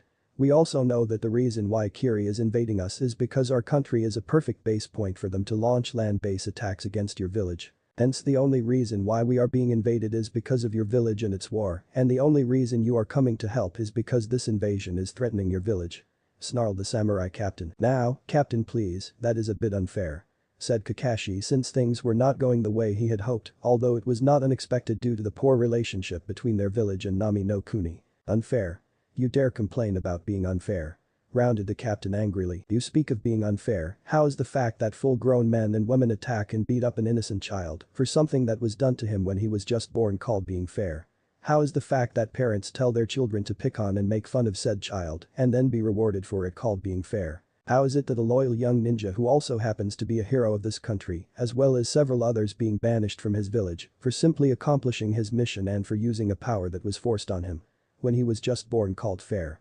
You speak as if your village was innocent of those things and that your village really was the place that you claim to be. The place where everyone is equal and is treated fairly and protected and treated like family. We all know that's a lie, as you all know. Since your village is no better than some of the other villages that throw away their shinobis like trash," spoke the captain coldly, at which many of the Konoha nins cringed, with the exception of Sasuke and the Root nins, who did not care, as well as Sai, since he did nothing to Naruto nor knew him. "No, I'm wrong," said the captain again. "Konoha is worse than those villages, because at least those villages are honest about themselves.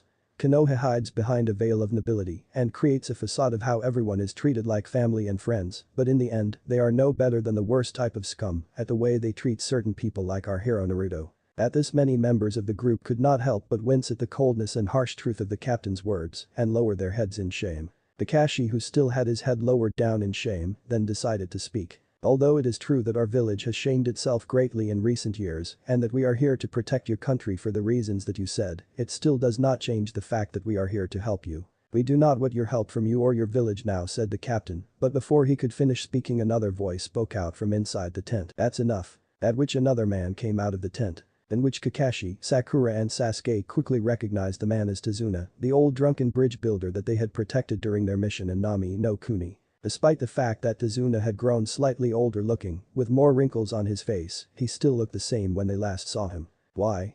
What I said is true after all. We heard all about and what they did as well as the rest of their people did to Nai-sama," spoke the samurai captain angrily. "True, but not all of them are reasonable. Remember, the Kazekage told us that not everyone treated Naruto badly, there were still some that were on his side and did not turn their backs on him. Do not let your anger cloud your judgments, besides most of the people in this group were among the minority that did not turn against him," said Tazuna. At which Ino, Sakura and Kakashi lowered their heads since they knew they weren't among that minority of people after what they did to Naruto. "Now take off that helmet of yours, there is no need for you to wear it," spoke Tazuna again to the samurai captain, at which the samurai captain sighed angrily but complied, where when he took his helmet off, when he did, the Konoha group saw that the samurai captain was a young man who looked to be about 18 years of age. The young man had black shoulder-length hair and black eyes. This of course surprised some of the more senior shinobis as well as some of the younger shinobis as well, since they knew that to reach the rank of captain, whether it be shinobi or samurai at such a young age, was very rare to happen. Hence it showed that the young man must be strong and highly skilled to reach this level at his age. Although as surprised as most of the Konohanins were, none were more surprised than Kakashi, Sakura and Sasuke were right now, because it took them a few seconds to realize who the young was. "Inari!" shouted a surprised Sakura, to which the young man just nodded. "You're the commander of the defense forces here?" asked Sakura in disbelief, since she could not believe that the small little boy who used to cry out about there being no hope and had told them once that they were going to be all killed by Geto during their last mission here was now the commander of Wave Defense Forces and the leader of the samurai in Wave. "Yes, I am," answered Inari neutrally. "Well, now isn't this an interesting development, if I may ask? When did you become a samurai and when did you make captain?" asked Kakashi, friendly-like with his traditional eye smile, since he wanted to keep them talking, since the longer they talked the better chance they had at convincing them to let him and the others help them. Since Kakashi knew that Nami no Kuni stood very little chance of beating the Kiri invasion force by themselves, and if Kiri took over Nami no Kuni, then all chances of Konoha surviving this war were gone. "When I was 10 I decided I wanted to be able to protect my family and my people and be more like Nai-sama." This got confused looks from several of the Konoha members until Sakura told them that Naruto was like an older brother figure to Inari. "But since there were no shinobi villages in our country, I decided to do the next best thing and be a samurai. My grandfather went to our daimyo and asked him to send me along with his selection of people who he would send to be trained as samurai, and since the daimyo owned my grandfather for building the bridge and helping to save our country, he agreed. I then spent the next 5 years training as hard as I could in Tetsu no Kuni to become a samurai so that I could defend everyone in Nami no Kuni just like Nai-sama would have. When I came back I then spent the next 3 years working and training as hard as I could to become captain and be leader of the daimyo samurai guard," answered Inari, to which Kakashi nodded since he was impressed with Inari since he knew how hard Inari must have worked and trained to get where he was. "Just like Naruto," Kakashi said sadly. "Now about you coming to help us, Tazuna," but before he could finish Inari interrupted him. "Grandfather, could I have a word in private with you?" said Inari casually. At which Tazuna nodded knowing what this was about, as did the others, and he went into the tent with his grandson. Inside the command tent, "Grandfather, you can't be seriously thinking of letting them stay and accept their help," whispered Inari harshly. "I am," answered Tazuna, "but how can we even trust them after what they have done? Who's to say that when things get rough that they won't run away and destroy the bridge and leave the rest of us to be slaughtered?" "It wouldn't be the first time that Konoha has turned its back on someone for their own selfish needs," said Inari. "We have to trust them since we need their help," said Tazuna. "We can fight for ourselves, my men and I, as well as the other volunteers will fight them off," said Inari. "Inari, stop deluding yourself, although you and your men can hold your own in a fight against shinobis, especially when you all fight together, but there is not enough of you, you know that we're outnumbered and most of the men are militia, they won't stand a chance against shinobis," rounded Tazuna. "But what about the message we sent to them? Surely they come after what we offered them," said Inari. "We don't know that they will come, and even if they do they may not arrive in time, and Suna can't help us. Since they're too far away to send help, and besides they are in the middle in their war against the ones that Konoha is fighting against. We need all the help we can get, Inari, if we want to win this fight," answered Tazuna. "But what about what they did to Nai-sama? How can we simply just forget how they banished him and sent him out to get killed? You know that I'm not the only person here that feels that way. The men will not want to fight alongside the people from the very village that banished Nai-sama away to get killed," replied Inari angrily. "Then you will have to get them to put aside their anger towards them, or for now at the very least, since remember most of the people in that group were against Naruto's banishment," said Tazuna. "But what about Haddock, the Uchiha and Haruno? They're as guilty as the rest of those people back at that village for what they did," countered Inari. "Look, Inari, I know how you feel. I don't like having them here any more than you do, and if this was any other time, I would be among the first people to throw them out of here. But we need them to help us, since with them here we stand a better chance of winning this fight than we do without them. We have to look past our hate and dislike for them and do what is best for our home and our people," said Tazuna earnestly. Inari just sighed knowing that his grandfather was right even if he didn't like it. "Fine, but I still don't like it, and there will be some conditions that they will have to agree to," said Inari, to which his grandfather just nodded and began to listen to his grandson conditions. Outside the command tent, after a couple of minutes of waiting, both Inari and Tazuna came out of the tent. "Haddock-san, is that offer still available?" asked Tazuna, to which Kakashi just nodded. "Then we would like to accept your help against the invasion of our country," said Tazuna. This of course got many angry murmurs from many of the men around that had been listening to the conversation from the start. But the murmuring was quickly stopped when Inari ordered them to be silent. "Very well then, my people and I will start to set up our camp just outside yours," said Kakashi. "Fine then, but there are some conditions that have to be met if you all are going to be here and fight alongside us," spoke Inari. "Such as?" asked Kakashi. You and your people are not allowed to go near the bridge by yourselves, also as long as you and your people are here. Your teams will have to answer to me or one of my lieutenants and do what they are asked to do if they are needed to do something. If they do not, then you and your people will be forced out of our country. Another thing is that you have to inform me and go over any and all plans that you have for the defense of Nami no Kuni. In return, we will share our plans with you. Spoke Inari with authority. At this, Sasuke decided to make his opinion known to everyone. We come here to help save your sorry excuse of the country, and you think that since you are in charge of this ragtag bunch of wannabes warriors and samurai, that you can boss us around like everyone else. You got a lot of nerve, to say the least, kid. We never asked for your help. Chihi, you all came to us, and to be quite frank, even if we had asked for your help from your village, we would have made damn certain to mention that we didn't want you to come. So if you want to leave, by all means go, we won't stop you. We would be even more than happy to throw you out of our country ourselves. So if you have a problem with taking orders from me, then go. But if not, you will kindly shut that trap of yours and do what you are told, stated Inari. After which many of the Konoha ninja began to smirk at seeing Sasuke being handled by Inari and were quite impressed with how easily he could take charge and put Sasuke in his place. Sasuke just scowled and was about to retort when Kakashi interrupted him to avoid more trouble.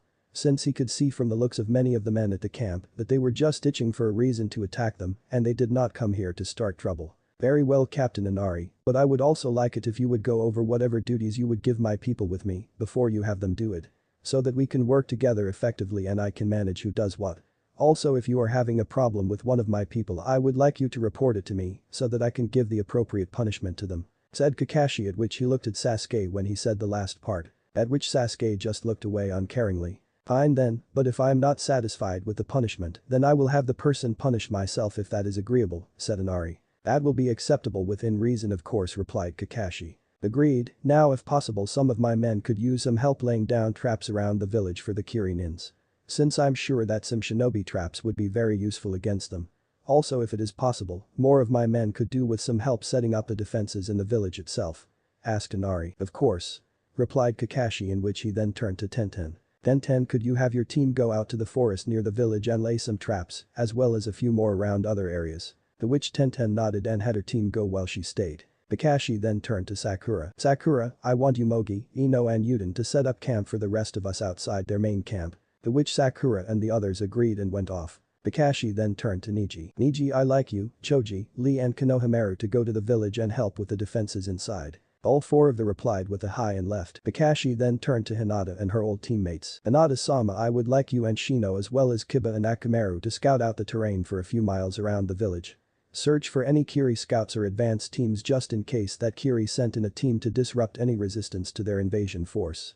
Also see if you can find any other areas or places that we can use to our advantage for traps or defensive purposes. All three then nodded and Akamura barked in understanding and left. After which he turned to Sasuke. Sasuke, I want your team to help Tenten's team set up traps around the village. Sasuke narrowed his eyes slightly since he didn't like taking orders from Kakashi like he was a genin again, but decided to do what was asked of him and ordered his men to do it. After the teams were each given a job to do, Inari asked the team leaders to come into the tent to plan their defense of Nami no Kuni. Inside the command tent. Once everyone was inside the tent, Inari began to explain how he and his men were set up for the defense of their country. He explained that they had further forces in small forts and bases around their country. He also explained how the force here was their main force, since the bridge was the key to the whole country. They believed that the Kiri invasion force would land near the village to secure the bridge first, since that was what they wanted most, and with the bridge under their control, they would have control of the main escape route out of the country. They could then quickly take over the country without much trouble and have what they wanted: the bridge in the country. After Inari had finished explaining his forces' layout and the defenses he had taken around the bridge and the village, most of the Konoha team leaders were impressed with how the Nami no Kuni forces here had been set up. It was made so that even without their help, the Kirinins would have a hard time taking the village as well as the country itself. Shikamaru even began to suggest some of his own ideas to help improve the village defenses, which Inari agreed to after hearing them. So how many men do you have here? Asked Shikamaru. We have 300 militia men and about 70 samurai here, answered Tazuna. That all? Asked a surprised Karini. I'm afraid so. Nami no Kuni does not have a real standing army other than the samurai who guard the daimyo palace, even then he only has 100 of them. Inari was able to convince the daimyo to give him most of his men to help defend Nami no Kuni. Also, considering that we do not have any professional warriors here in Nami no Kuni, the rest are just militia. We were able to gather about 1,200 men, and as we told you, most of them are scattered around the country in small bases and forts. So that if Kiri doesn't invade us from here and invades us somewhere else, we can at least have some warning of where they are invading from and give ourselves a chance to reorganize our forces and defenses to meet them. We have also gathered another 300 men, all of whom are former hunters and trappers in Nami no Kuni, set up in small caves and hidden areas in the forests in Nami no Kuni. We've set them up as small cell groups so that if Nami no Kuni falls to Kiri, they can at least cause some trouble for the Kiri nins by attacking supply bases and making raids on their bases, as well as other guerrilla tactics to make things as hard for them as possible as long as they're here. Spoke Tazuna. Shikamaru nodded in agreement with what Inari and Tazuna had done. What about the rest of you people? Where are all the women and children and other old people as well as your daimyo? Asked Yamato. Our daimyo was able to get the ruler of the large island nation Enkai no Kuni, Ocean Country, which is just south of Kaminari no Kuni, to agree to take him and our people in as refugees.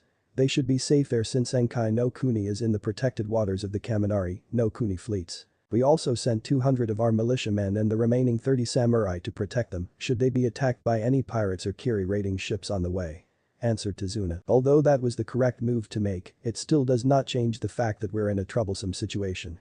Since even with our combined forces we are at a severe disadvantage, since together we have less than 400 defenders here. While Kiri has twice that many, also it is most likely that many of the Kiri nins will have their kunai launchers, with them. Hence it makes it a lot harder to fight if we engage them in the village itself, which we will have no choice but to do. Since if we fight them in the forest or the open plain we be slaughtered, since they could easily surround us with their larger numbers and we be butchered like cattle. Said Shikamaru. We just have do our best and outfight them when do arrive. Said Inari. After Inari had finished speaking, Tenten decided to ask something that she had been wondering about for a while. Excuse Tazuna-san? Asked Tenten, which caused the man to look at her, but there is something that has been bothering me for a while. Which would be? He replied. How is it that you and your people were able to learn about the invasions, since we were able to only learn of it a few days ago? Well, it seems that you have known for much longer. We were able to learn of the invasion because one of our fishermen went to Mizu no Kuni to sell some of his catch there. During which when he went into a local fisherman bar, he overheard a group of sailors from Kiri fleet who were drunk at the time talking about invading our country. Also another fisherman who was fishing near one of Mizu no Kuni military docks saw a large group of warships numbering about 20 being loaded with a large amount of equipment and men on them. Answered Tazuna. Very well, then I believe that we should now help with the perpetrations of the defense against Kiri.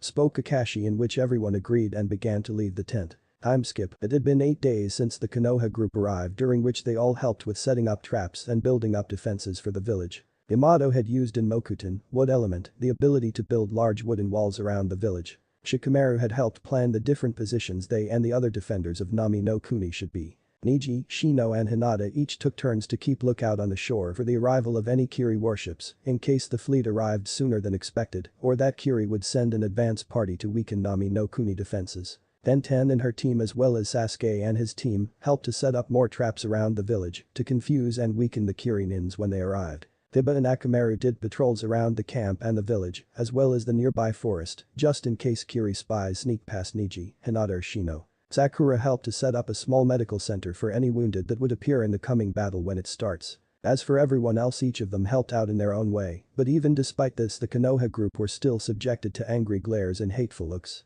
It was clear that even after Inari had spoken to the men and got them to agree to work with the Konoha ninja, it still did not change the strong dislike that the men had for them. This of course did not help the morale of the group, since many were depressed after a few days of being ignored for the majority of time or being glared at by others. This of course also gave them an idea of what it was like for Naruto when he was growing up, even if it wasn't even a tenth of what he went through. It was after their 8 days in being Nami no Kuni that Hinata went over to speak to Inari about something she had been looking for several days in her spare time. Excuse me, Inari Shirei. Shirei means commander. Yes, Hyuga-sen, answered Inari. I was wondering if I could speak to you about a private matter if I could.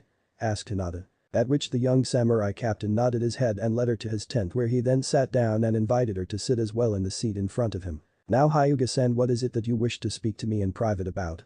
Asked Inari. I was hoping, Inari Shirei, that you could tell me where Naruto-kun graveside is, answered Hinata. At this Inari then began to frown and spoke again. Why do you want to know where his graveside is? Because if you or any other Konoha nins intend to desecrate his graveside, spoke Inari harshly, but before he could finish speaking, he was interrupted with a powerful burst of killing intent. When Inari looked at Hinata, a black aura of death seemed to imitate her, and when he looked right into her lavender eyes. He saw a cold wrathful fury emanating from them that made him feel as if he was staring at death itself. It was as if she was looking into his very soul and would rip it out. It took every ounce of courage and self-restraint that he had to not flinch or wither under her glare, which would have greatly impressed many shinobis if they had seen him, since Hinata could even make Jiraiya himself wither under her harsh gaze. After a moment or so Hinata then spoke again in a voice that was so cold that it sent a silent chill down his spine. For that insult alone I would kill you, Inari-san. For I have killed many others for far less. I would never do such a horrendous thing as desecrate the gravicide of the only man I ever loved, and I would kill anyone who even tried in the slowest and most painful manner a man or woman could ever suffer. As she finished speaking, the killing intent died down, and Hinata's gaze lessened although the coldness was still there. After the killing intent died down, Inari let a silent breath loose that he had been unknowingly holding. Hyuga Shikyo no Megami, Hyuga's goddesses of death, indeed, thought Inari with a slight shiver, since he had heard of Hinata's infamous reputation. For even though he was a samurai, it did not mean he would not keep tabs on strong shinobis in case he should ever have to face them in battle. Taking a deep breath and settling his nerves, Inari then spoke. I apologize, Hinata-sama, for my harsh words and my insult to you. Since I sometime let my anger against your village control me, I'm well aware of the fact that you and most of your company were close friends with Nai-sama and were against him being banished. It is just that when I see the Konoha headband I see red and my anger takes hold of me and I lash out on any Konoha ninja that I see regardless of who they are. I accept your apology, Inari-shirei, for I understand your feelings all too well, but a word of advice, Inari-shirei. I suggest that you learn to control your anger towards my village and not let your anger towards the majority of the civilian population and the large number of shinobi in Konoha control you. Since there were a few others who did not agree with Naruto-kun banishment, and if you just start lashing out your anger and rage out against all Konoha shinobi, then you become no better than the ones who made Naruto-kun suffer. Spoke Hinata. Wise words, Hinata-sama, I shall try and follow them, replied Inari, to which Hinata just nodded. Now Inari-shirei, as I was saying, I was wondering if you could tell me where Naruto-kun gravicide was. Asked Hinata. For a minute or two Inari said nothing, he just closed his eyes and began to think deeply and weighing the options. After about 5 minutes of deep thinking, Inari came to a decision, after which he let out a deep sigh and looked at Hinata and spoke. What you asked is not easy for me to give, and if my men heard about this there would be much uproar about it, but I will allow it. At this a small smile graced Hinata's face. Thank Inari-shirei, you have no idea how much this means to me. Hinata was then about to ask Inari where Naruto gravicide was, but before she could, Inari interrupted her. But I'm afraid there is a condition. What condition would that be, Inari-shirei? Asked Hinata with a slight frown. Before I tell you, am I correct in assuming that if I told you where Nai-sama gravicide was, that other members of your company would also wish to go with you to pay their own respects to Nai-sama? Asked Inari, to which Hinata nodded, since she was certain that most of the others would want to go, excluding Sasuke and his root mongrels. Then the conditions are simple. The first is that when you visit the gravicide, you will be accompanied by 20 of my samurai, who will then lead you to the gravestone. The second is that when my samurai lead you to the gravicide you will be blindfolded and given a special drug that we samurai are all given in case we take shinobi or samurai prisoners. The drug will keep you from using your chakra, since although I'm willing to trust you and certain members of your company, I'm not willing to do the same for others. This of course leads me to my third and final condition, which is why you have to be blindfolded. The condition is that the members of the former Team 7, which contained Hada Kakashi, Uchiha Sasuke, Haruno Sakura, as well as Yamanaka Ino and the 2 shinobis that follow Uchiha Sasuke orders, are not allowed to visit Nai-sama gravicide. The reason being that each of them had a part, whether small or large, in Nai-sama's suffering and neglect, hence they are not permitted to visit his gravicide. Also, the reason why the 2 shinobi under Uchiha Sasuke command are not allowed is that they do not do anything without his orders, and I'm certain that if they went they would inform him where Nai-sama gravicide is. Where there would be a good chance he would destroy it just to spite Nai-sama. Also, this is the reason why you are blindfolded, since you and the other members of your company may feel compelled to tell Haddock, Haruno or Yamanaka where his gravestone is. So will you and the others agree to these terms?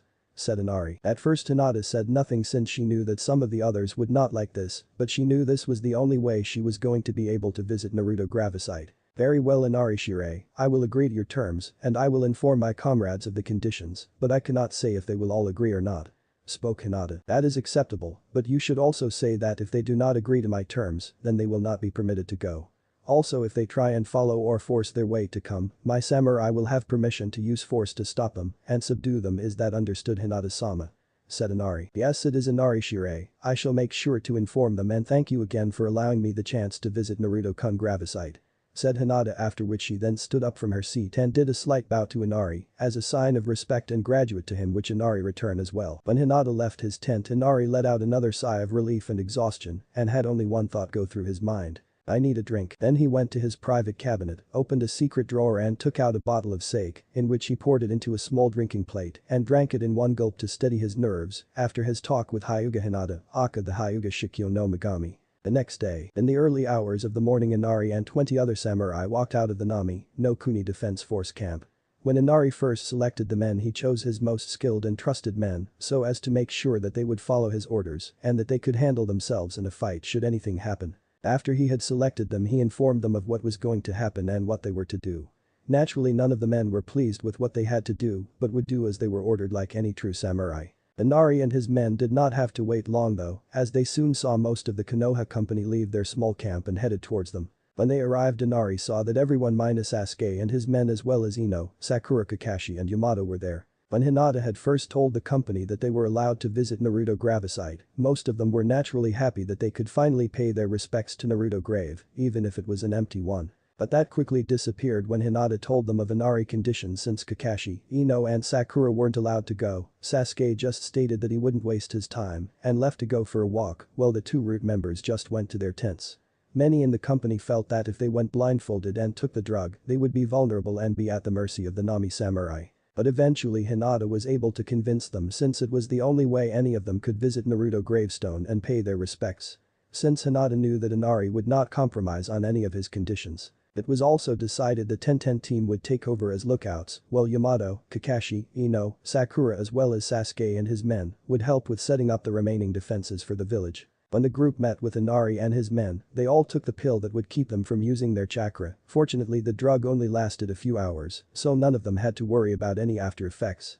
They then put on the blindfolds, after which a samurai grabbed hold of a member of the Konoha so as to make sure that they would follow them. While the remaining 6 samurai acted as guard, 3 of them led the way to Naruto gravestone and the other 3 watched the rear to make sure that no one would follow them. After about an hour of walking, the group finally stopped where the samurai finally removed their blindfolds. When the blindfolds were taken off, the Konoha group could not but be in awe at what they were seeing. They saw that they were in a large clearing surrounded by trees with several different types of flowers that grew on them. The petals of the flowers blew off the tree from the gentle breeze and gently showered the large clear with petals. In the middle of the clearing was a large pond with clear crystal water where one could easily see into the shallow water. In the middle of the large pond was a small little island with a large oak tree on it, and under it was a large gravestone which was Naruto's.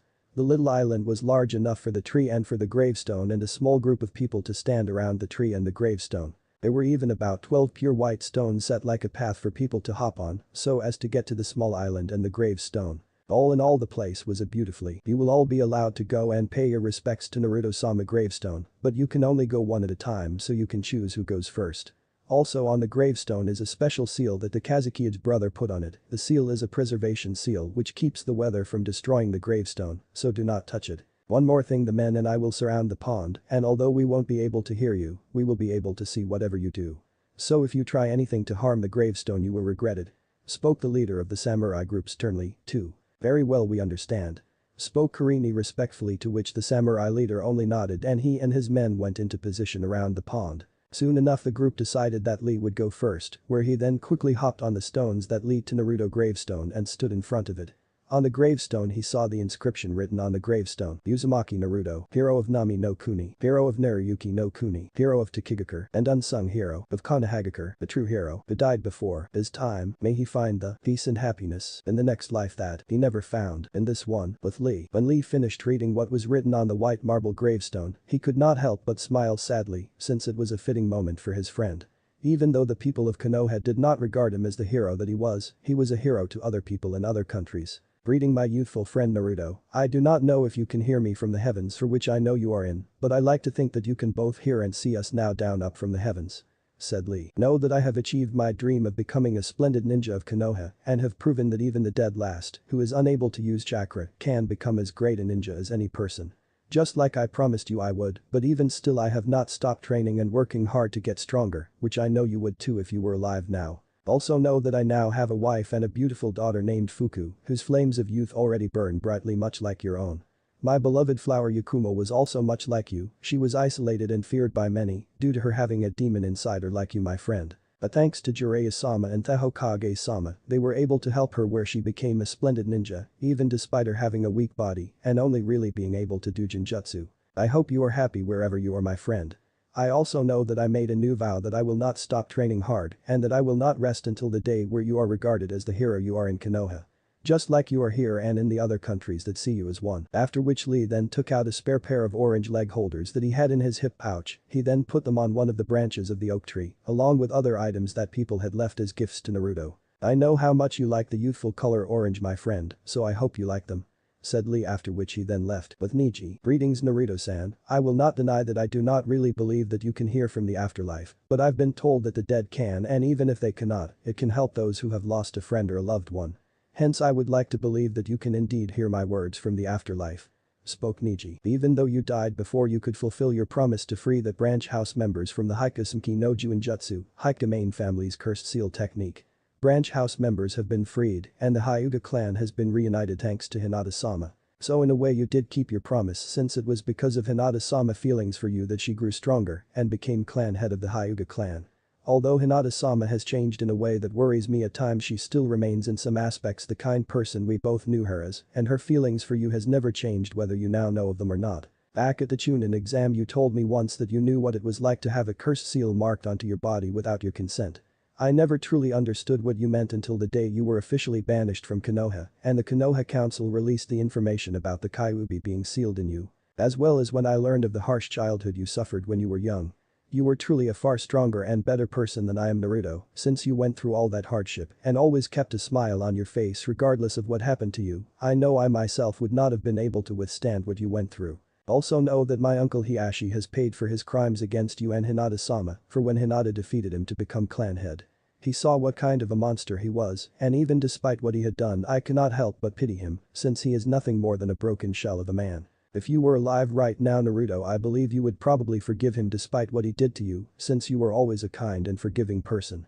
Spoke Neji, after which like Lee he went to his hip pouch and took out his old ninja headband that he wore when he fought against Naruto in the Chunin exam. After placing the folded headband on a tree branch, Neji looked back down at Naruto's gravestone and spoke again. The token of respect, my friend, to when you changed my life for the better, where you showed me that our fates are not written in stone like I once believed. You showed me that we can write our fates and shape our own destiny. You fought the destiny of becoming a monster that the people of Konoha were trying to turn you into, thanks to their ignorant hate and stupidity. You fought that destiny and won and became a hero to many different nations. I only wish you could have proven me wrong about you becoming Hokage, for if you had I would never have been happier to be proven wrong about something than then.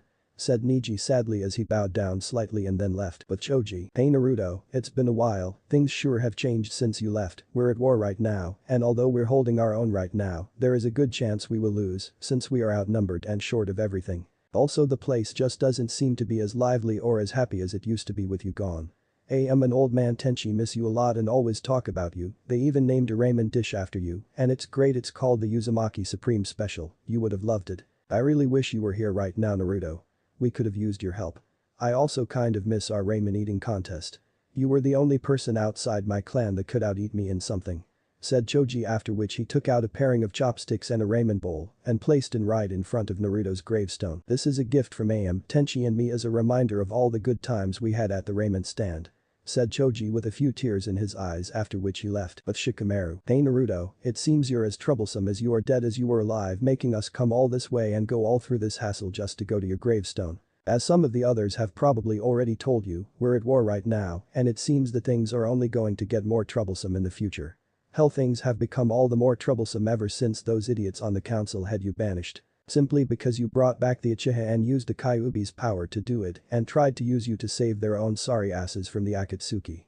Which in the end only gave the Akatsuki the Kyuubi and got you killed, troublesome idiots. You may or may not know this, but I was able to beat Ino after you left, since she was being an even more troublesome blonde than she usually was. After you left and the news of you having the Kyuubi and you came out, she started to believe what a lot of those troublesome idiot civilians believed. But I was able to slap some sense into her when I had enough of her. But I then slapped her and then verbally tore into her about how much of an idiot she was and at how weak she was. It was probably the only time I ever saw her lost for words. After that she changed and was sorry for what she had done, she stopped being so troublesome and actually got stronger, she now even married to this new guy named Sai. He is not so troublesome, nor is he too bad since he likes to insult Sasuke wherever he can, so I say that gives him a few points. Although I don't know how he can stand to be married to a troublesome woman like Ino. Ino wanted to be here, but the people here knew about some of the bad things that she did to you, so they refused to allow her to come along with Kakashi, Sakura and Sasuke, not that much of a loss. Also I'm married and she is not as troublesome as my mother or some other women that I know, so we get along fine. We're even expecting a kid, and if it's a boy we're going to call him Asuma. Also if you see Asuma-sensei up there, tell him that Ino, Choji, Konohamaru and I are making sure that both his son Hiruzen and Karini are okay, and I make sure that he becomes a great ninja just like he was, spoke Shikamaru. After which he then took out a small polished steel plate with the words, Uzumaki Naruto, hero of Konoha and friend to all. This is from Tsunade since she couldn't be here like she wanted to be. Spoke Shikamaru, after which he put the plate on a thick branch and then left.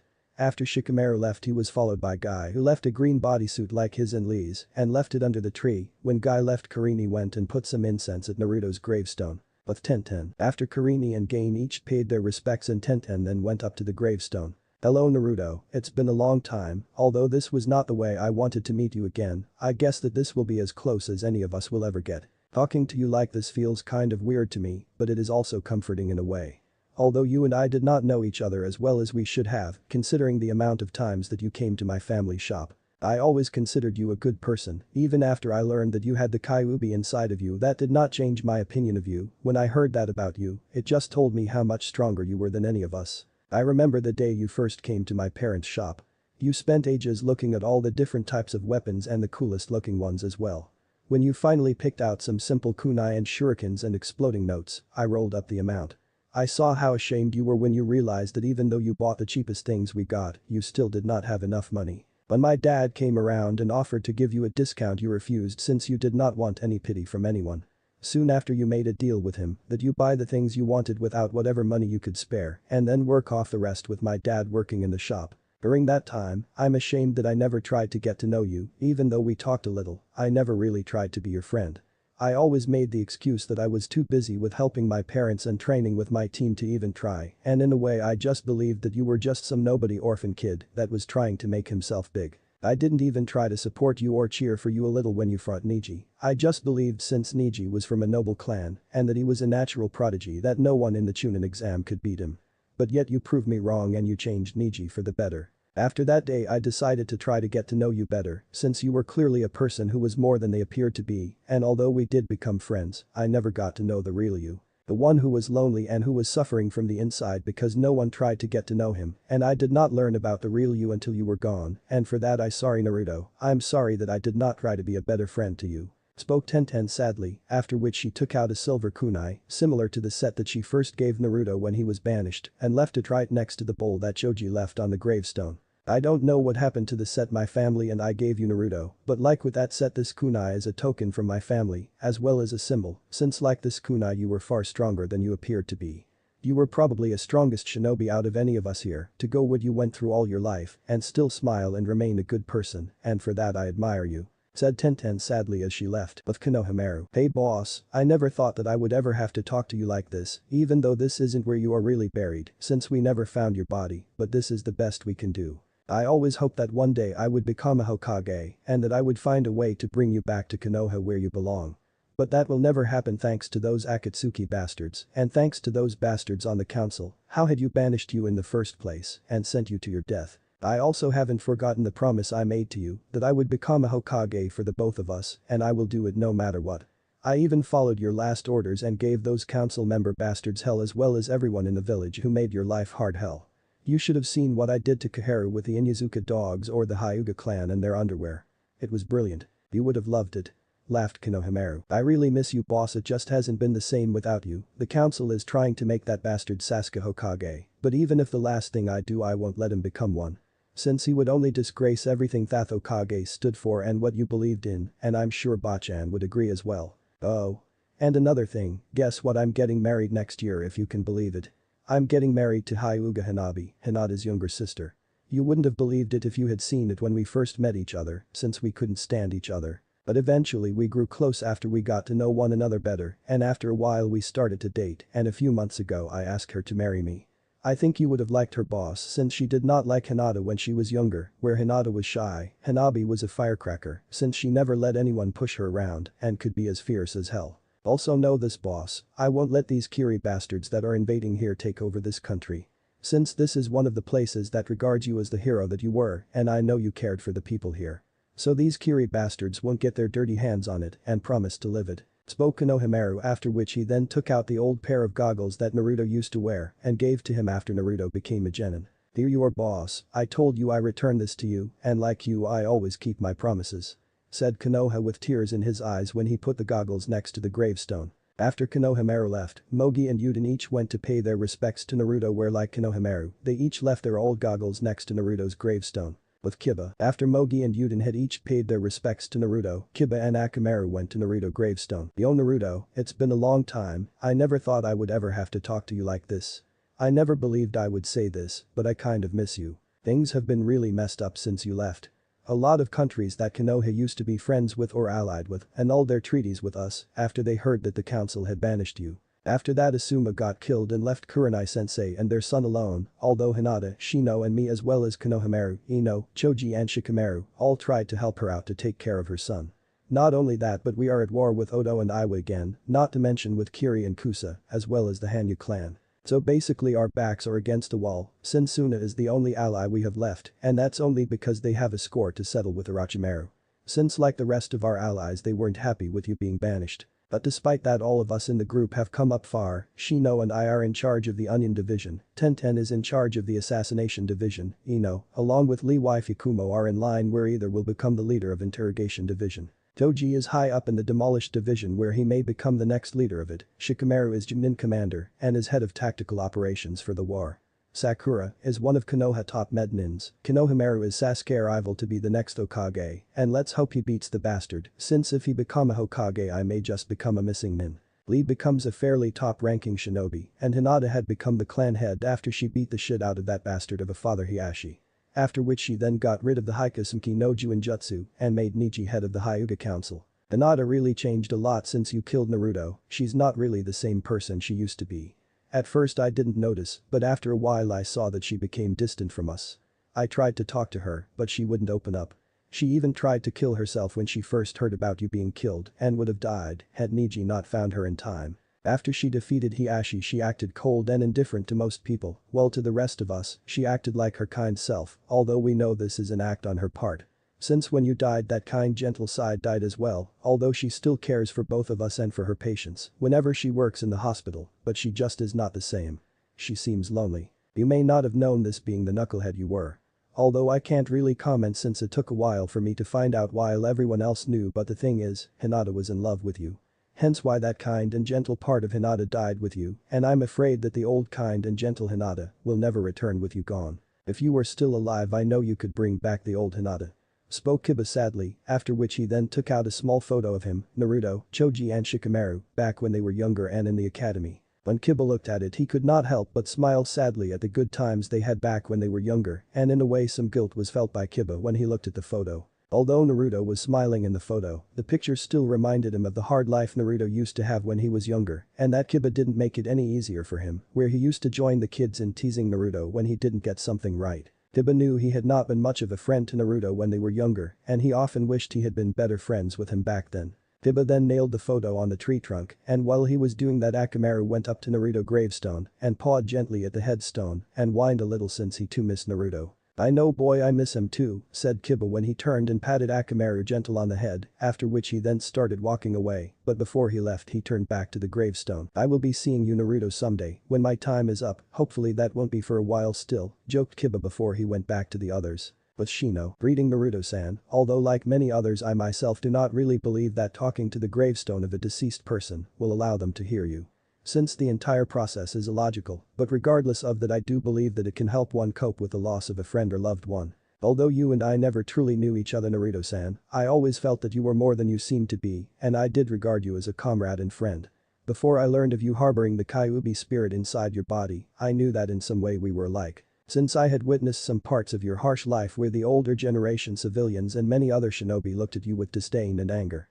Like you, my clan and myself have felt or suffered similar looks by people for what we contained, but despite that we had never endured the hardships that you had. For enduring such hardships and never giving up and continuing to go on, and despite the difficulties you have my deepest respects and admiration. My only regret right now is that I did not try to get to you better, Naruto-san, since in a way we were kindred spirits. Both contain living beings inside of us and have suffered the harsh gazes of people who do not understand us just because of what we hold. I can only hope now that you find peace in the next life that was stolen from you in this one, and although I have no gift to offer you, I will say a silent prayer for your spirit. Spoke Shino, after which he remained silent and still for about 2 or 3 minutes before he left. But Sai, after Shino had left, Sai decided to go next. Greetings, Naruto-san, although you and I have never met, I have heard a great deal about you from your friends. Like you, I too am an orphan, and I was subjected to a harsh upbringing by my master Danzo, who took me in to be one of his hidden weapons. Although I cannot go into detail as to what kind of training or upbringing I had under Lord Danzo, I can say in some aspects it was as harsh as your own young life. But luckily after you were banished I was assigned to your teammate, where I met your other friends who were able to help me to regain my humanity. You yourself helped me by the stories that your friends told me about you, and it was thanks to these stories that gave me the hope that I could have more in life than to be just Lord Danzo's servant and weapon. From the stories I was told of you, I was reminded of a person very close to me named Shin, who was very much like you in a way and was a brother to me in everything but blood. Also, the reason I'm here is to deliver a message from Ino-chan, Sakura-san and Kakashi-san, who were not allowed to come due to their past sins against you. They wish to say how sorry they were for what they had done against you, and they know that no matter how much they say it that it cannot make up for what they did, but they still wish to say it. They say that they hope one day that they can find some way of making up for what they have done against you, and if not that you could find it in your heart to forgive them, even if they may not deserve it. They also say that even if you did they would be unable to forgive themselves. Said Sai, after which he took out a small painting portrait from his hip pouch. The painting was one of a smiling Naruto in his orange jumpsuit and him wearing the Hokage hat. Sai then nailed the portrait on the tree underneath the photo that Kiba put on and then went back to the gravestone. This is my gift to you, Naruto-san, and I hope you are happy wherever you are. Said Sai as he then left. But Hinata, after Sai joined the group, Hinata being the last, went to pay her respects to Naruto gravestone. Hello Naruto-kun, I often wished I could see and speak to you again after you were banished. I even dreamed at times that you would return to Konoha so that I could finally tell you how I feel about you, but that dream never came true. That is probably the greatest regret that I have, that you left before I could tell you that I was in love with you. That I would have been willing to join you in banishment and leave my clan just to be with you.